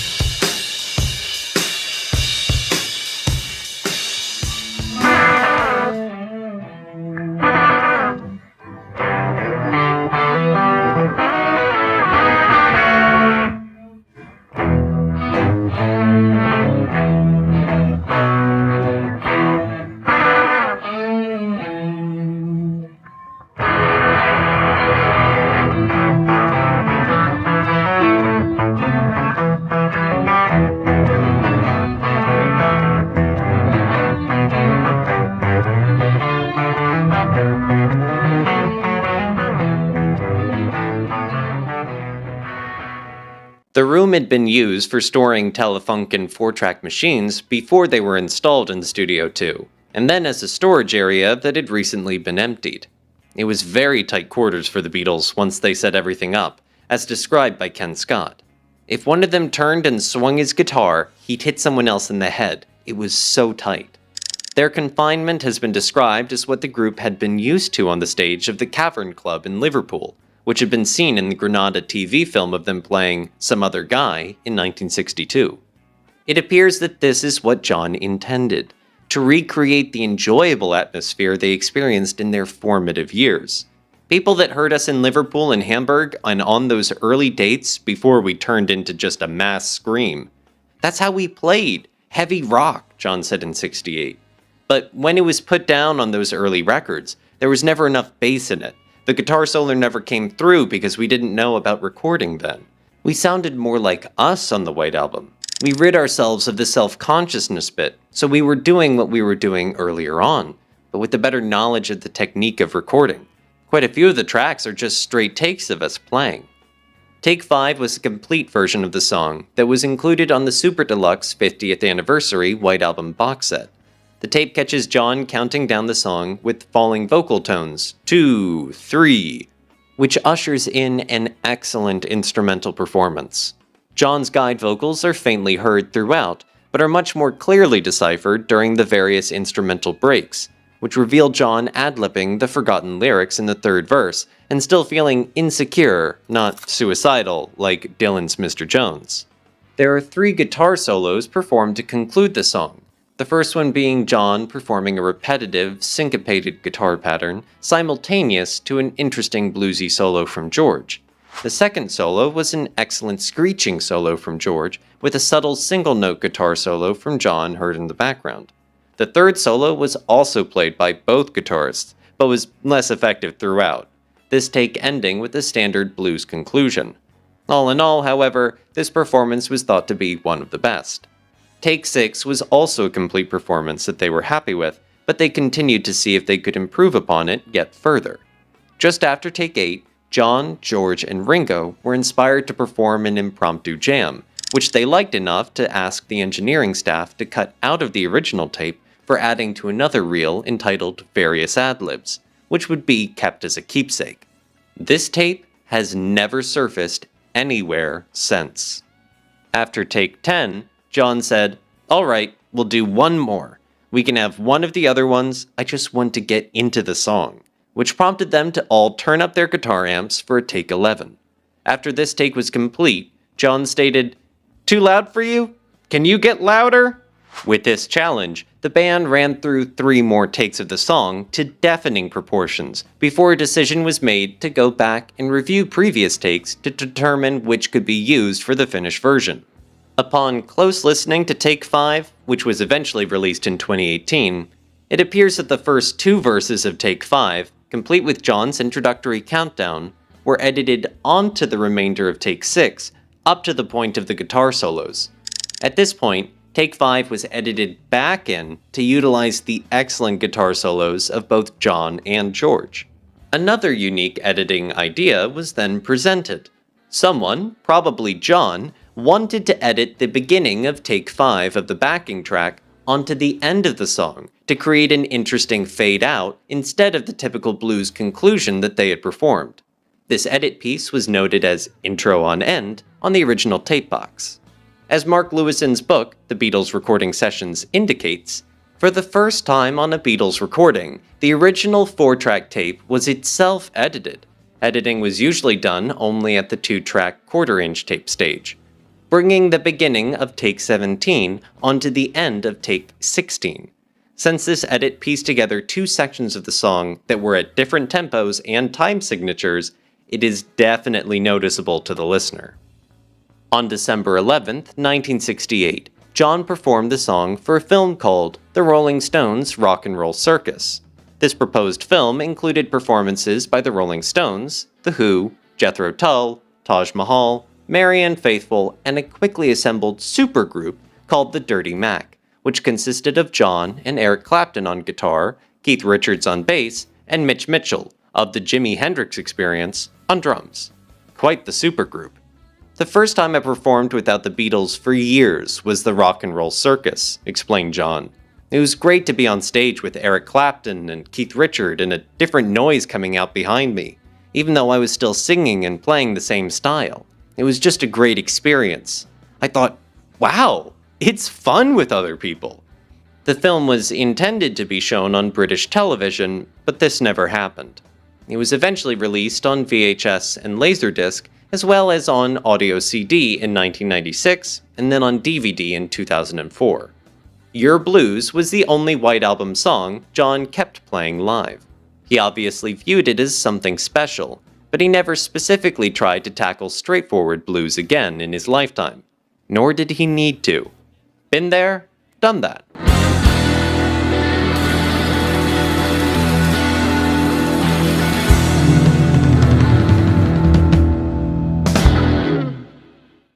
After the serious vibe of Pepper, and most of their 1967 work, the Beatles started loosening up and having more fun.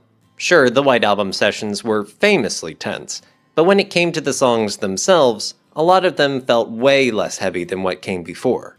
The Beatles always had a sense of humor in their music, but on the White Album, all 4 of them leaned into eccentric lyrics and playful arrangements meant to make you grin, or at least raise an eyebrow. John brings it with Bungalow Bill and Happiness is a Warm Gun.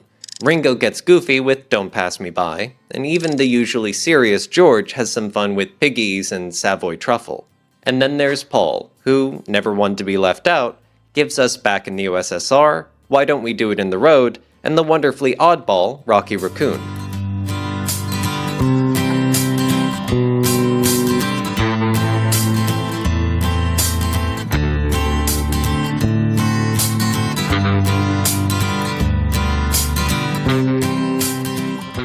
Rocky Raccoon. I was sitting on the roof in India, just sort of with guitar. John and I were sitting around just playing guitar, and we were with Donovan, and we were just sitting around enjoying ourselves. And I started playing the chords of Rocky Raccoon, just messing around. And originally it was Rocky Sassoon. And then we started making up the words, the three of us, and started just to write them down. They came very quickly, and eventually I changed it from Sassoon to Raccoon because it sounded more like a cowie. So there it is. It's just, these kind of things, you can't really talk about how they come, because they just come into your head, they really do. And it's like John writing his books, there's no, I don't know how he does it, and he doesn't know how he does it, but he just writes. It's like any writer, I think people who actually do create and write, you tend to read it and think, oh, well, now, how did he do that? But it actually does flow, just flows into their head, into their hand, and they write it down, and that's what happened with this. I don't know anything about the Appalachian Mountains or cowboys and Indians or anything, but I just made it up, and the doctor came in stinking of gin and proceeded to lie on the table.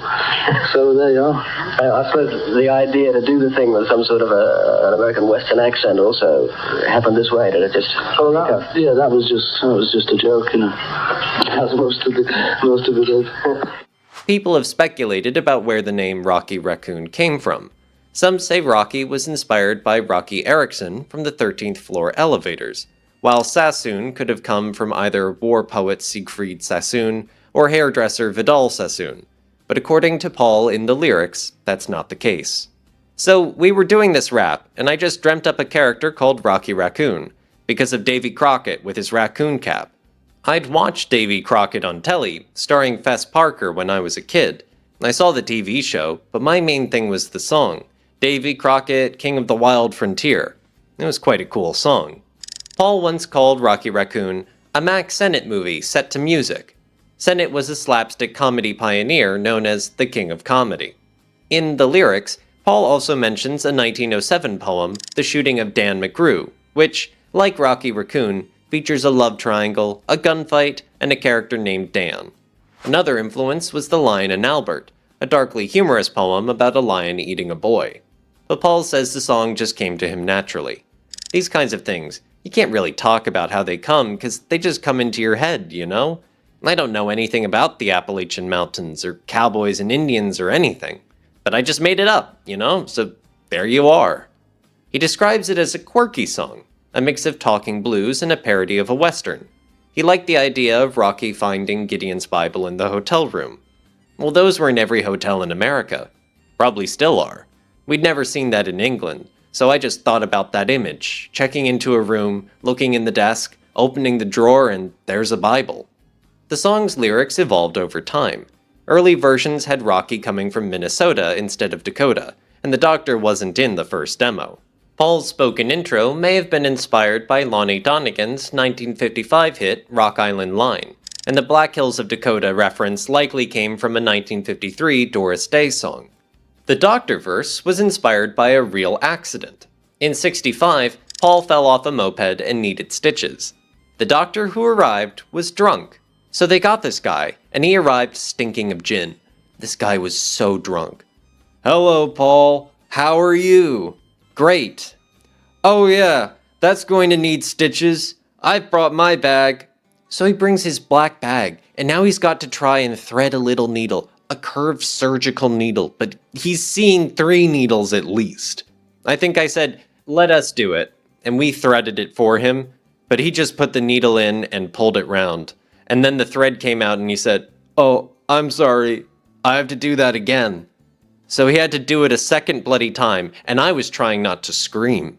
To hide the scar, Paul grew a mustache, which led to the rest of the Beatles growing theirs too. When John was asked who wrote the song, he said, "Paul, can't you tell? Would I go through all that trouble about Gideon's Bible and that sort of thing?" He maybe got stuck on a couple of lines that I helped on, but mainly, it's him. By the time Paul brought Rocky Raccoon into EMI Studio 2 on August 15th, the White Album was already more than halfway done.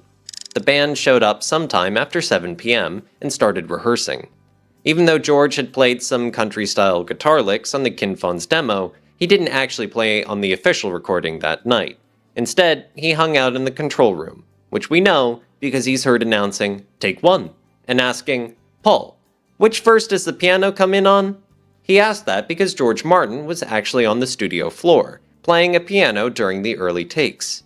The band started recording on a 4-track tape. John played a Fender 6 bass and messed around with a harmonica. Ringo was on drums, Paul played acoustic guitar while George Martin handled piano, and Paul sang lead vocals. Paul later admitted it was tricky to record. It was a difficult song to record because it had to be all in one take. It would have been very hard to edit because of the quirkiness of the vocal, so I had to do a couple of takes until I got the right sort of feel. But it was fun to do. It actually took him 9 takes to nail it, including time spent improvising the intro and figuring out the Doctor verse. In take 4, Paul sang, "Rolled up his sleeves," leading to Rocky saying, "Move over, Doc, let's have none of your That ended with Paul laughing, "Knows where I am," before launching into the Day Tripper riff on his acoustic guitar. It was that kind of session, casual and full of laughs. After take 5, they decided to record the piano separately later. That left Paul's acoustic guitar solo on track 3, while George Martin went back to the control room with George Harrison. Take 8, which was later released on Anthology 3, included John suggesting the phrase, "He was a fool unto himself." That intro went way deeper into the story than necessary, so Paul cut it off mid-take. Finally, take 9 was the keeper. Since they had filled up the 4-track tape, they bounced it down to make room for overdubs, calling the new version Take 10. They added John's harmonica, some accordion on the second verse, background vocals from John, Paul, and George Martin's tack piano, which, according to Kevin Howlett in the White Album 50th Anniversary liner notes, was recorded at half speed to get that honky-tonk western vibe when played back at normal speed.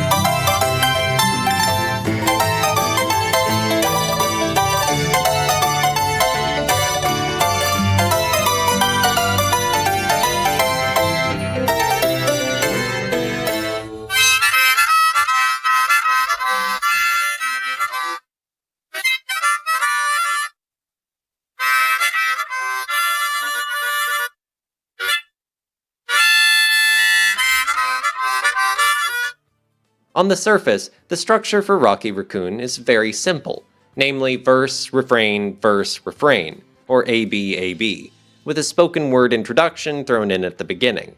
It's unique in that the entire song follows a simple chord pattern, repeated over and over again throughout, while each of the verses is constructed of a wandering and indeterminate length. The purpose of the verses is to tell a story, not to fit within the bounds of a predetermined set of measures. In fact, earlier takes of the song had different lengths of second verses, since Paul hadn't quite decided on the exact story yet. Initially brushed off by some as a silly throwaway, Rocky Raccoon has stood the test of time, cementing itself as a quirky classic that still gets plenty of love today. One thing about Paul as a songwriter, he always did his own thing. He experimented with all kinds of styles, and while the other Beatles may have rolled their eyes when he veered too far from what they thought the band should be doing, he never let that stop him. And after they broke up, he had total freedom to go in any direction he wanted. Then again, he kind of always did.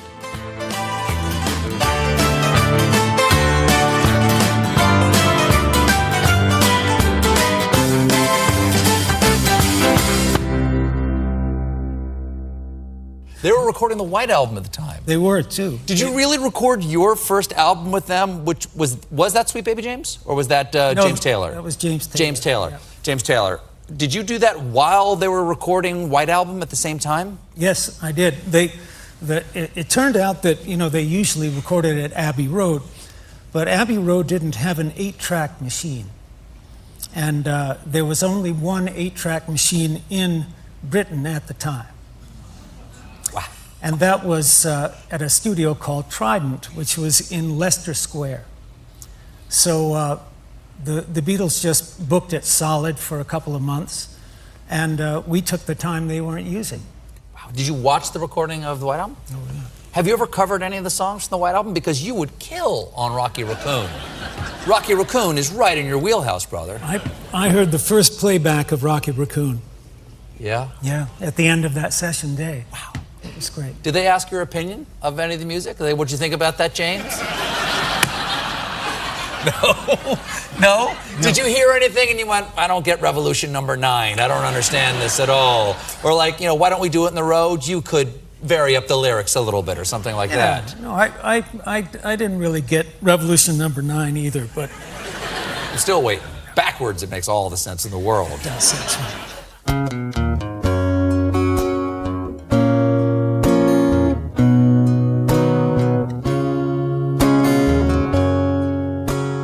This cheeky little nursery rhyme, written in the laid-back vibe of Rishikesh, seems like a pretty direct jab at someone trying to worm their way into the Apple crowd. This was a thing I wrote half with our electronic genius Alex Martis, John said. It was called What a Shame Mary Jane Had a Pain at the Party, and it was meant for the Beatles album. And that was me, Yoko, and George sitting on the floor at EMI fooling around. Pretty good, huh? The usual theory, that Mary Jane is just slang for weed, doesn't really explain most of the lyrics, which sound more like inside jokes about a specific person. A woman, black, possibly American, and maybe looking for a UK visa through a sketchy marriage. Not that it's much of a mystery worth solving. In the studio, the song started morphing into something pretty far out. Only John and George were involved, no Paul or Ringo this time. They laid down 4 takes on August 14th, with a little help from Yoko and Mal. John handled vocals and piano, while George played guitar, both double-tracked. They also threw in handbells, a xylophone, and a bunch of weird effects to make it sound like a seriously bad acid trip. After the Beatles split, the longest version of What's the New Mary Jane became a popular bootleg, and was eventually picked for Anthology 3. It wraps up with John saying, "Let's hear it before we get taken away." Take 1, on the other hand, didn't see the light of day until 2018, when it was included in some editions of the White Album 50th Anniversary reissue. It got left off the White Album because it simply didn't fit, but John dusted it off 15 months later, hoping to release it as a Plastic Ono Band single with You Know My Name, Look Up the Number. EMI, or maybe the other Beatles, shut that down, and the track sat in the vaults for years, somehow gaining a reputation as a lost anarchic gem. But everything that the 4 of you have recorded that the 2 of you wrote has indeed been released in one way or another. Yeah, except for What's the New Mary Jane, which is something, a sort of funny song, crazy song that I wrote. And that was never recorded. There's only me, George, and Yoko on it, actually. We recorded it when we got back from India. It is around on a bootleg. What a shame Mary Jane had a pain at the party. A real crack song. I always wanted to release it, never got released.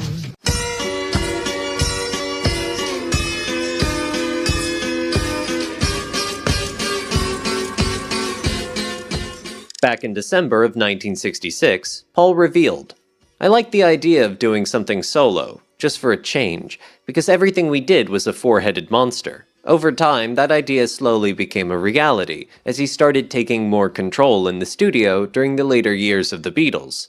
George didn't mind when Paul took over lead guitar occasionally, and he even stepped in to reshape some of John's songs or replace Ringo on drums when he felt like it. With Wild Honey Pie, Paul took things a step further, recording an entire Beatles track all by himself. While most people see it as a throwaway, it was an early experiment that foreshadowed his first solo album, McCartney, 2 years later. What started as a quirky little recording eventually led to full-on one-man band projects like Maybe I'm Amazed. Looking back on it, Paul said, "It was just a fragment of an instrumental, which we were not sure about, but Patty Harrison liked it very much, so we decided to leave it on the album." The track emerged from a spontaneous sing-along in Rishikesh. It was a reference to the other song I had written called Honey Pie. Interestingly, Patty was also the inspiration behind a few other legendary songs. Something from the Beatles, Layla by Derek and the Dominos, and Wonderful Tonight by Eric Clapton solo. It's safe to say that she probably takes more pride in those than in Wild Honey Pie, but still. And here's a fun coincidence. Mike Love of the Beach Boys, who was also in India at the time, co-wrote a song called Wild Honey the year before. Could that have inspired Wild Honey Pie, or was it just a random connection? Who knows? On August 20th, 1968, John and Ringo dropped by EMI Studio 3 for a quick session to wrap up Yer Blues and oversee the mono mix of Revolution 9. Paul wasn't there, and George was off vacationing in Greece, so it was a short and straightforward visit from the two. Later that evening, at 8 p.m., another session kicked off in EMI Studio 2, this time with only Paul. The fact that the band members were working separately like this really showed how fragmented things were at the time. John and Ringo briefly stopped by while Paul was finishing up Mother Nature's Son, but the atmosphere reportedly got a little tense until they left. At around 2 a.m., Paul started working on Wild Honey Pie. As he explained, "We'd very recently done John's Yer Blues, where we'd packed ourselves up into a cupboard. So we were in an experimental mode, and so I said, 'Can I just make something up?' I started off with a guitar and did a multi-tracking experiment in the control room, or maybe in the little room next door. It was very homemade. It wasn't a big production at all. I just made up the short piece, and I multi-tracked a harmony to that, and a harmony to that, and a harmony to that. And it built up sculpturally with a lot of vibrato on the strings, really pulling the strings madly. Hence Wild Honey Pie. It was a little experimental piece." The inspiration for this stripped-down approach came from Yer Blues, which had been recorded a week earlier with all 4 Beatles squeezed into a tiny annex to the Studio 2 control room. That session sparked Paul's interest in doing something similar on his own. Alan Brown remembers, "Paul wanted an open effect on his drums to give a bongo sound, and we ended up leaving the studio itself and putting the drums in the corridor, halfway down, with mics at the far end. It wasn't carpeted then, and it gave an interesting staccato effect. When engineer Ken Scott called out, 'This is ad-lib, take 1, Paul laid down the first track with acoustic guitar and vocals, and then overdubbed himself with more guitar while playing a kick drum with a foot pedal on another track. He then added a syncopated tom drum rhythm and more harmony vocals on track 3, before topping it all off with even more harmonies on track 4. By 3 a.m., this 53-second song was done. The next hour was spent creating mono mixes for Mother Nature's Son and Wild Honey Pie, with the latter taking 6 attempts to get just right. The book included in the White Album 50th Anniversary box set explains why this took so much effort. The fluttering sound of one of the acoustic guitars was created by making the speed of the tape fluctuate slightly. This was done by brushing a hand over the metal spool while it rotated at 15 inches per second. It resulted in a sound similar to playing a cassette tape when the machine's batteries are almost flat. A few days later, on August 23rd, tape copies of recent White Album recordings, including Wild Honey Pie, were made. Mal Evans signed for them and took them away, officially sealing the fate of this quirky little track. The White Album was all about unexpected transitions, and Wild Honey Pie found its place as a very weird little bridge. After the cheerful ending of Obla Di Obla Da, this strange snippet pops in before leading into John's The Continuing Story of Bungalow Bill, which starts with a Spanish acoustic guitar intro. While Paul's experiment was fun, most fans and critics haven't been kind to it. Stylus magazine called it the ultimate filler track, ranking it number 1 in their top 10 filler tracks list. Ultimate Classic Rock placed it at number 3 on their 10 worst Beatles songs list, just behind Flying and Revolution 9. And in his book, Revolution, The Making of the Beatles White Album, David Quantick summed it up with a joke. No other Beatles were harmed in the making of this song.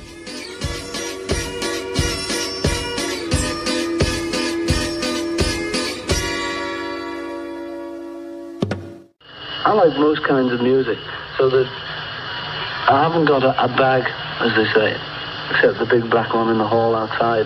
And this, this Obla D, Obla Da, and USSR, and Martha, and that, like are three different songs altogether. In fact, all of mine are on the LP. But I can't really say anything about that. I'm pretty diverse. You know what I mean? I haven't got one sort of thing. So this, I've no idea why it's Jamaican or anything. It's just because I like that kind of thing. Did you write the song on your own? I mean, this isn't a combination of the Lennon-McCartney thing. I think it was mainly me. John's a bit more Nigerian influenced. I only like to talk about it because I like it, This is a favourite of mine. Can we just talk about this particular track? Because it's a... Back in the USSR? Yeah, it's a wild rocking thing. Yeah. What we're trying to do is rock and roll, John said in '68. With less of your philosophy-rock is what we're saying to ourselves. And to get on with rocking, because rockers are what we really are. Everybody says we must do this and that, but our thing is just rocking. That's what this new record is about. Definitely rocking. It's a return to a more rock and roll sound, Paul added. We felt it was time to step back because that's what we wanted to do. In 1968, the Beatles made it clear what they had in mind for the White Album. After pushing boundaries with Sgt. Pepper and the anthem All You Need Is Love, the one thing they put on pause was straight-up, hard-hitting rock and roll. That year, they were all about studio experimentation, and, whether they meant to or not, became a big part of the Summer of Love movement. Just look at how hippies in San Francisco's Haight-Ashbury district followed George around, calling him their leader. But at the same time, harder rock was on the rise.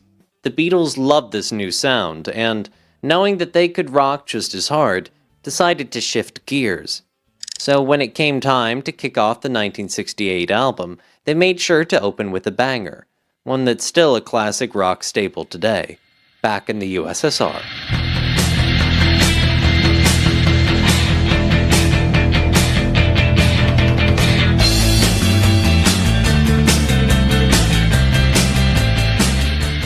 The idea for this song first came from the 1968 pro-British campaign, I'm Backing Britain, according to Ian MacDonald's book Revolution in the Head. This McCartney rocker was originally called I'm Backing the UK, before turning surrealistically into I'm Backing the USSR. Paul took that idea in a fun, almost comedic direction. This just sort of came, Paul said in '68. Chuck Berry once did a song called Back in the USA, which is very American, very Chuck Berry, He was serving in the army, and when I get back home, I'm gonna kiss the ground, Can't wait to get back to the States. It's very much an American thing, I always thought. So this one, Back in the USSR, was about, in my mind, a spy who has been in America for a long, long time.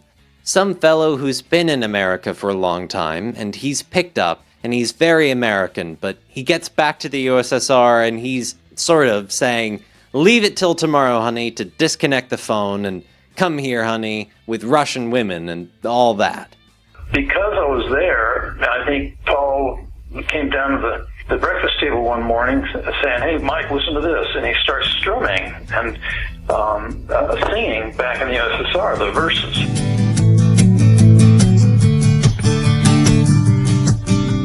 And I said, well, Paul, what you ought to do is talk about the girls around Russia, the Ukraine girls and the Georgia on my mind and that kind of thing, which he did. So I think it was the fact I was there which caused Paul to think in terms of Beach Boys. And then my suggestion from what to do in the bridge, he took that suggestion and crafted like only Sir Paul can. And, obviously, Paul McCartney doesn't need much help writing a song, but that was a suggestion which he incorporated. He started thinking in a Beach Boys vernacular musically, and the result was Back in the USSR. We'll sometimes do it in concert, especially if we have a private for a corporation. They want to hear other than just, or we want to play other than just the Beach Boys set, which is wonderful. But you know, it's kind of fun to step out and do a Beatles song or a Rolling Stones song or a Motown song or whatever it might be. Paul later explained, "I just like the idea of Georgia girls and talking about places like the Ukraine as if they were California, you know? It was also hands across the water, which I'm still conscious of, because they like us out there, even though the bosses in the Kremlin may not. The kids do. He can't wait to get back to the Georgian mountains. George is always on my mind. There's all sorts of little jokes in it. It's a jokey song, but it's also become a bit of an anthem now." In his 2021 book, The Lyrics, Paul added, "Then we've got the humorous reference to Georgia on My Mind, as sung by Ray Charles, but referring to Georgia in the Soviet Union rather than the US state. That this character somehow prefers the USSR to the USA is what makes the song funny. And once we started running through the USSR territories, we could go on for hours. It's almost as if the song is writing itself at this stage."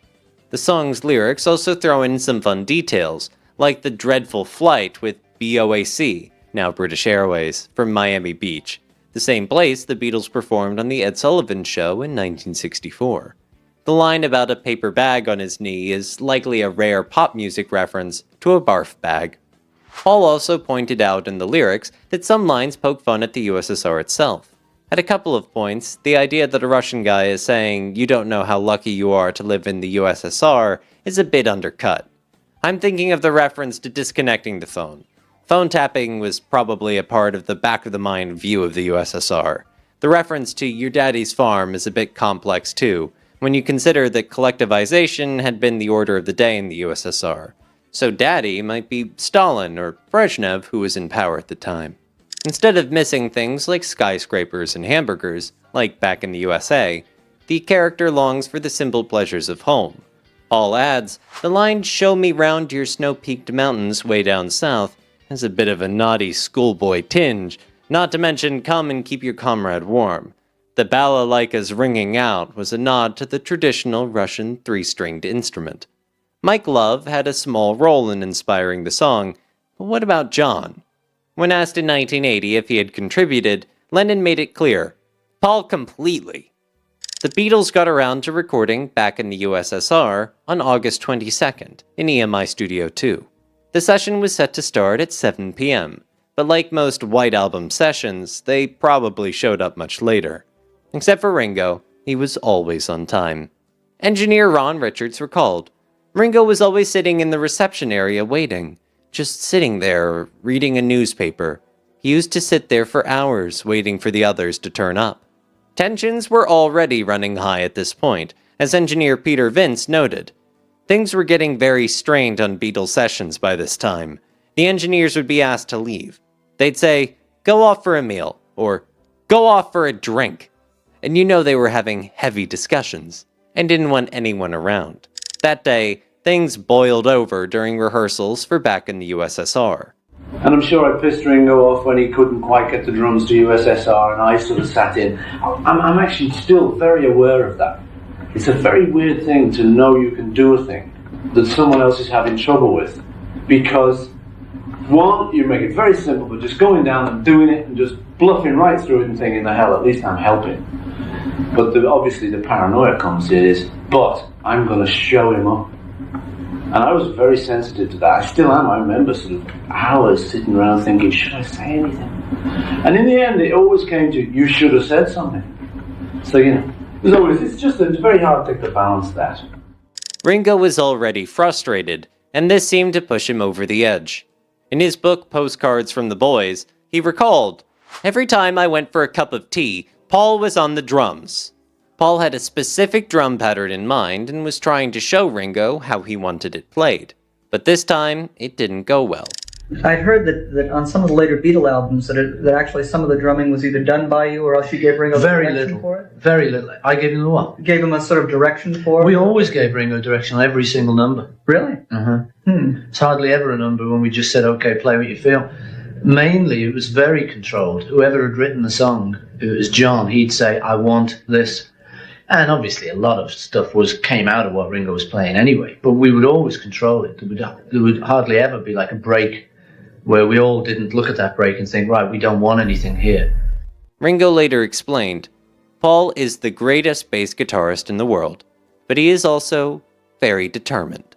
He goes on and on to see if he can get his own way. Ken Scott remembered, I remember Ringo being uptight about something. I don't remember what, and the next thing I was told was that he'd quit the band.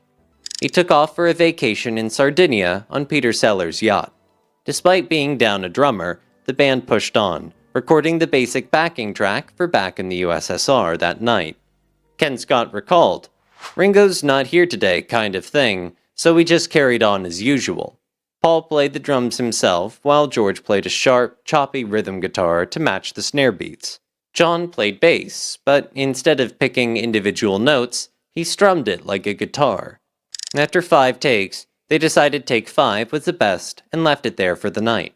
Even though they tried to keep Ringo's departure quiet, word got out. Kenneth Womack's book, Living the Beatles Legend, tells the story of a drunk drummer showing up at EMI Studios, claiming, I've come to play with the Beatles, after hearing Ringo had quit. Mal, ever the problem solver, slowly walked the guy out of the building while assuring him, Ringo hasn't left the Beatles, he's just on holiday.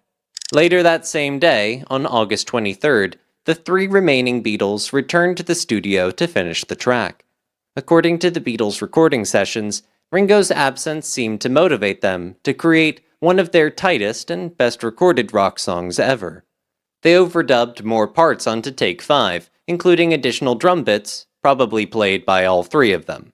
Paul added lead guitar, bass, and piano. John played rhythm guitar and even another drum part, while George contributed lead guitar and more bass.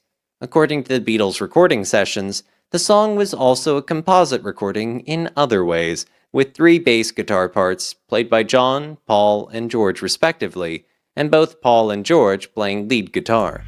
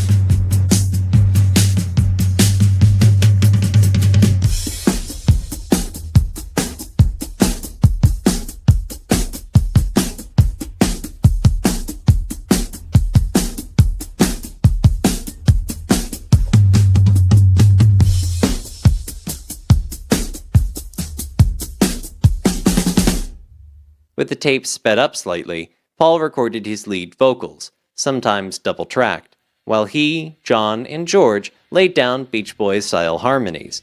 They even threw in some hand claps. Paul later admitted in the lyrics, there's a pretty blatant parody of a Beach Boys chorus in the background.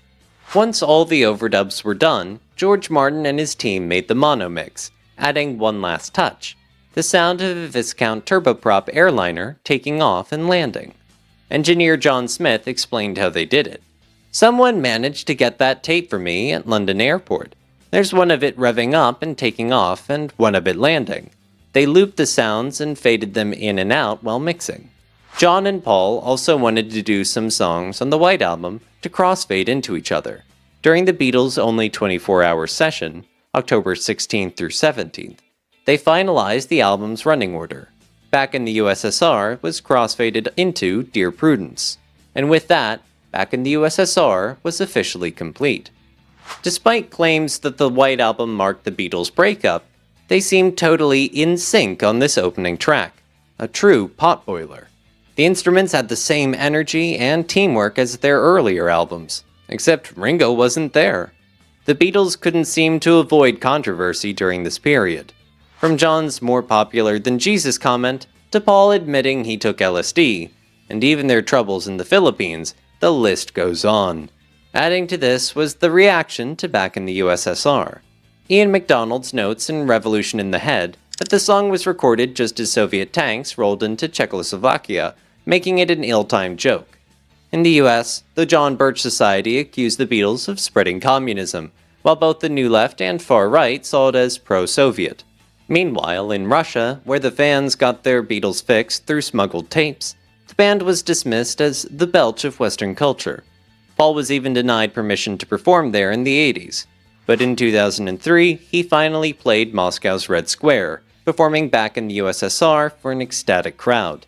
Reflecting on the song's origins, he called Russia a mystical land back then, and was happy to finally experience it firsthand. After the show, he proudly declared, "We finally got to do that one here."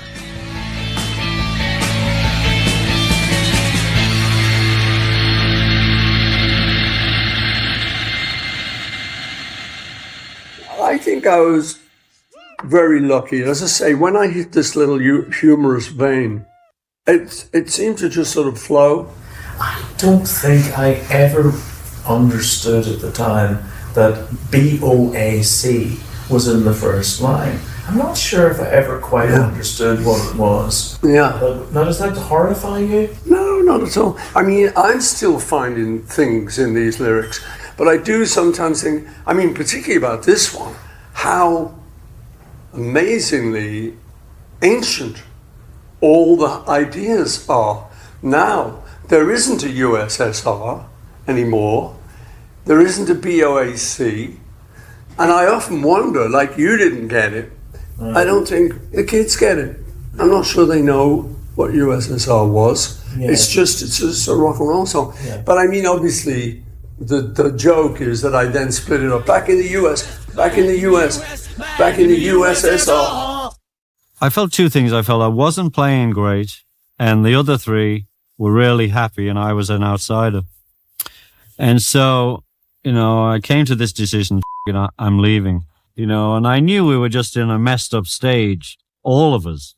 Then, it wasn't just me, it was the whole thing was going down. And I came back and went in the studio, and George had it decked out with flowers. It's just flowers everywhere. And John had sent me telegrams saying, "You're the best rock drummer, come on home." And I just felt good about myself again. And we'd got through that little crisis. That was lovely, Jeremy. We've lost the sub for good, or for bad, or for worse. Yes, I'm sorry about that. Dear Prudence is me. Written in India, song about Mia Farrow's sister, who went slightly balmy meditating too long and couldn't come out of the little hut that we were living in. And So they selected me and George to try and bring her out because she would trust us. She'd gone completely mental. If she'd been in the West, they would have put her away. Germany we got her out of the house. She'd been locked in 3 weeks and wouldn't come out, trying to reach God quicker than anybody else. That was the competition in Maharishi's camp. Who's going to get cosmic first?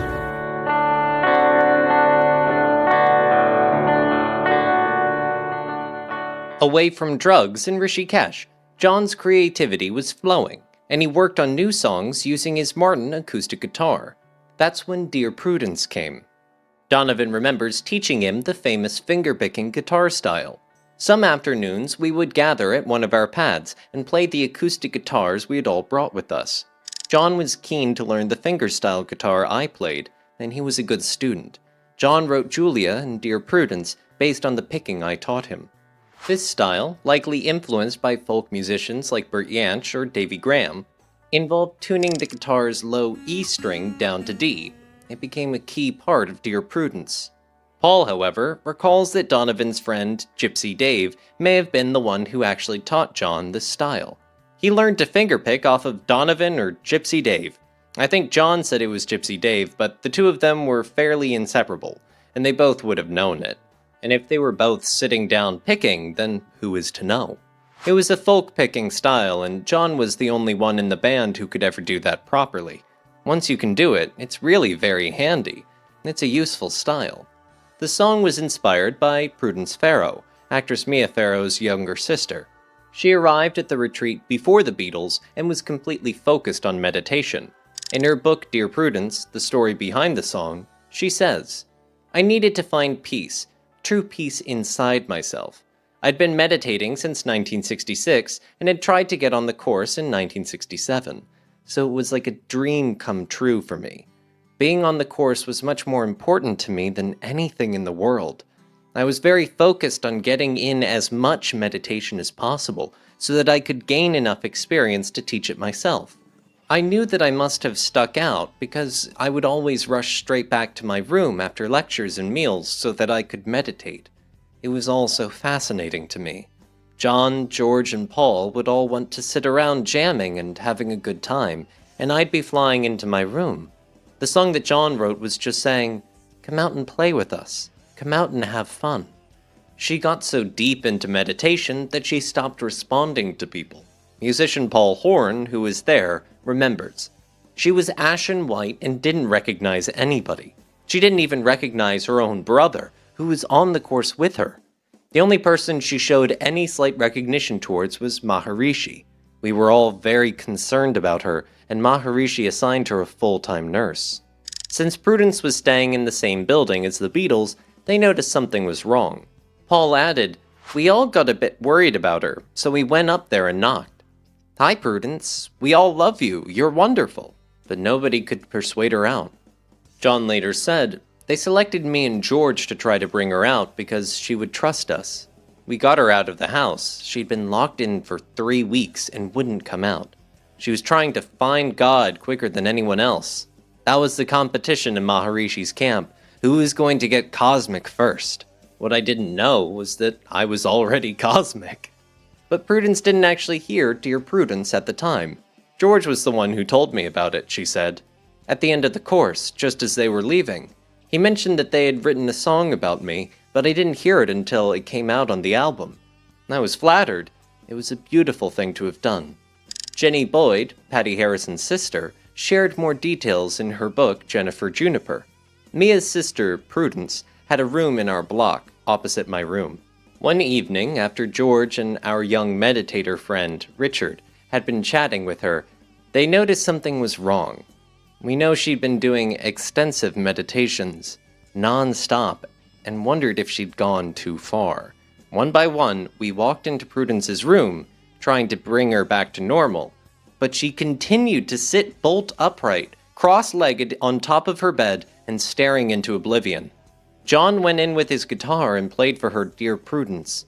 I went in with the flute I'd bought in San Francisco and made some sounds, but it was all to no avail. Prudence looked as though she was locked inside herself. Her condition got worse, and the following night she completely flipped out, shouting, throwing things around, and screaming. She was taken to Maharishi's bungalow, and from there was moved to Block 1, in the last row of the bungalows. A private nurse stayed with her around the clock, and in the doorway stood one of the guards. We heard later that her condition was probably more to do with the psychedelic drug she'd taken before becoming a meditator, but even so. After this incident, Maharishi advised us to take breaks in between long meditations. Despite the experience, Prudence stuck with meditation and became a certified teacher.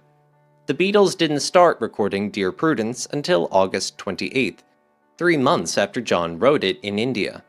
They had just finished Hey Jude at Trident Studios using 8-track equipment, since EMI Studios didn't have it yet, so they went back to Trident to record John's song the same way. Ringo was still away, so John, Paul, and George showed up at around 5 p.m. to get to work. Technically, they recorded just one take 1. But as Mark Lewison explains in the Beatles recording sessions, that doesn't tell the whole story. The 8-track facility meant that it could be recorded track by track, each one perfected over a number of times while simultaneously wiping previous attempts. This method of working makes the take 1 statistic look distinctly silly, for although it was just one take, it was innumerable recordings. Basically, they built the song layer by layer. John played his Epiphone Casino electric guitar using that signature fingerpicking style. George added a distorted lead guitar part on his Gibson SG Standard, and Paul filled in on drums. The session didn't wrap up until 7 a.m. the next day, so they clearly spent a lot of time perfecting everything. And since Trident was a commercial studio, Unlike EMI, which the Beatles basically had unlimited access to, EMI had to pay up. £431 in studio fees, engineer overtime, and blank tape.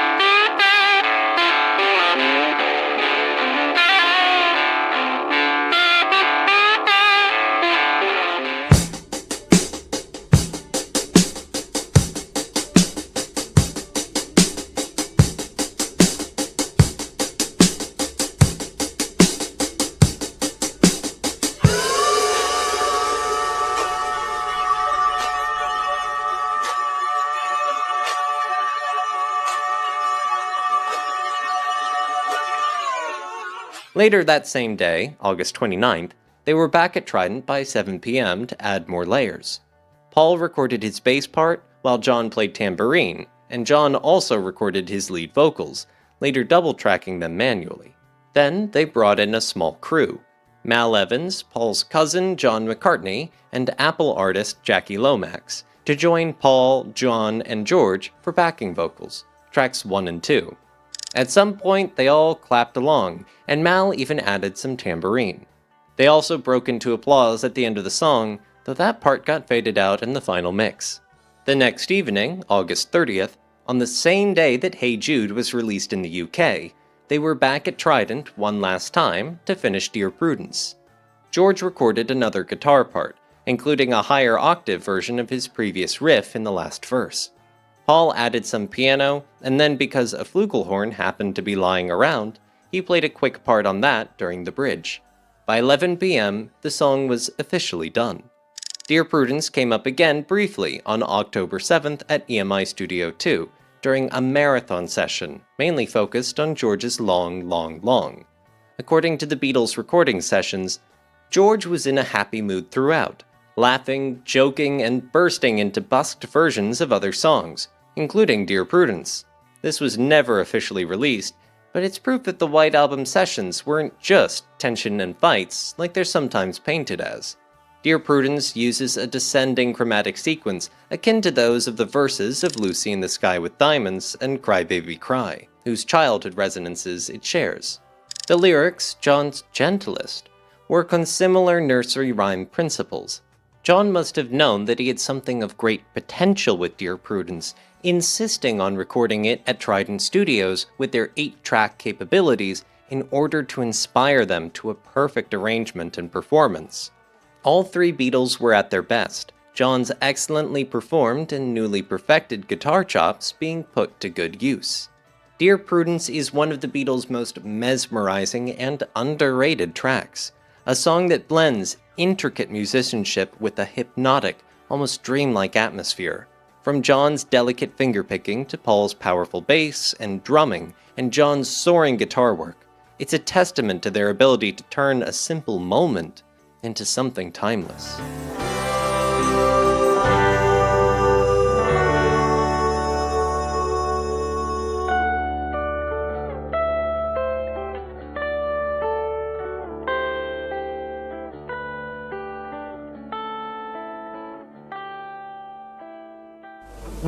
We're just in it as drawings, and it's like us animated goes through it, you know. But did Mystery Tour put you off making a film completely yourselves? Yeah, we're only ever going to be cartoons forever now, because they really put us off those. It's a new career piece. No good damn critics. The film makes, the cartoon makes a bit of fun of the Maharishi. Does this mean that you've finished with him now? He's a figure of fun. Not finished with, but we're over that phase. It was a bit of a phase. But he's still a nice fella and everybody's fine. When the Beatles hit the US stage for the first time on The Ed Sullivan Show on February 9th, 1964, all eyes and ears were on their fresh and exciting sound. Nobody in the screaming crowd that night was really paying attention to the lyrics. If you watch the performance today, you'll see what I mean. When Paul sang, "Close your eyes and I'll kiss you, tomorrow I'll miss you," nobody was overanalyzing the words. It just meant what it meant. But fast forward a couple of years and things changed. Those same fans might have been scratching their heads trying to figure out what Beatle lyrics like "turn off your mind, relax and float downstream" really meant. Before long, they were wondering about Marmalade Skies, Yellow Matter Custard, and where exactly Strawberry Fields was. And who was the fool on the hill anyway? If you listened closely, maybe you'd find the answers hidden in the songs. For the fans who loved digging into Beatles lyrics for clues, the White Album gave them something new to obsess over. Track 3, Glass Onion, seemed like it might finally reveal some missing pieces. Or did it?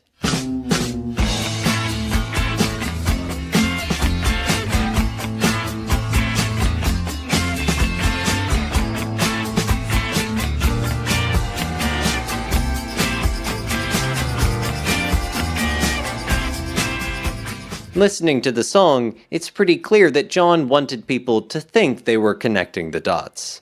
I was having a laugh because there'd been so much gobbledygook about Pepper, play it backwards, stand on your head, and all that, John said in 1970. He wasn't actually giving fans real clues. He was just messing with them, just like he had done before with I Am the Walrus.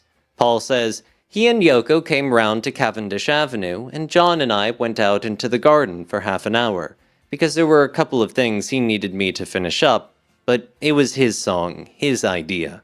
It was a nice song of John's. We had a fun moment when we were working on the bit, "I've got news for you all, the walrus was Paul," because although we'd never planned it, people read into our songs and little legends grew up about every item of so-called significance. So on this occasion, we decided to plant one. What John meant was that in the Magical Mystery Tour, when we came to do the costumes on I Am the Walrus, it happened to be me in the walrus costume. It was not significant at all, but it was a nice little twist to the legend that we threw in. But it was John's song. I'd guess I'd had a minor input or something as we finished it up together. We still worked together, even on a song like Glass Onion, where many people think there wouldn't be any collaboration. Glass Onion? That's me just doing a throwaway song, a la Walrus, a la everything I've ever written. Which you, I'm throwing the line in, the Walrus was Paul, just to confuse everybody a bit more, and because I felt slightly guilty because I'd got Yoko and he'd got nothing, and I was going to quit. Bungalow and so I thought, Walrus has now become meaning I am the one. Right. And he didn't mean that in the song originally, it just meant it could have been I'm the fox terrier, it's just a bit of poetry. So it was just thrown in like that. John explained further in 1970. At that time, I was still in my love cloud with Yoko. I thought, well, I'll just say something nice to Paul, that it's all right and you did a good job over these few years, holding us together. He was trying to organize the group and all that, so I wanted to say something to him. I thought, well, he can have it. I've got Yoko. And thank you. You can have the credit. The Beatles began recording Glass Onion on September 11th. They recorded 34 takes of the rhythm track, with John on acoustic guitar and guide vocals, George on Stratocaster, Paul on Fender jazz bass, and Ringo on drums. Most takes were about 1:50 long, though take 15 extended into a 6-minute jam. Take 33 was the best of the day.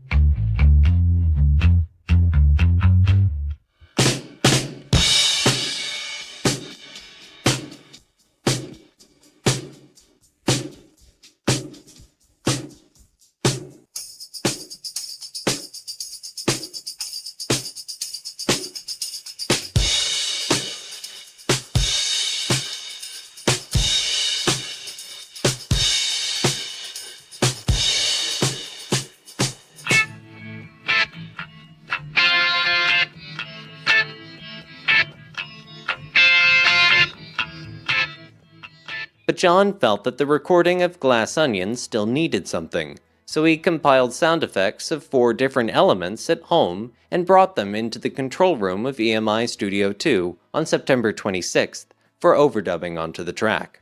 A 4-track tape was created for the purpose of this overdub. Track 1 contained a telephone ringing, Track 2 contained a single note of an organ, Track 3 contained BBC television soccer commentator Kenneth Wolstenholme shouting, "It's a goal!" over and over with a cheering crowd in the background, and Track 4 contained the sound of a window being smashed. It's a goal! It's a goal! It's a goal! It's a goal! All 4 tracks had these elements repeated over and over, similar to what we saw in Revolution 9.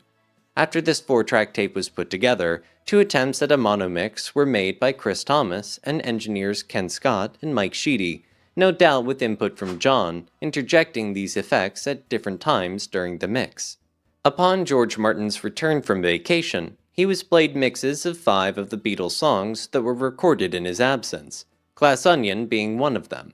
He was unimpressed by John's sound effects, though, and convinced him to let him score a part for strings to complement the song nicely. John relented, and the tape box containing Glass Onion with the strange sound effects was marked "Do Not Use," which of course was readily noticed when compiling the Anthology 3 album. With the allotted time for finishing the album coming to a close, the needed session to record the string arrangement for Glass Onion happened on October 10th. 8 musicians were brought in for the overdub on the song, as well as on George's Piggies. An eerie orchestral score was recorded as an edit piece for the conclusion of Glass Onion, which slowed in tempo as it progressed. It seems that, paired with A Beginning, George Martin was really into weird, experimental pieces intercutting with the Beatles songs, which really complemented the recordings. I can't imagine Glass Onion without those strings.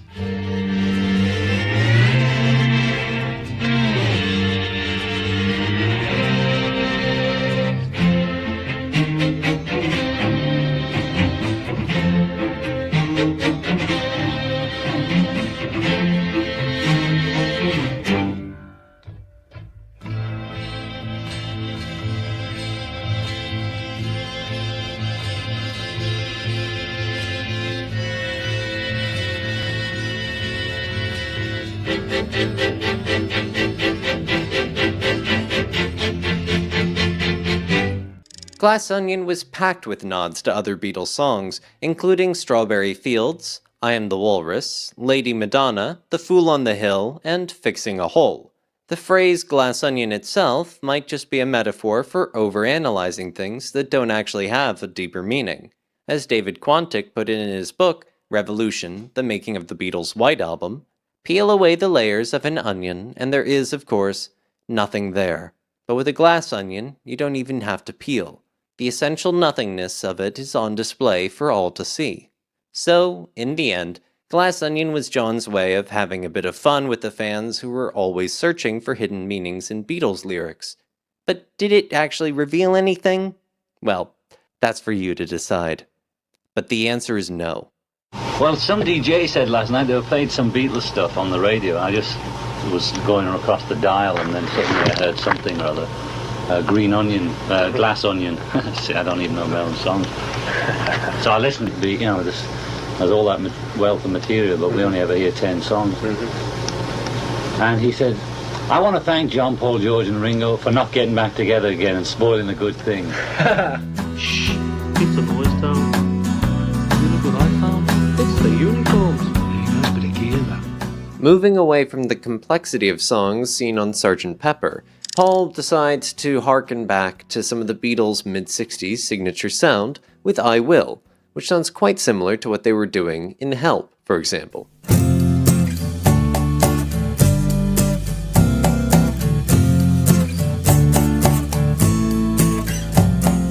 Though this track is a very simple, laid-back sound, it took a whopping 67 takes to get it done, in true McCartney fashion, though many of the takes were false starts. I had the melody for quite a long time, but I didn't have lyrics to it, Paul said. I remember sitting around with Donovan after our day of meditation, and I played him I Will, and he liked it, and we were trying to write some words, We kicked around a few lyrics, something about the moon, but they weren't very satisfactory. And I thought the melody was better than the words, so I didn't use them. I kept searching for better words, and I wrote down my own set in the end. Very simple words. I think they're quite effective. It's still one of my favorite melodies that I've written. Since Paul said he had the melody for a long time, and there were no straightforward love ballads on Pepper or Magical Mystery Tour, one could suppose he had the tune since 1966 or before. As for the credits, it's safe to say that Paul wrote it all. On January 13th, 1969, when he was being interviewed during the Get Back sessions, we can see him saying, "It's like, we were trying to get the last verse to I Will, and eventually I just ended up doing it, because we couldn't actually do it," referring to his and John's lack of collaboration in recent times. We can infer from this phrase that Paul asked John for help in writing the words for the last section of I Will, but John didn't cooperate, so Paul wrote the lyrics by himself. As for who it is for, Paul reveals, "Just because I was involved with Jane Asher at the time doesn't mean the song is about Jane. When I'm writing, it's as if I'm setting words and music to the film I'm watching in my head. It's a declaration of love, yes, but not always to someone specific. So this is me in my troubadour mode." At the time, Paul was influenced by Brazilian bossa nova, in the likes of Tom Jobim or João Gilberto, trying to mimic that Latin American mambo and rumba feeling. Paul played acoustic guitar and added a sung bass part on it, and softened his already sweet lead vocal with automatic double tracking, a recording technique designed to enhance the sound of voices or instruments during the mixing process. George didn't take part in the recording, and John and Ringo added percussion, maracas, bongos, and cymbals.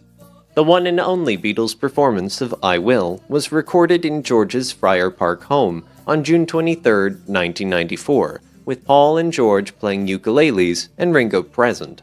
They performed this quick run-through while reminiscing on songs they had composed while in Rishikesh, India, but Paul played the song solo many times. I Will, despite its short length and bare production, was a catchy sing-along that brought back the Beatles' earlier sound, and it gave us good cover versions, such as Peter Serafinovich's one. The song endures and blends in well with the Beatles, and Paul's, extensive catalog of timeless love ballads. I Will proves that no one can write a love song as effortlessly as Paul McCartney.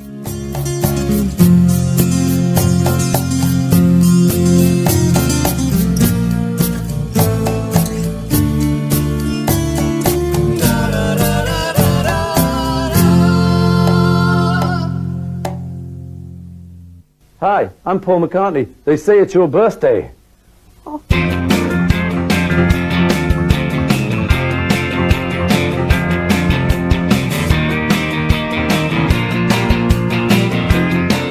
Most people know that the Beatles wrote most of the White Album songs while in India, but some were written before, like Piggies, and some after, like Martha My Dear.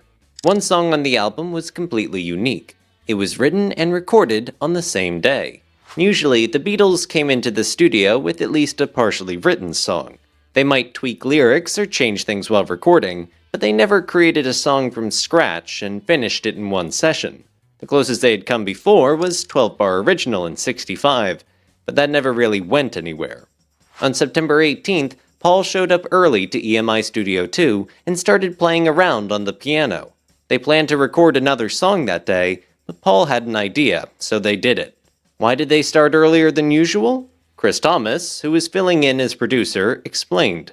I had mentioned to Paul a couple of days earlier about The Girl Can't Help It being on television during this evening. This 1956 rock and roll movie was a big deal to the Beatles when they first saw it in 1957. It featured performances by their heroes like Eddie Cochran, whose song 20 Flight Rock Paul played when he first met John. The movie was finally airing on British TV for the first time, and since there were no recordings back then, they didn't want to miss it. So they planned to start early, record a song, watch the movie at Paul's house, and then return to finish the track. Paul was the first one in, and he was playing the birthday riff. Eventually, the others arrived, by which time Paul had literally written the song right there in the studio. We had the backing track down by about 8:30, popped around to watch the film, and then came back and actually finished the whole song. It was all done in a day. Paul later explained that the song's riff was inspired by classic rock songs. We often started a session with a riff, and for us, the riff of riffs was Little Richard's Lucille.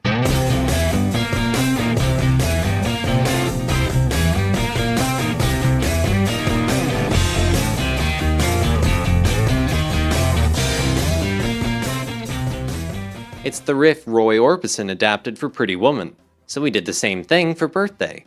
All very basic stuff. Talking about how the song came together, Paul said, "The film The Girl Can't Help It was on television, an old rock film. Fats Domino, Gene Vincent, and Eddie Cochran were in it, and we wanted to see it. So we started at 5 o'clock and just did a backing track, a very simple 12-bar blues thing with a few bits here and there. We had no idea what it was going to be or what was going to go on top of it. We'd just say 12 bars in A, then change to D, then do a few beats in C. And then we really just did it like that. A random thing. We didn't have time for anything else. Then we went back to my house, watched the film, and then we went back to the studio and made up some words to go with it all, which were, they say it's your birthday, well, it's my birthday too, yay. And this song was just made up in an evening. We hadn't ever thought of it before then. It's one of my favorites because it was instantaneous. And also it's a good one to dance to. Even though the Beatles had stopped touring, Paul was clearly thinking about live performances again. Birthday is one of those songs that was written to be played in a live show, with a view to being performed, because there's always someone who's got a birthday. Some of my songs have functions above and beyond merely getting themselves into the world. Two of the lines I'd focus on are, I would like you to dance, take a cha-cha-cha chance. I'm reminded that another band that was very much to the fore then was The Who. They had a very memorable moment in my generation, which involved what we used to call a stammer, or a stutter, on the phrase, fade away. But when you go fade on live British television, that gets people's attention. I remember that moment quite vividly, and that impediment, let's call it, informed the cha-cha-cha in Birthday, just as Birthday informed the cha-cha-cha in David Bowie's Changes. Being a songwriter is about picking up the baton and holding it for a while, and then passing it on. John said in a 1972 interview that Birthday was written by both him and Paul, but in 1980 he downplayed his role, saying, Birthday was written in the studio, just made up on the spot. I think Paul wanted to write a song about birthday, probably because of Happy Birthday Baby, the old 50s hit, but whatever, and it was sort of made up in the studio. A piece of garbage. It's my birthday too. I never quite understood that. It's garbage, yeah. But one interesting thing is the sound. We put the piano through an amplifier, a guitar amplifier, and put the tremolo on it, and that's the most memorable thing about that. It might have been the first time that happened.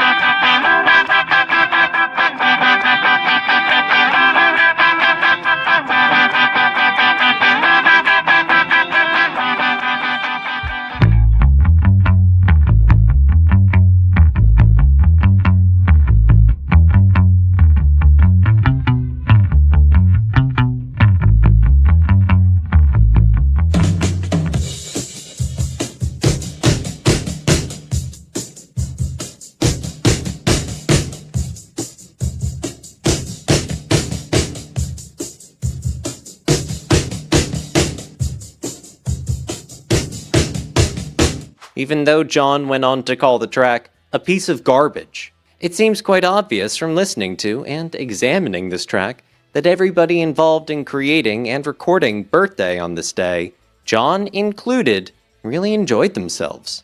Enthusiasm was running high, and everyone put away the beefs they had with each other and let it rip, creating heavy metal Beatles that was sure to please 50s rock enthusiasts, as well as headbangers for generations to come.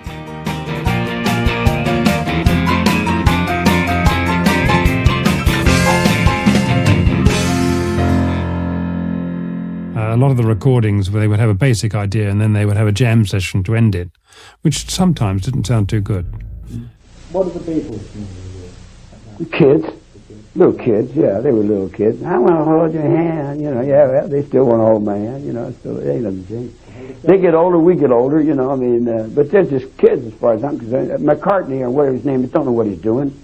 He's up there making music with people that's creating babies all across the country, that he's the father of all kinds of things that he doesn't even have the brains to realize, you know. You don't lay with that snake, or the snake is going to eat you sooner or later, you know. Then you look down the street and you wonder why your children are all wondering, you know, it's all kinds of different ways and things of doing all kinds of stuff. That's why all that Manson stuff was built around George's song about pigs, right, and Paul's song about an English fairground. Yeah. Has nothing to do with anything, and least of all to do with me. Yeah. I gave George a couple of lines about forks and knives and eating bacon. Which one is that? Which song? On Piggies or whatever, that famous Little Piggies depression song that he wrote.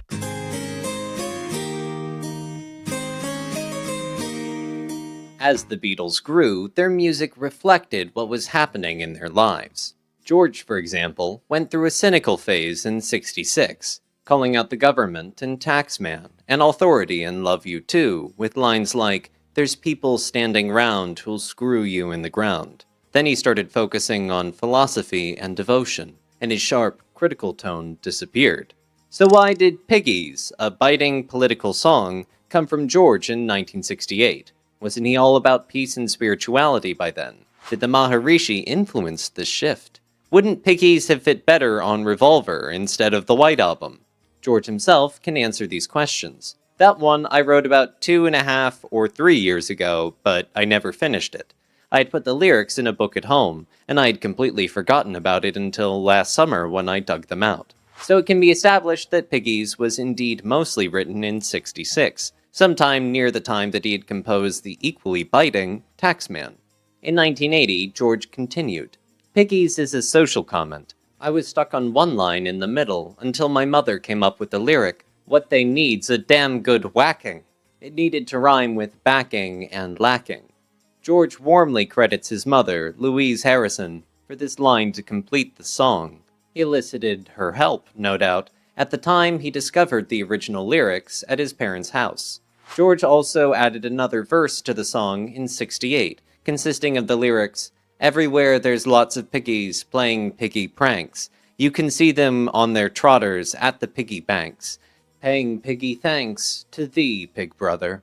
George Orwell's work heavily influenced the lyrics of Piggies, particularly his 1945 novel Animal Farm, which used political allegory. The book's famous line, "All animals are equal, but some animals are more equal than others," echoes themes George explored in the song. Additionally, the unused lyric "Pig Brother" was a clear nod to Orwell's 1984, a connection George even mentioned on The Dick Cavett Show in 1971. However, he left this verse out when recording the song, instead debuting it live in Japan in December 1991. John contributed a few lines, recalling in 1980, George seemed unsure about the bacon reference, awkwardly changing it to clutching forks and knives to cut their pork chops. David Quantick in Revolution, the making of the Beatles' White Album, interprets the song as a critique of class divisions.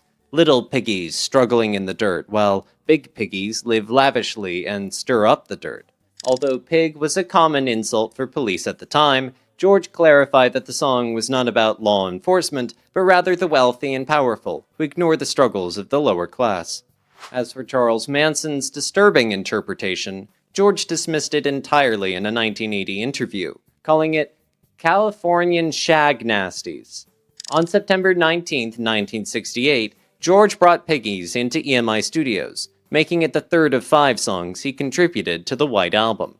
The Beatles began recording at 7:15 p.m., with Paul on bass, Ringo on tambourine and kick drum, George on acoustic guitar, and his guide vocal. John did not participate in this session. While exploring Studio One, Chris Thomas discovered a harpsichord, originally set up for a classical recording. Unable to move the instrument, the group relocated their session to Studio One.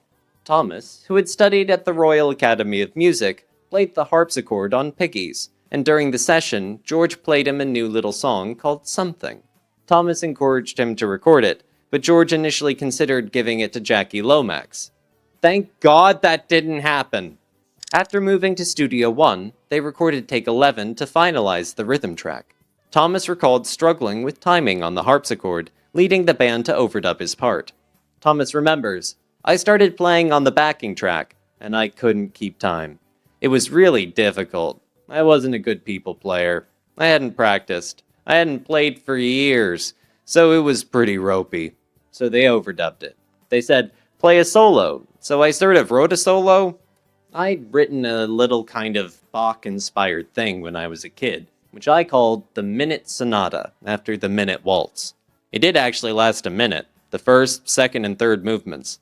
That's why I was sort of used to fiddling around playing.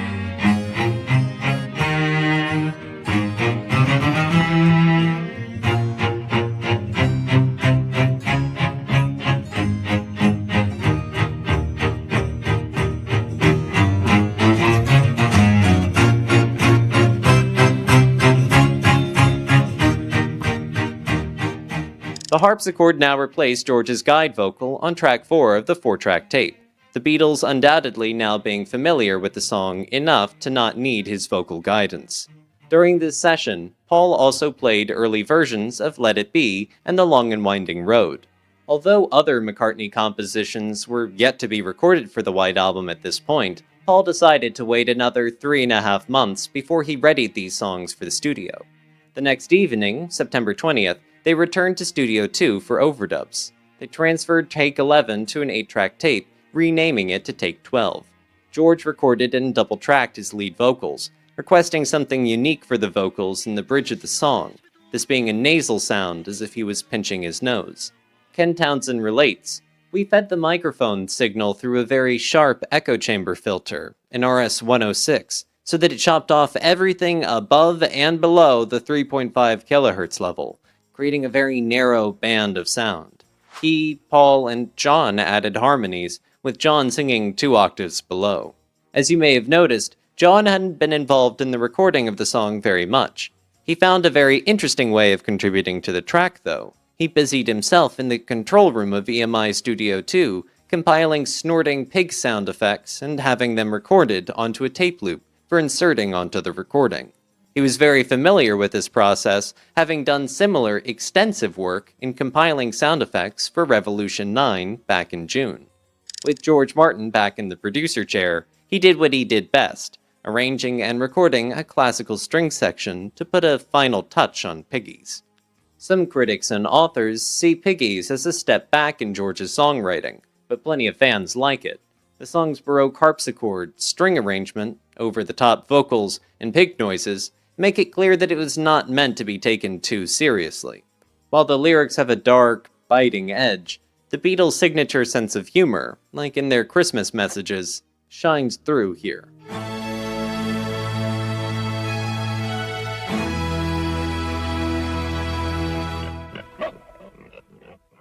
The idea of the happiness of the warm gun thing is from an advert in an American paper.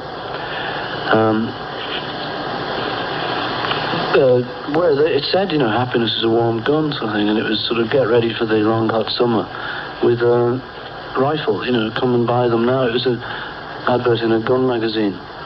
you know, and it was so sick, you know, the idea of come and buy your killing weapons and come and get it. And it was just such a great line, that happiness of a warm gun, that John sort of took that and uses that as a chorus. Yeah. And the rest of the words, I think they're great words, you know. It's a poem. It's a poem when it finishes off, happiness is a warm gun. Yes, it is. So in fact he's probably fairly serious about... Oh, it's as serious as anyone ever gets, you know. I mean, it's not deadly serious. You know what I mean? It's just words, and if you sort of really taxed him on it and said, you know, would you be willing to die for these words? I'm sure he wouldn't. I'm sure it's not really serious. But the good words, I'd stick up for anyone who's sort of worried about him. You know, it's just good poetry.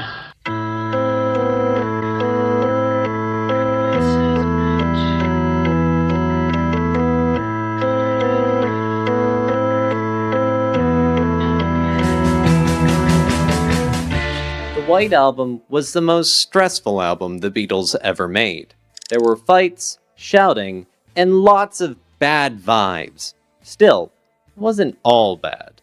One standout was the recording of Happiness is a Warm Gun.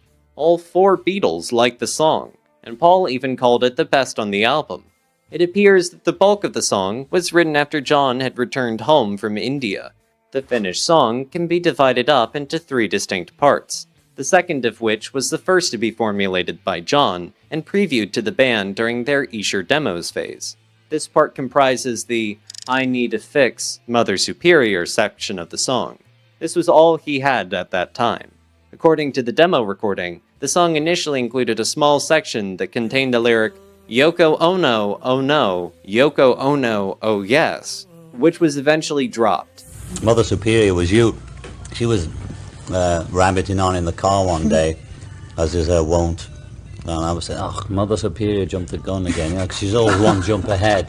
So that was Yoko, really, that little section. And they're all separate songs, so I was telling you that.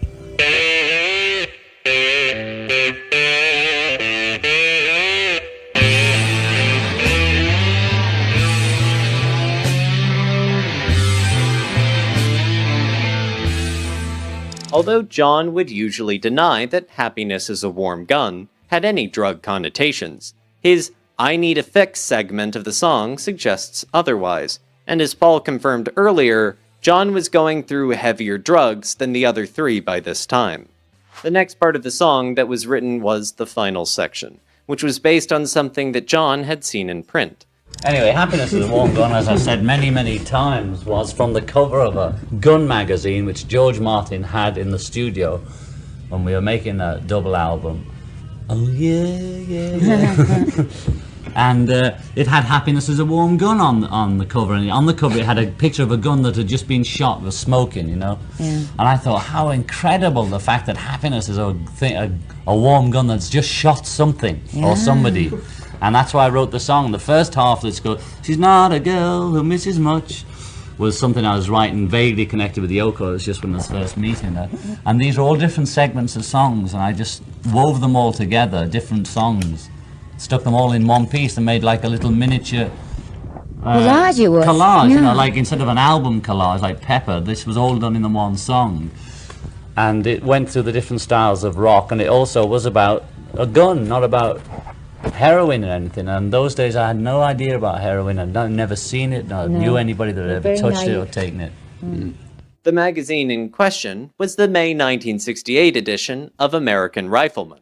The phrase in the magazine was actually a humorous but dark takeoff of the Peanuts cartoon phrase, happiness is a warm puppy. The irony in John's choice of subject matter didn't escape many people's notice as the end of 1980 came around, especially not Paul's. I was thinking the other day about how poignant it was that John, who was shot in such tragic circumstances, should have written this song. As for other lyrics used in this section of the song, John relates, "It was at the beginning of my relationship with Yoko, and I was very sexually oriented then. When we weren't in the studio, we were in bed. These sexual thoughts resulted in the lines, 'When I hold you in my arms, and I feel my finger on your trigger.'"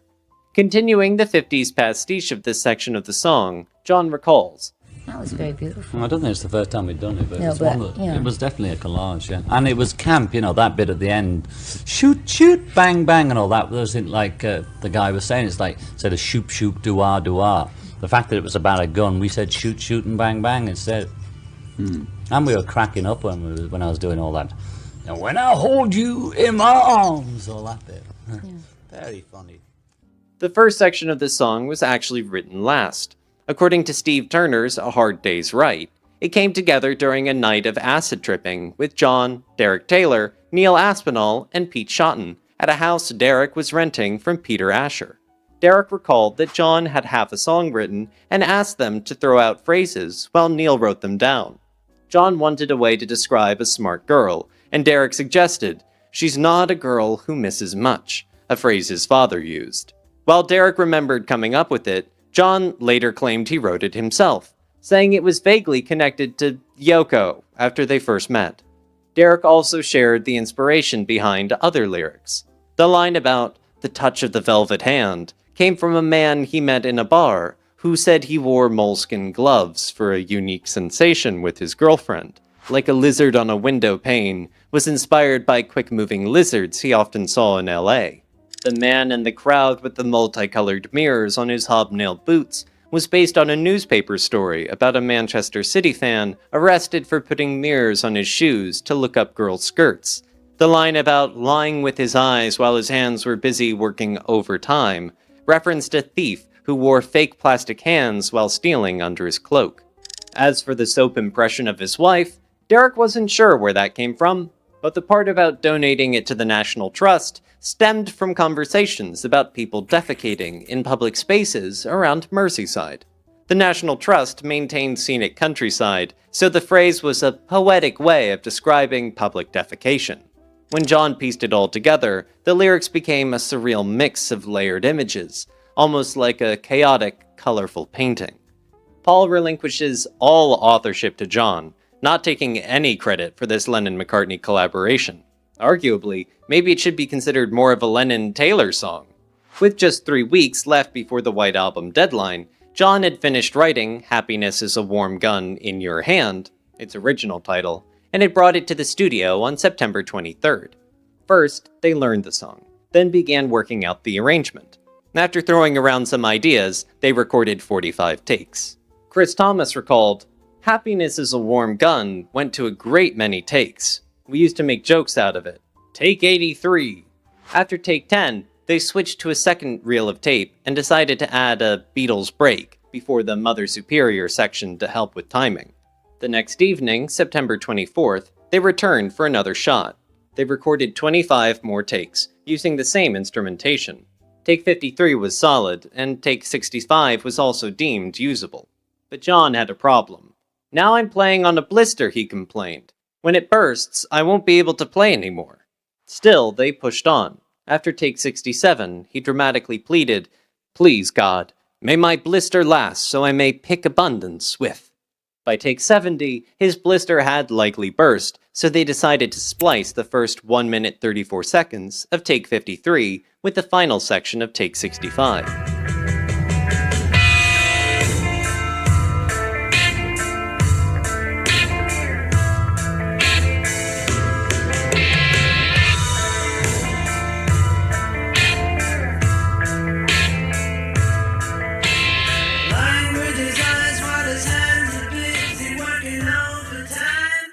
Self-impression of his wife, which he ate and donated to the National Trust.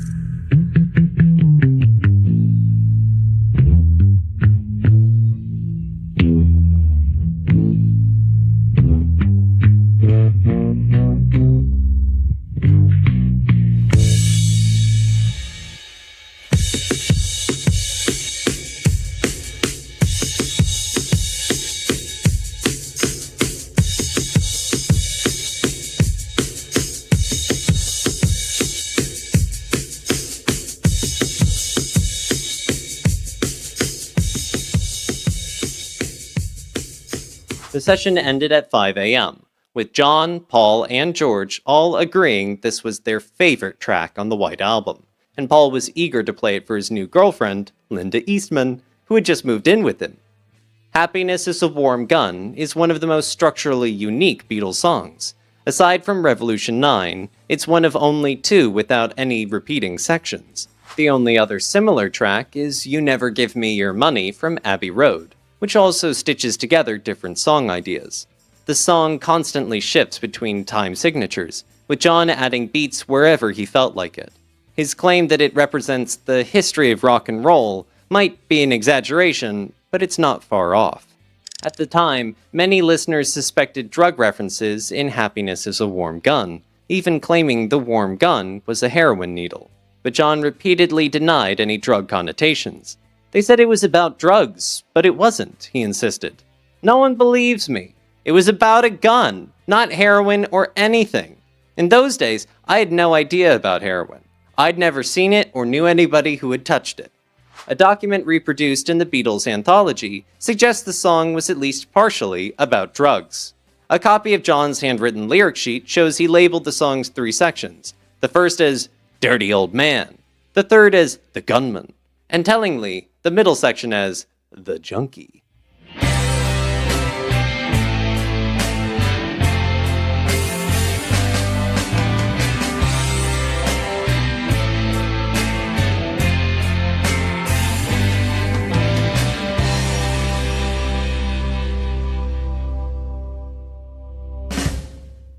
Well, I like,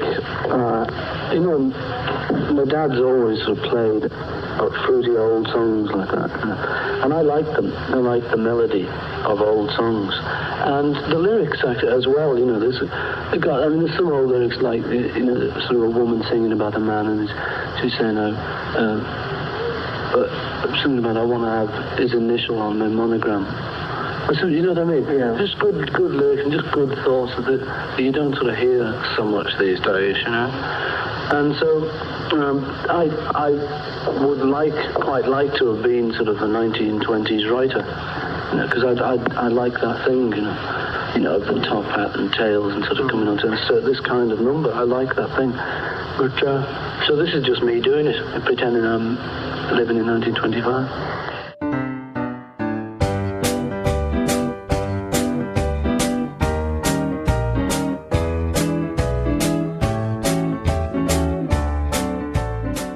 Author Kevin Howlett suggests that Paul may have been emulating the Marilyn Monroe character Sugar Cane in the movie Some Like It Hot, which is set in 1929.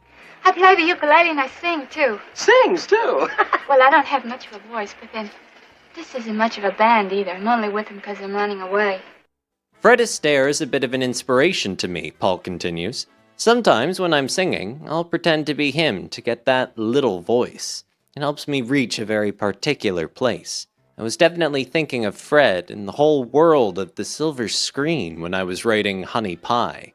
I fell in love, not only with Fred, but also with all those other beautiful singers I'd heard throughout my childhood. The Beatles entered London's Trident Studios on October 1st, 1968, for what became a week's worth of recording sessions at this facility. Trident Studios were used by the group earlier in these sessions, such as with the recording of the song Hey Jude, primarily to take advantage of their 8-track recording capabilities, something EMI had yet to institute. However, by this point, the Beatles did have access to 8-track recording at EMI, so this week's work was either for a change of scenery, as Mark Lewison's book The Beatles Recording Sessions suggests, or because this week was already fully booked at EMI.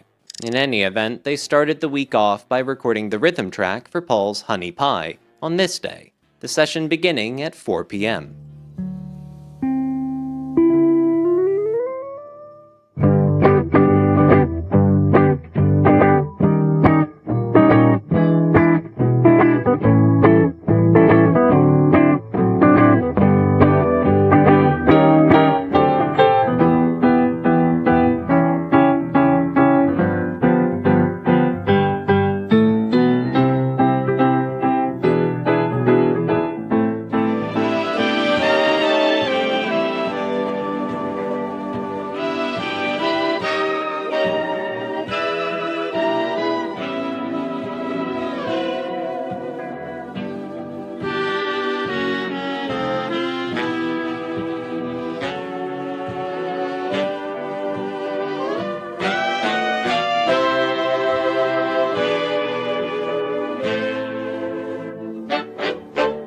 John plays a brilliant solo on Honey Pie, George remembered in '87. It sounded like Django Reinhardt or something. One of those moments where you could just close your eyes and hit all the right notes, like a little jazz solo. According to the Beatles' recording sessions, the line "Now she's hit the big time" was heavily filtered and layered with the sound of an old phonograph to mimic a worn-out 78 RPM record.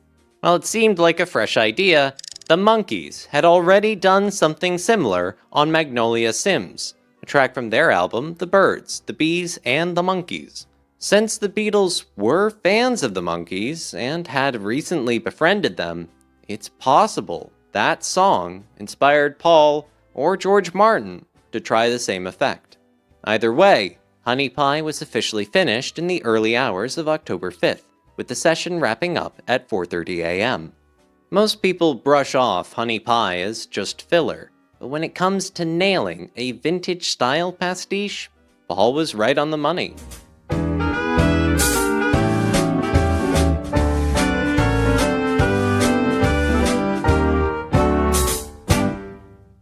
We were involved with a hell of a lot of things that we didn't particularly want to be involved in, or that maybe we did want to be involved in, but we didn't want everybody else to be involved in.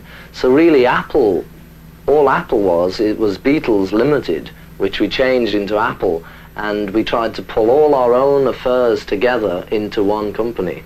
And we thought of the idea of being able to do records without having to go to somebody and say, please, can we do a record? Which we still had to do even up to, say, 2 years ago. The sort of 5 years of our success was really trying to be ourselves and trying to get control of ourselves.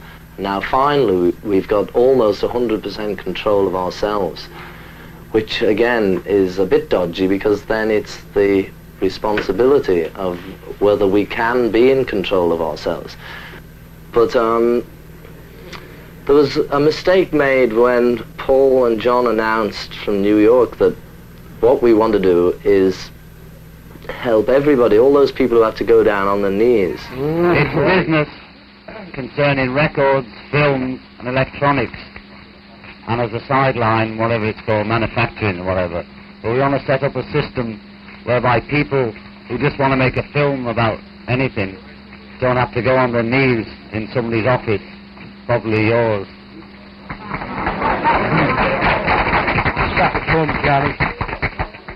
To big businesses, we want to help them so that they don't have to go down on their knees. In actual fact, that was a mistake, because yes, we would like to do that, but the trouble is that to find people, really talented people, you have to go and find them.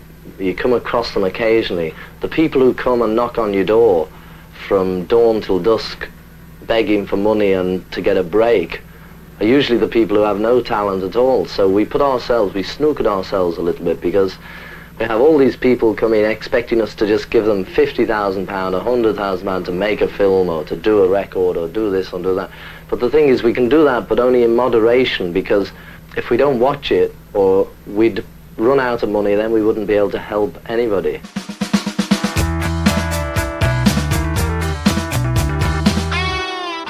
Savoy Truffle is a funny one, written whilst hanging out with Eric Clapton in the 60s, wrote George in his book, I Me Mine. At that time, he had a lot of cavities in his teeth and needed dental work.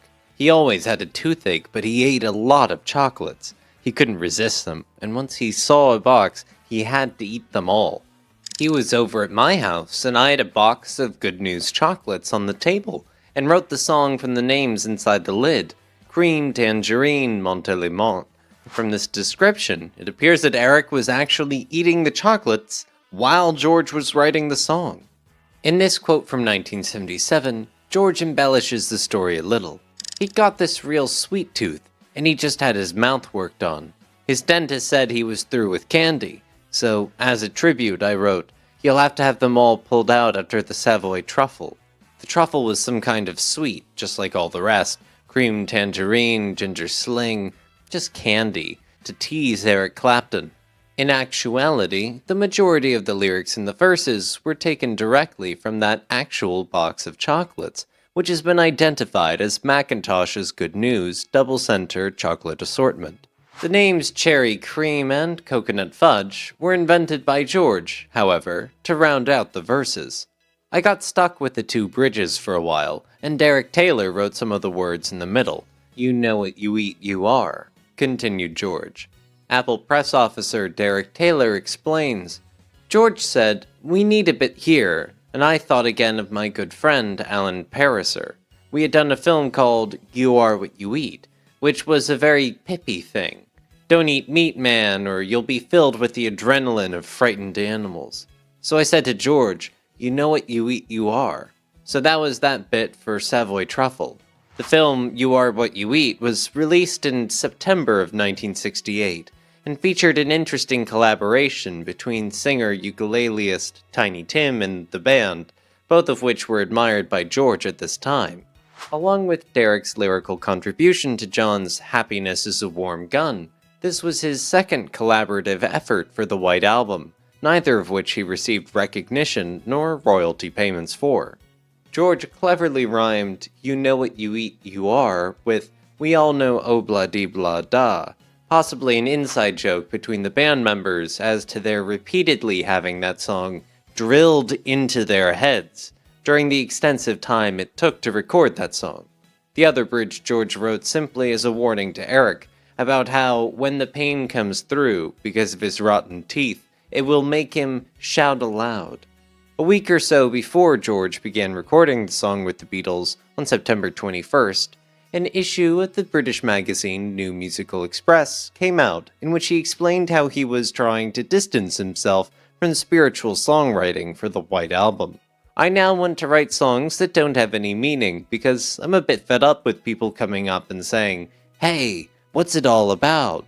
What's it mean? This next album is much simpler than Pepper because it's more down to guitars, bass, and drums, and maybe a piano.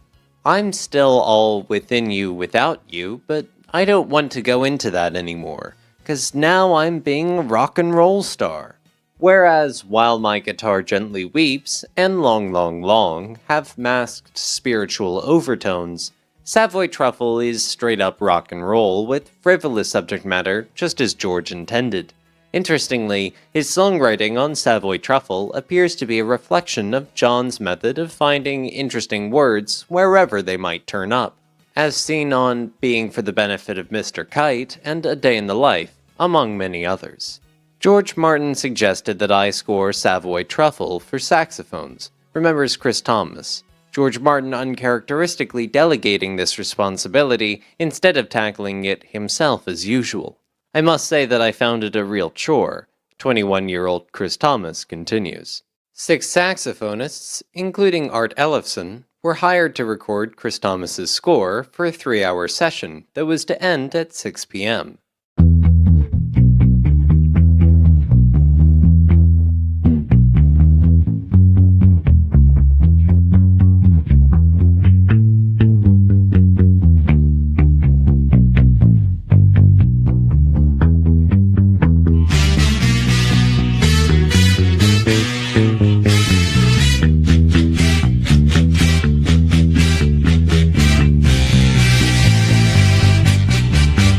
Engineer Brian Gibson remembers, the session men were playing really well. There's nothing like a good brass section letting rip, and it sounded fantastic. But having got this really nice sound, George turned to engineer Ken Scott and said, right, I want to distort it. So I had to plug up 2 high-gain amplifiers, which overloaded and deliberately introduced a lot of distortion, completely tearing the sound to pieces and making it dirty. The musicians came up to the control room to listen to a playback, and George said to them, before you listen, I've got to apologize for what I've done to your beautiful sound. Please forgive me, but it's the way I want it. I don't think they particularly enjoyed hearing their magnificent sound screwed up quite so much, but they realized that this is what George wanted, and that it was their job to provide it.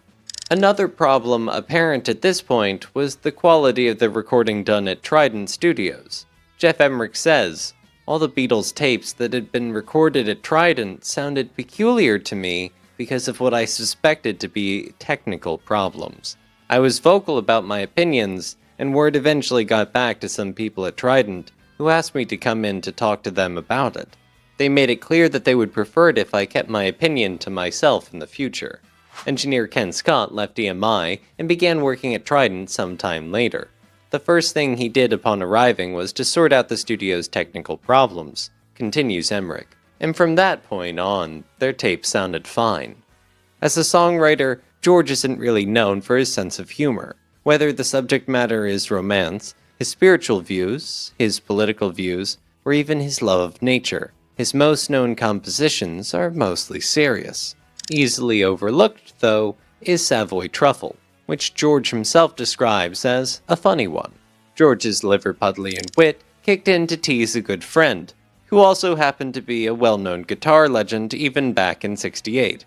Their friendship, even after Eric married his ex-wife Patty, continued for the rest of George's life, which defines what a truly unconditional friendship should be.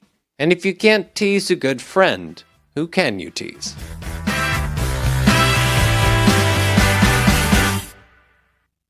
Would you like to do it again?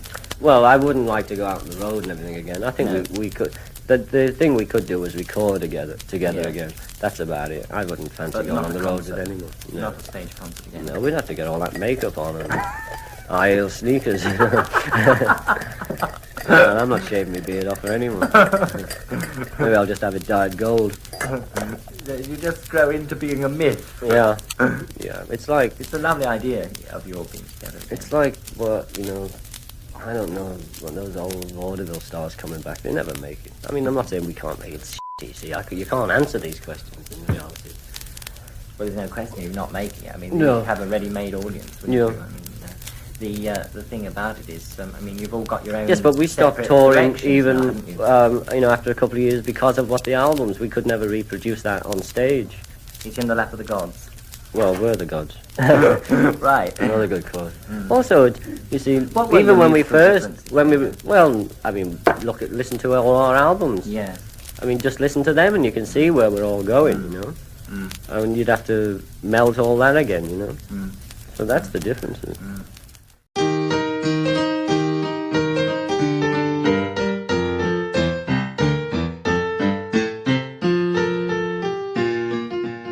Early on, the Beatles songs were all pretty much about one thing: love.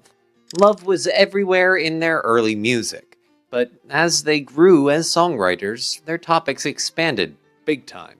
They started writing about all sorts of things: novelists, weed, Eastern spirituality, murder, and even complete nonsense. So would it be weird for Paul to write a song for his 3-year-old sheepdog? Not at all. Paul recalled how the song came about. You see, I just start singing some words with the tune, and it's, you know what I mean? I don't ever write a song thinking, now I'll write a song about. I do sometimes, but mainly I don't. And mainly I'm doing a tune, and then some words come into my head, and these happen to be more than my day, although I spend days in conversation. It doesn't mean anything, but those just happen to come into my head. So that's what this song's about. So it is about my dog. But I don't particularly want her to remember me. Like the song is about Martha Luther King. I don't mean it. But, like, you make up songs, you don't make up songs trying to make a serious... I don't ever try to make any sort of serious social point. I just make it because I've got to have words to use it, So I make up any kind of... So, you can read anything you like into it, but really... it's me singing to my dog. When I was teaching myself piano, I liked to push myself, and this started almost as a piano lesson piece. It's quite hard for me to play, more complex than my usual style. Some people were surprised I played it at all. Then, as I was coming up with words, just making sounds, the phrase, "Martha, my dear," came out. I mostly just played chords and a bass line since we'd sing over it. I didn't want to play too much, so the melody and lyrics had space. But Martha, my dear was the most complex thing I ever did. It was actually contrapuntal, with 2 parts at once. George once told me, I could never write songs like that. You just make them up. They don't mean anything to you. I think deep down, they do mean something, but on the surface, they're often fantasy, like Desmond and Molly, or Martha My Dear. I mean, I wasn't really talking to Martha. It was more of a general affectionate message, but in an abstract way. Martha was a lovely little dog. I adored her. One side effect was that John warmed up to me. He was usually very guarded because of his tough upbringing, but seeing me with Martha made him open up. Martha passed away in 1981 at 15 years old. One of her puppies, Arrow, appeared on the cover of Paul's Paul is Live album. Some lyrics, like "Hold your head up, you silly girl," and "Hold your hand out," sound like they could be directed at a pet, but other lines suggest Paul was singing to a former love interest, possibly Jane Asher, who had recently ended their engagement due to his infidelity. Lines like, "You've always been my inspiration," "Don't forget me," and "You and me were meant to be," could hint at Jane, since Paul wrote several songs about her. "All My Loving," "We Can Work It Out," "You Won't See Me." While Paul never confirmed this, he did admit that on a deep level, his lyrics often had meaning to him, so maybe Jane was on his mind when he wrote it. Ian MacDonald, in Revolution in the Head, suggested that "Happiness is a Warm Gun" may have inspired Martha My Dear.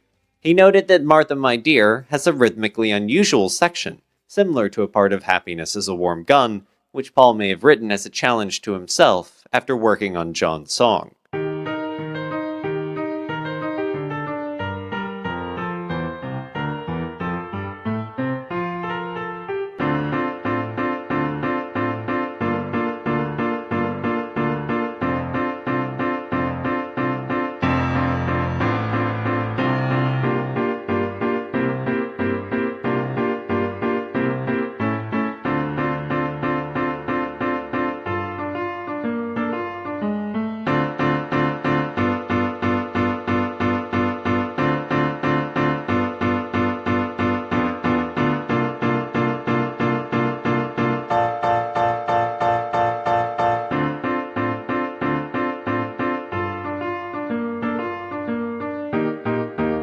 Paul shared another interesting detail in his book, The Lyrics.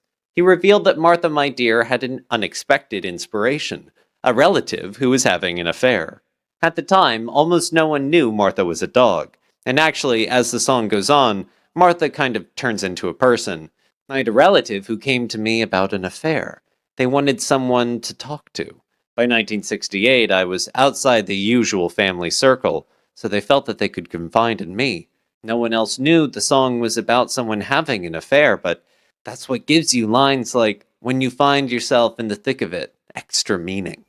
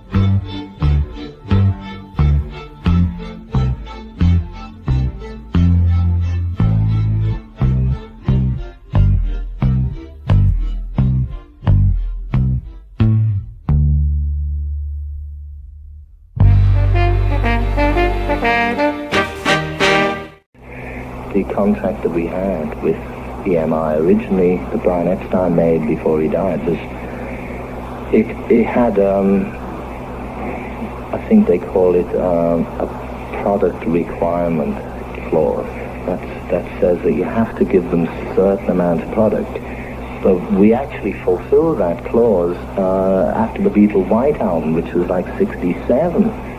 Remember the double White Album? Who could forget it? Well, that album, from then on, we didn't really owe them anything, but obviously we're not going to stay out of the record. What we found out, we thought it was like we had to give them so many tunes, or it was a 7-year contract, I think.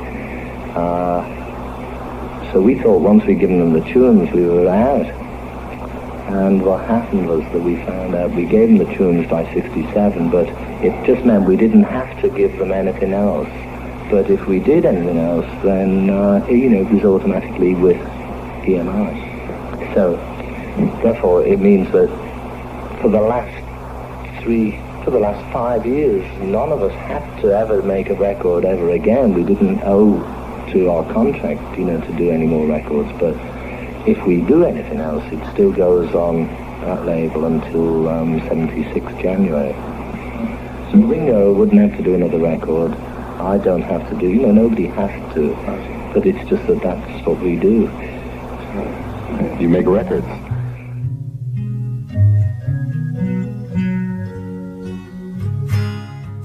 There are plenty of Beatles songs that could be called underrated, but George's Long, Long, Long from the White Album might just be the most overlooked. Although they swore off most of their creature comforts for this spiritually rejuvenating trip, presumably including drugs, the one thing George reportedly did bring to India with him was a copy of Bob Dylan's 1966 album, Blonde on Blonde. The final track on that album, the 11-minute Sad-Eyed Lady of the Lowlands, especially struck a chord with George. In his 1980 book, I Me Mine, George admitted he didn't remember much about writing Long, Long, Long, except for the chords.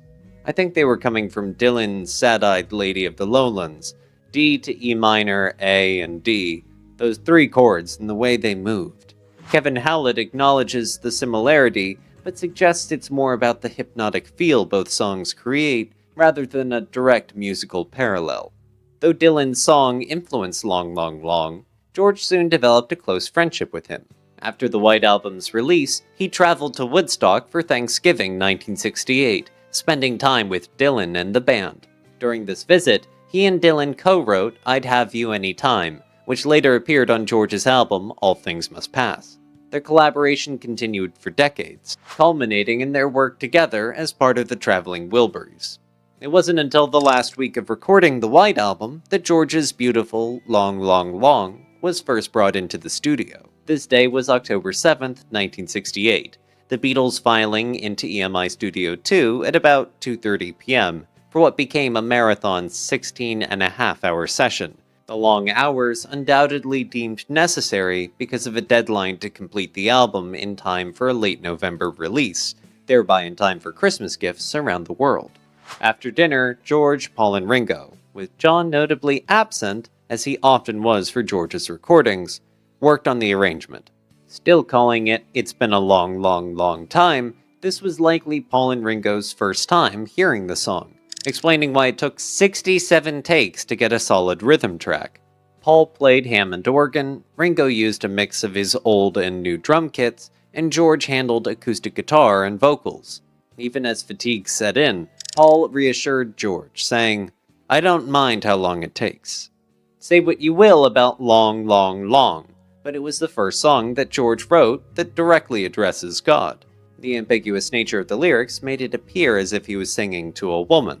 This approach was taken to make the subject matter more palatable for Beatles audiences. After all, the vast majority of Beatles songs, especially in the first half of their career, were lyrically concerning romantic relationships. Beatles fans would have no reason to think otherwise about this song. During his solo career, George had no hesitation in singing directly to God, even using his name. His spirituality mattered more to him than public opinion, so he no longer relied on ambiguous lyrics. How did fans react? Two of his openly spiritual songs, My Sweet Lord and Give Me Love, Give Me Peace on Earth, reached number 1 on US charts. Popularity was never his priority. He told Record Mirror in 1972, I don't really care if no one ever heard of me again. Yet his post-Beatles career earned him worldwide respect, and rightfully so.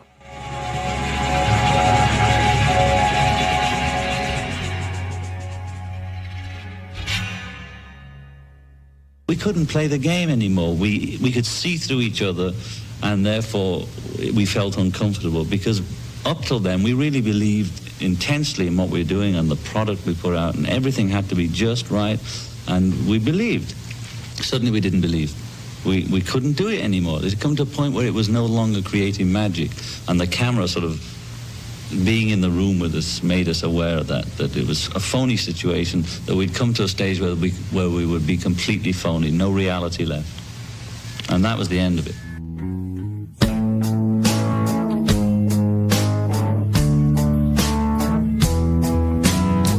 John loved to sleep, living a pretty laid-back life in the suburbs.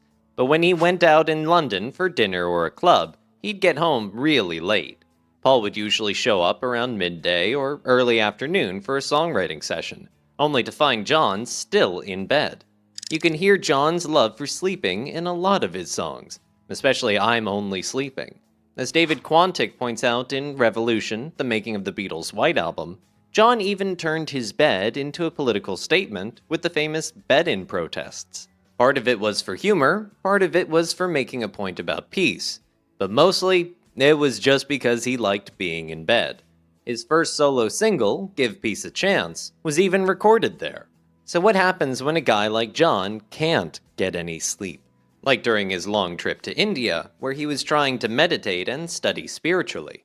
That frustration turned into I'm So Tired, one of his most raw and honest songs. I couldn't sleep, I'm meditating all day, and then I couldn't sleep at night, and we're not supposed to leave the room because we're supposed to be in one room for 5. I managed to stay in a room for 5 days without ever going out. And I was so tired, I couldn't get to sleep, and the story is there. Looking at the lyrics, there's clearly more going on than just being tired. He missed Yoko a lot. His feelings for her show up in the lyrics, where he seems to be speaking directly to her. My mind is set on you. I wonder should I call you, but I know what you would do. I'd give you everything I've got for a little peace of mind. The Sir Walter Raleigh reference is about the man who introduced tobacco to England in the 16th century. John, a heavy smoker, clearly wasn't a fan. The word git, or get in Liverpudlian slang, is a British insult meaning an unpleasant person, and it also conveniently rhymed with cigarette. Some believe that the line, I wonder should I get up and fix myself a drink, followed by no, no, no, refers to the Maharishi's strict no drugs, no alcohol rule at the retreat. The Beatles finally got around to recording John's I'm So Tired during a long session on October 8, 1968.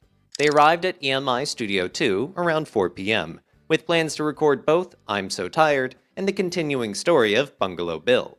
John, eager to get going, can be heard on the session tapes pushing the band forward. Quick, quick, the red light's on. Let's go. Let's make a record.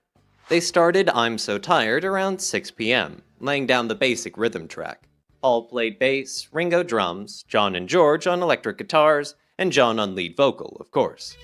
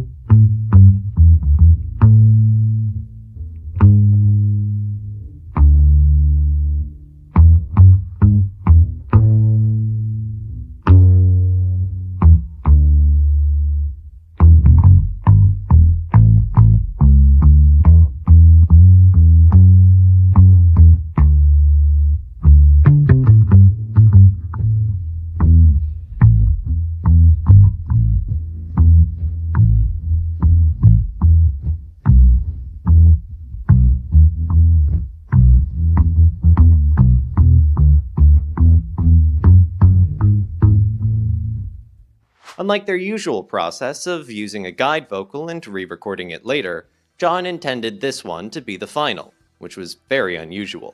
He followed his own note from his lyric sheet, smoky then heavy voice, singing softly like Smokey Robinson in the verses and with more intensity in the choruses. It took 14 takes to get it right. Interestingly, John also recorded mumbled gibberish during the instrumental breaks. The most famous bit, at the end of the song, was later interpreted by conspiracy theorists as a hidden backwards message. It's pretty weird if you ask me. According to Mark Lewisohn's The Beatles recording sessions, John was actually saying, "Monsieur, monsieur, how about another one?" Possibly referring to another take.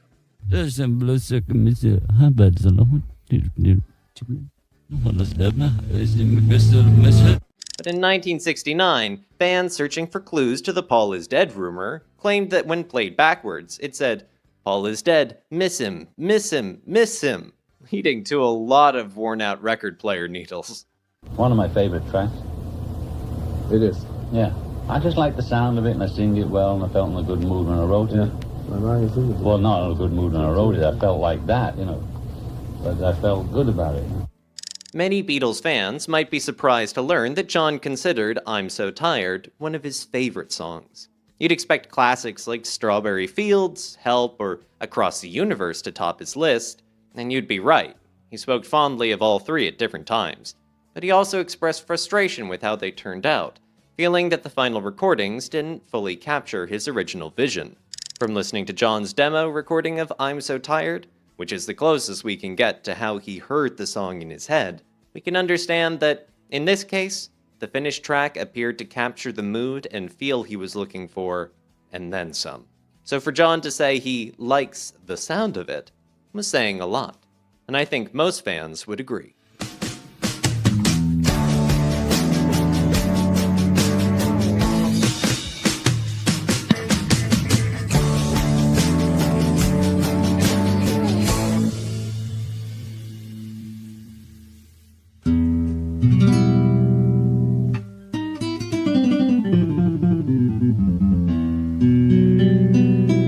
John once said in '71, "I had a sort of professional songwriter's attitude to writing pop songs. I didn't consider them, the lyrics or anything, to have any depth at all. Then I started being me about the songs. I think it was Dylan that helped me realize that." Dylan's influence on John's songwriting became clear in '64, with songs like I'm a Loser, where he started showing real emotions instead of just making pop songs for teenagers. By '68, after what he called his songwriting trough of '67, John had shifted to writing about personal experiences and what was happening around him. A great example is the continuing story of Bungalow Bill, where he used his signature wit to criticize hypocrisy based on something he saw in India that year. Paul totally got John's message in the song, especially since he was becoming a vegetarian and against killing animals. This is another of his great songs. Did you really have to shoot that tiger, is its message. Aren't you a big guy? Aren't you a brave man? I think John put it very well. That was written about a guy who was in Maharishi's meditation camp and took a short break to go away and shoot a few poor tigers and then came back to commune with God. And That's hysterical. There used to be a character called Jungle Jim and Buffalo Bill, and I combined the two. And it's a sort of, teenage social comment song that was a bit of a joke. And Yoko's on that one, actually, I believe, singing along. The guy in question was 27-year-old Richard Rick Cook III, who had come to visit his mother, Nancy Cook de Herrera. She was a longtime Maharishi follower and had even worked as his publicist in the 60s. Actress Mia Farrow, who was also there, described Nancy's arrival at the ashram. A self-important, middle-aged American woman arrived, moving a mountain of luggage into a brand new private bungalow next to Maharishi's. People fled this newcomer, and no one was sorry when she left the ashram after a short time to go tiger hunting. John described Rick in the song as the all-American bullet-headed Saxon mother's son, which Rick later admitted was a fair impression. The other Beatles were always real nice to me, but John was always aloof, he recalled. They epitomized the counterculture, and I was the classic good American boy and college athlete. There wasn't a whole bunch that we got to connect on. At 6 feet tall, wearing all white, and sporting a crew cut, he definitely stood out among the ashram crowd. Nancy, Rick, and others went on a tiger hunt near Rishikesh, riding elephants to track their prey. In a 2018 article, Rick described the experience as thrilling, admitting he shot a tiger. Their guide, Avi Kohli, explained that hunting was a tradition, especially since villagers feared tiger attacks on elephants. During the hunt, they hid in a tree on a wooden platform. When a tiger appeared, Nancy shouted, and Rick shot it through the ear. Proud of his kill, he posed for photos. The next day, Nancy excitedly told the Maharishi about it, while John and Paul overheard.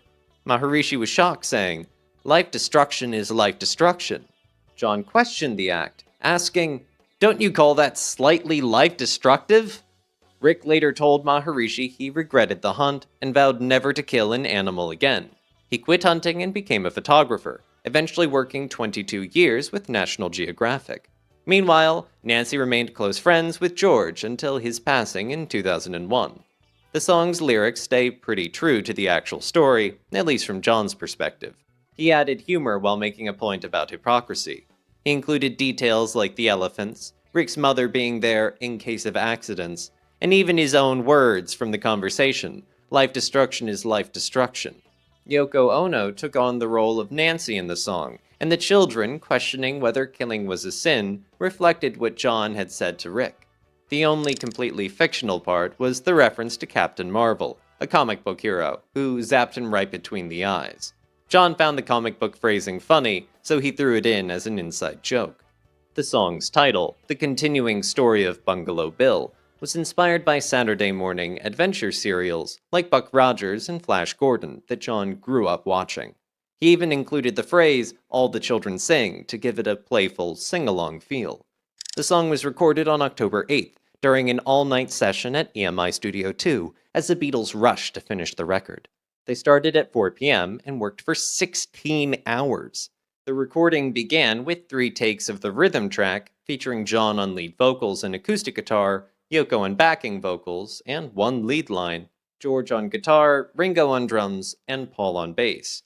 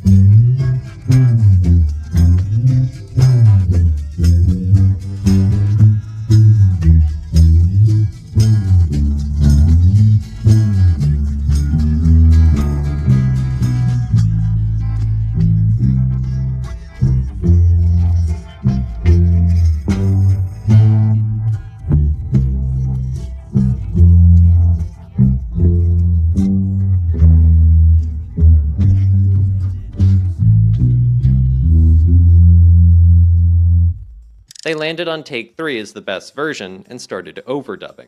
Paul added extra bass, Ringo played tambourine, and producer Chris Thomas played mellotron. The big sing-along chorus included everyone in the studio, even Ringo's wife, Maureen. And that iconic Spanish guitar intro, it wasn't actually played by any of the Beatles. It came from a mellotron, a keyboard instrument that played pre-recorded tape loops of real instruments. John had fun with it, hitting a key that triggered a flamenco-style guitar riff, and decided to add it into the beginning of the song.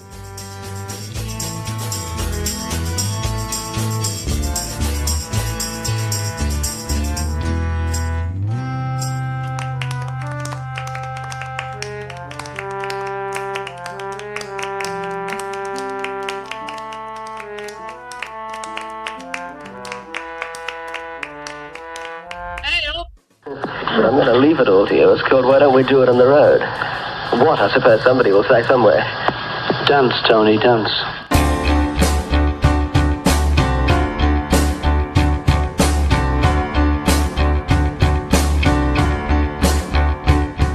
Love it or hate it, Why Don't We Do It in the Road was something pretty bold to release in 1968. And even today, it still surprises casual fans when they first hear it. Paul explained where the idea came from in his book, Many Years From Now. I was up on the flat roof meditating, and I'd seen a troop of monkeys walking around in the jungle. A male just hopped on the back of a female and gave her one, as they say. Within 2 or 3 seconds, he hopped off again, looked around like it wasn't me, and she just wandered off as if nothing happened. A photo of this exact moment appears in Paul's book, The Lyrics. Seeing that made Paul think, bloody hell, that puts it all into a cocked hat. That's how simple sex is. This monkey just hops on, does it, and it moves on. Meanwhile, humans make such a big deal out of it. So that was basically it. Why Don't We Do It in the Road could have been about either f***ing or shitting, to put it bluntly. Why don't we do either in the road? Well, because we're civilized. But the song was just throwing the question out there, you know? It was a primitive statement, really, about sex. or about freedom. And I liked it because it was just so outrageous. When asked about the song around the time the White Album came out, Paul explained why the Beatles had such a wide range of styles. We've always been a rock and roll group, but not just rock and roll. That's why we can do Obla Di Obla Da 1 minute and this the next. Back in Hamburg, we played for all sorts of people. Some fat old businessman would come in and ask for a mambo or a rumba, and we'd have to be versatile. We don't fit into just one box. On one hand, you get I Will, which is pretty smoochy, and then you get Why Don't We Do It in the Road. Same guy wrote both. By October 9th, after 4 months of recording the album, the Beatles had more than enough songs to fill a double LP, but Paul still felt like adding one more track. That night, while the others were busy with mixing and overdubs, he grabbed engineer Ken Townsend and recorded Why Don't We Do It in the Road by himself in EMI Studio One. Townsend later joked that his 1 minute 40 seconds claim to fame was being the engineer on this song. Since Paul was the only one in the studio, he was effectively producing the session himself. Later that day, October 10th, Paul grabbed Ringo and Ken Townsend again to finish the track, while John and George were busy elsewhere.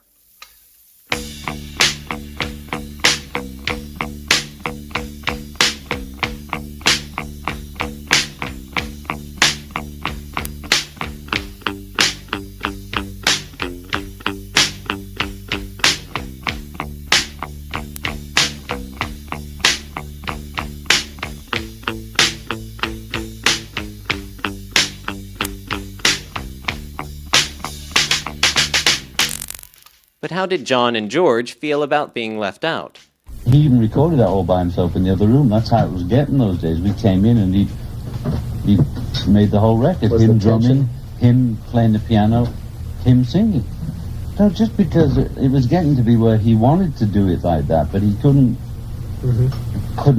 maybe he couldn't make the break from the Beatles. I don't know what it was, but you know, I enjoyed the track, but we all, I'm sure, I can't speak for Jordan, I was always hurt when he'd knock something off without involving us, you know? But that's just the way it was then. Paul, on the other hand, didn't see it as a big deal. He told Hunter Davies in 1981, "John and George were busy, and me and Ringo had free time, so I said, let's go do this. It wasn't a deliberate thing. John did the same with Revolution 9. He went off and made that without me. But nobody ever mentions that. Ringo didn't think it was a problem either. The Ballad of John and Yoko only had Paul on it, but that was fine. Why Don't We Do It in the Road was just Paul and me, and it still went out as a Beatles track. No issue."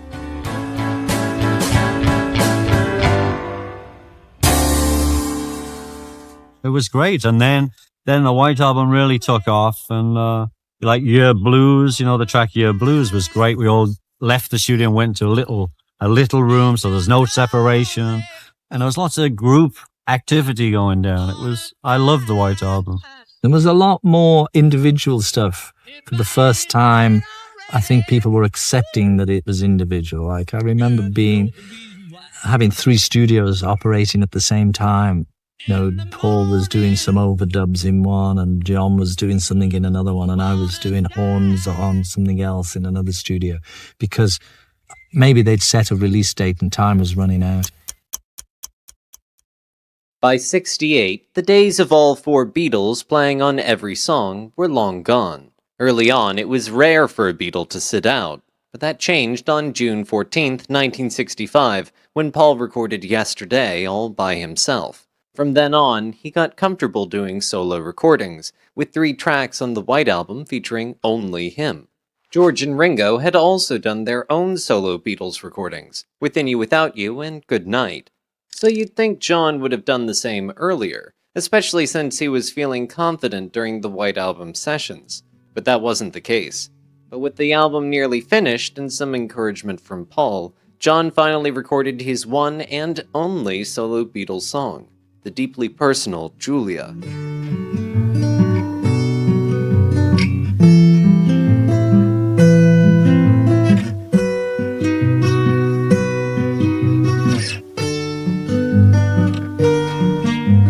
Julia was my mother, John explained. The song was actually a combination of an image of Yoko and my mother blended into one, you see.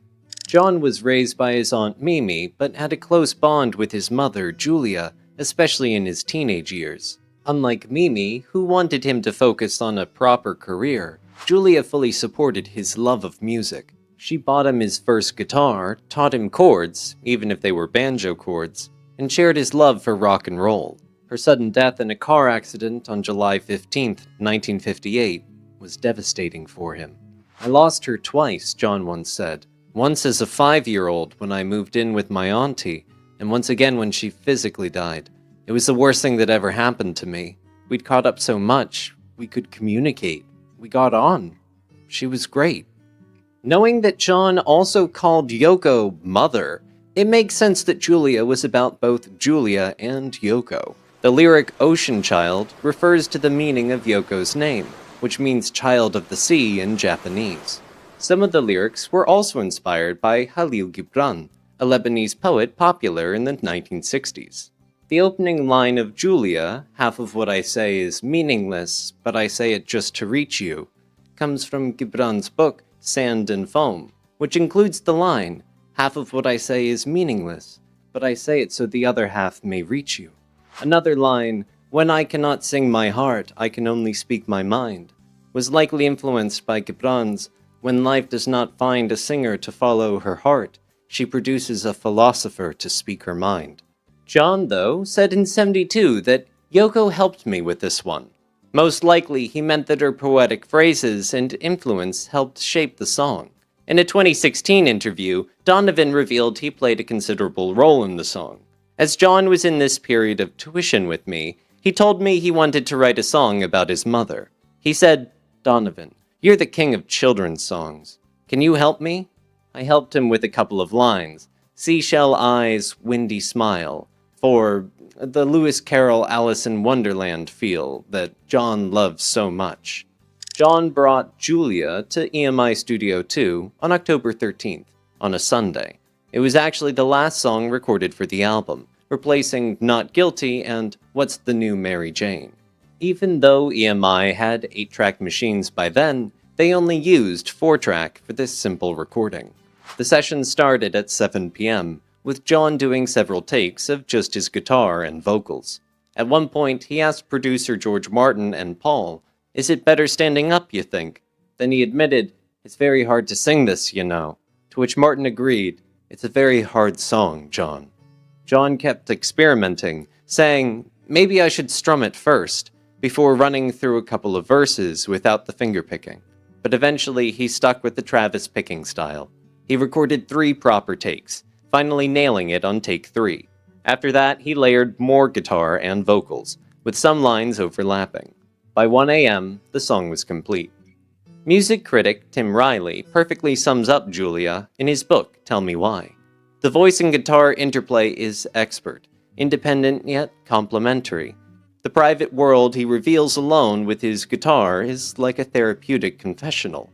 It's interesting that John waited until the very end of the White Album sessions to record the song. Maybe he wasn't sure about including such a personal track? Still, it's a good thing he decided to record it. It's one of the most beautiful and heartfelt songs he ever wrote.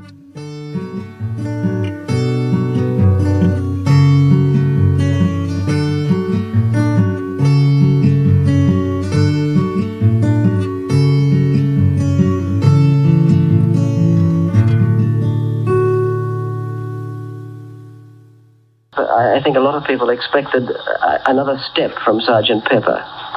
Well, it is another step, but it's not necessarily in the way people expected. On Sgt. Pepper, we had more instrumentation than we never had, more orchestral stuff than we'd ever used before. So it was more of a production. But we didn't really want to go overboard on that this time.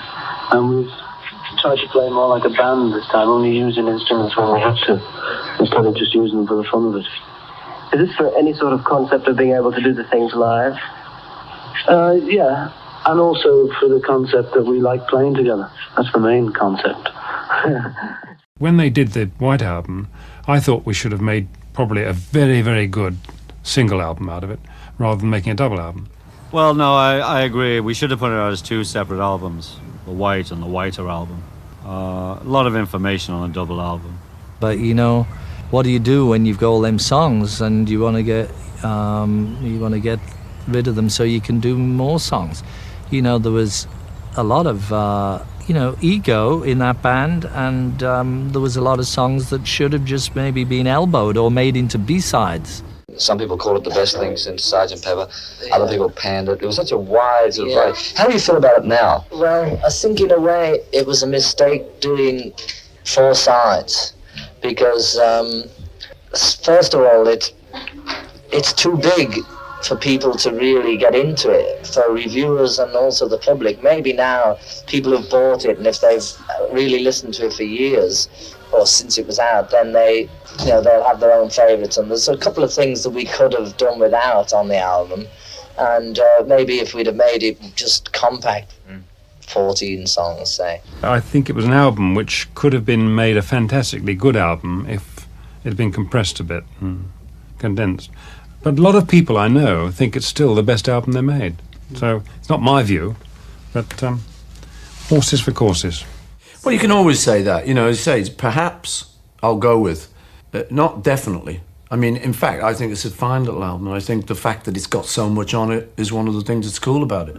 Because they're very varied stuff, you know, Rocky Raccoon, Piggies, Happiness of Warm Guns, that kind of stuff, you know. I think it's a fine album.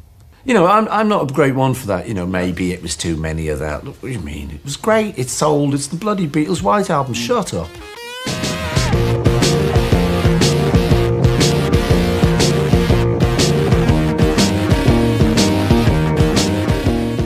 Once the whole album was complete, there was some ambivalence as to whether it would be a 2-disc set or not. John explained it this way in 1969. It's pretty hard trying to fit 3 guys' music into one album. That's why we did a double. Different ideas were thrown around for the cover of this album, the extravagant Sgt. Pepper cover being quite a hard act to follow. One idea was having a transparent cover, which would expose a color photograph when the album was removed.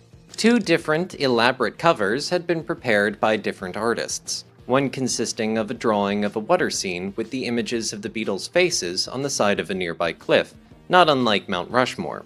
The other proposed cover was an interesting painting by artist John Patrick Byrne, which ended up being used on a Netherlands Beatles album called De Mooiste Songs, as well as on the British compilation album, The Beatles Ballads. Wanting to do something a bit more artsy, Paul approached Robert Fraser for ideas, who suggested he meet with Richard Hamilton, who has been credited as the actual inventor of pop art. Since Sgt. Pepper was so over the top, Richard Hamilton recalls, I explained, I would be inclined to do a very prissy thing, almost like a limited edition. Paul didn't discourage me, so I went on to propose a plain white album. If that were too clean and empty, then maybe we could print a ring of brown stain to look as if a coffee cup had been left on it. But that was thought a bit too flippant. I also suggested that they might number each copy to create the ironic situation of a numbered edition of something like 5 million copies. This was agreed upon, but then I began to feel a bit guilty about putting their double album under the plain wrappers. Even the lettering is casual, almost invisible, a blind stamping. I suggested it could be jazzed up with a large edition print, an insert that would be even more glamorous than a normal sleeve. Another idea proposed by Richard Hamilton, because of the debut of Apple Records, was to bounce an apple on a bit of paper and get a smudge, a very light green smear with a little bit of pulp. That idea, according to Paul, went by the wayside. As for the name of the album, the working title had been A Doll's House, named after the popular play by Henrik Ibsen. But this had to be dropped because the progressive rock band Family had released an album called Music in a Doll's House earlier in the year. Paul remembers, Richard asked, has there been an album called The Beatles? So I referred back to EMI and they said, no. There's been Meet the Beatles, introducing the Beatles in America, but there's never been an album called The Beatles. So he said, let's call it that, which is the official title of the White Album. As for the insert for the album, Paul relates, Richard said, have you got any old photos of the Beatles? They must all have family photos from when they were young, or any nice photos. Give me a lot of source material. So I acted as the middleman. I went to the guys and said, childhood photos, what have you got? Look in your cupboards. New photos if you want, whatever you'd like. And they brought in stuff from the bottom drawer that their mums had kept, along with their old rent books and all the old baby pictures. I told him, my wife's a photographer. She's got pretty cool stuff. Would you like to look at that? He said, yes. So I took that out to him as well. A montage of these pictures was assembled for the insert, the lyrics to all of the songs printed on the opposite side. Also included in the set were glossy John Kelly color pictures of each member of the group.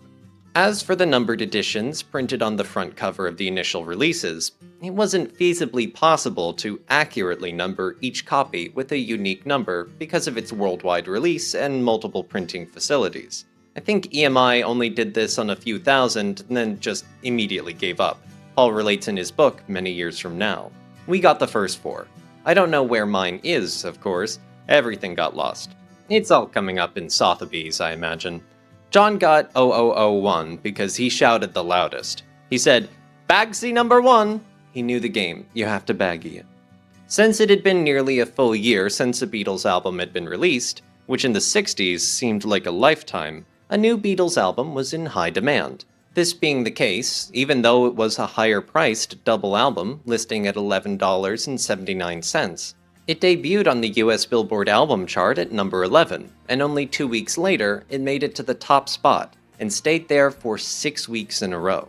All in all, it spent 9 weeks at number 1 and a total of 155 weeks on the Billboard album chart. The album sold 9.5 million copies in the US, and is the most certified Beatles album, at 19 times platinum. John retrospectively went on record to describe the White Album as a disjointed affair. That was just saying, this is my song, we'll do it this way. That's your song, you do it that way. Every track is an individual track. There isn't any Beatle music on it. It was John and the band, Paul and the band, George and the band. Still, the White Album is chaotic in the best way possible. It's all over the place, but that's what makes it great. Fans don't love it because every track is flawless. They love it because even the weird ones belong.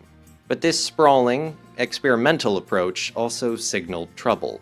After the unity of Pepper and the loss of their manager Brian Epstein, cracks were showing. If the album feels like a collection of solo efforts, it also reveals a lot about where each Beatle was at the time.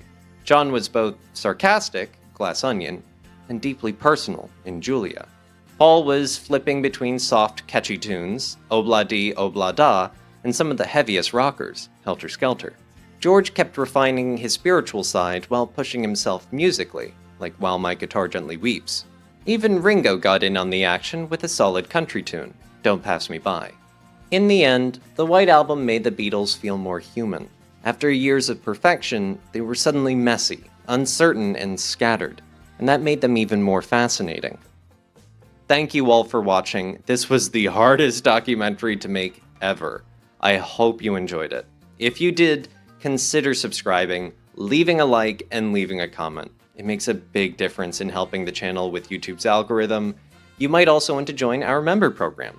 For only $1.99 a month, you get access to exclusive perks, like members-only videos, deluxe editions of our documentaries, early access to videos, member polls, and more.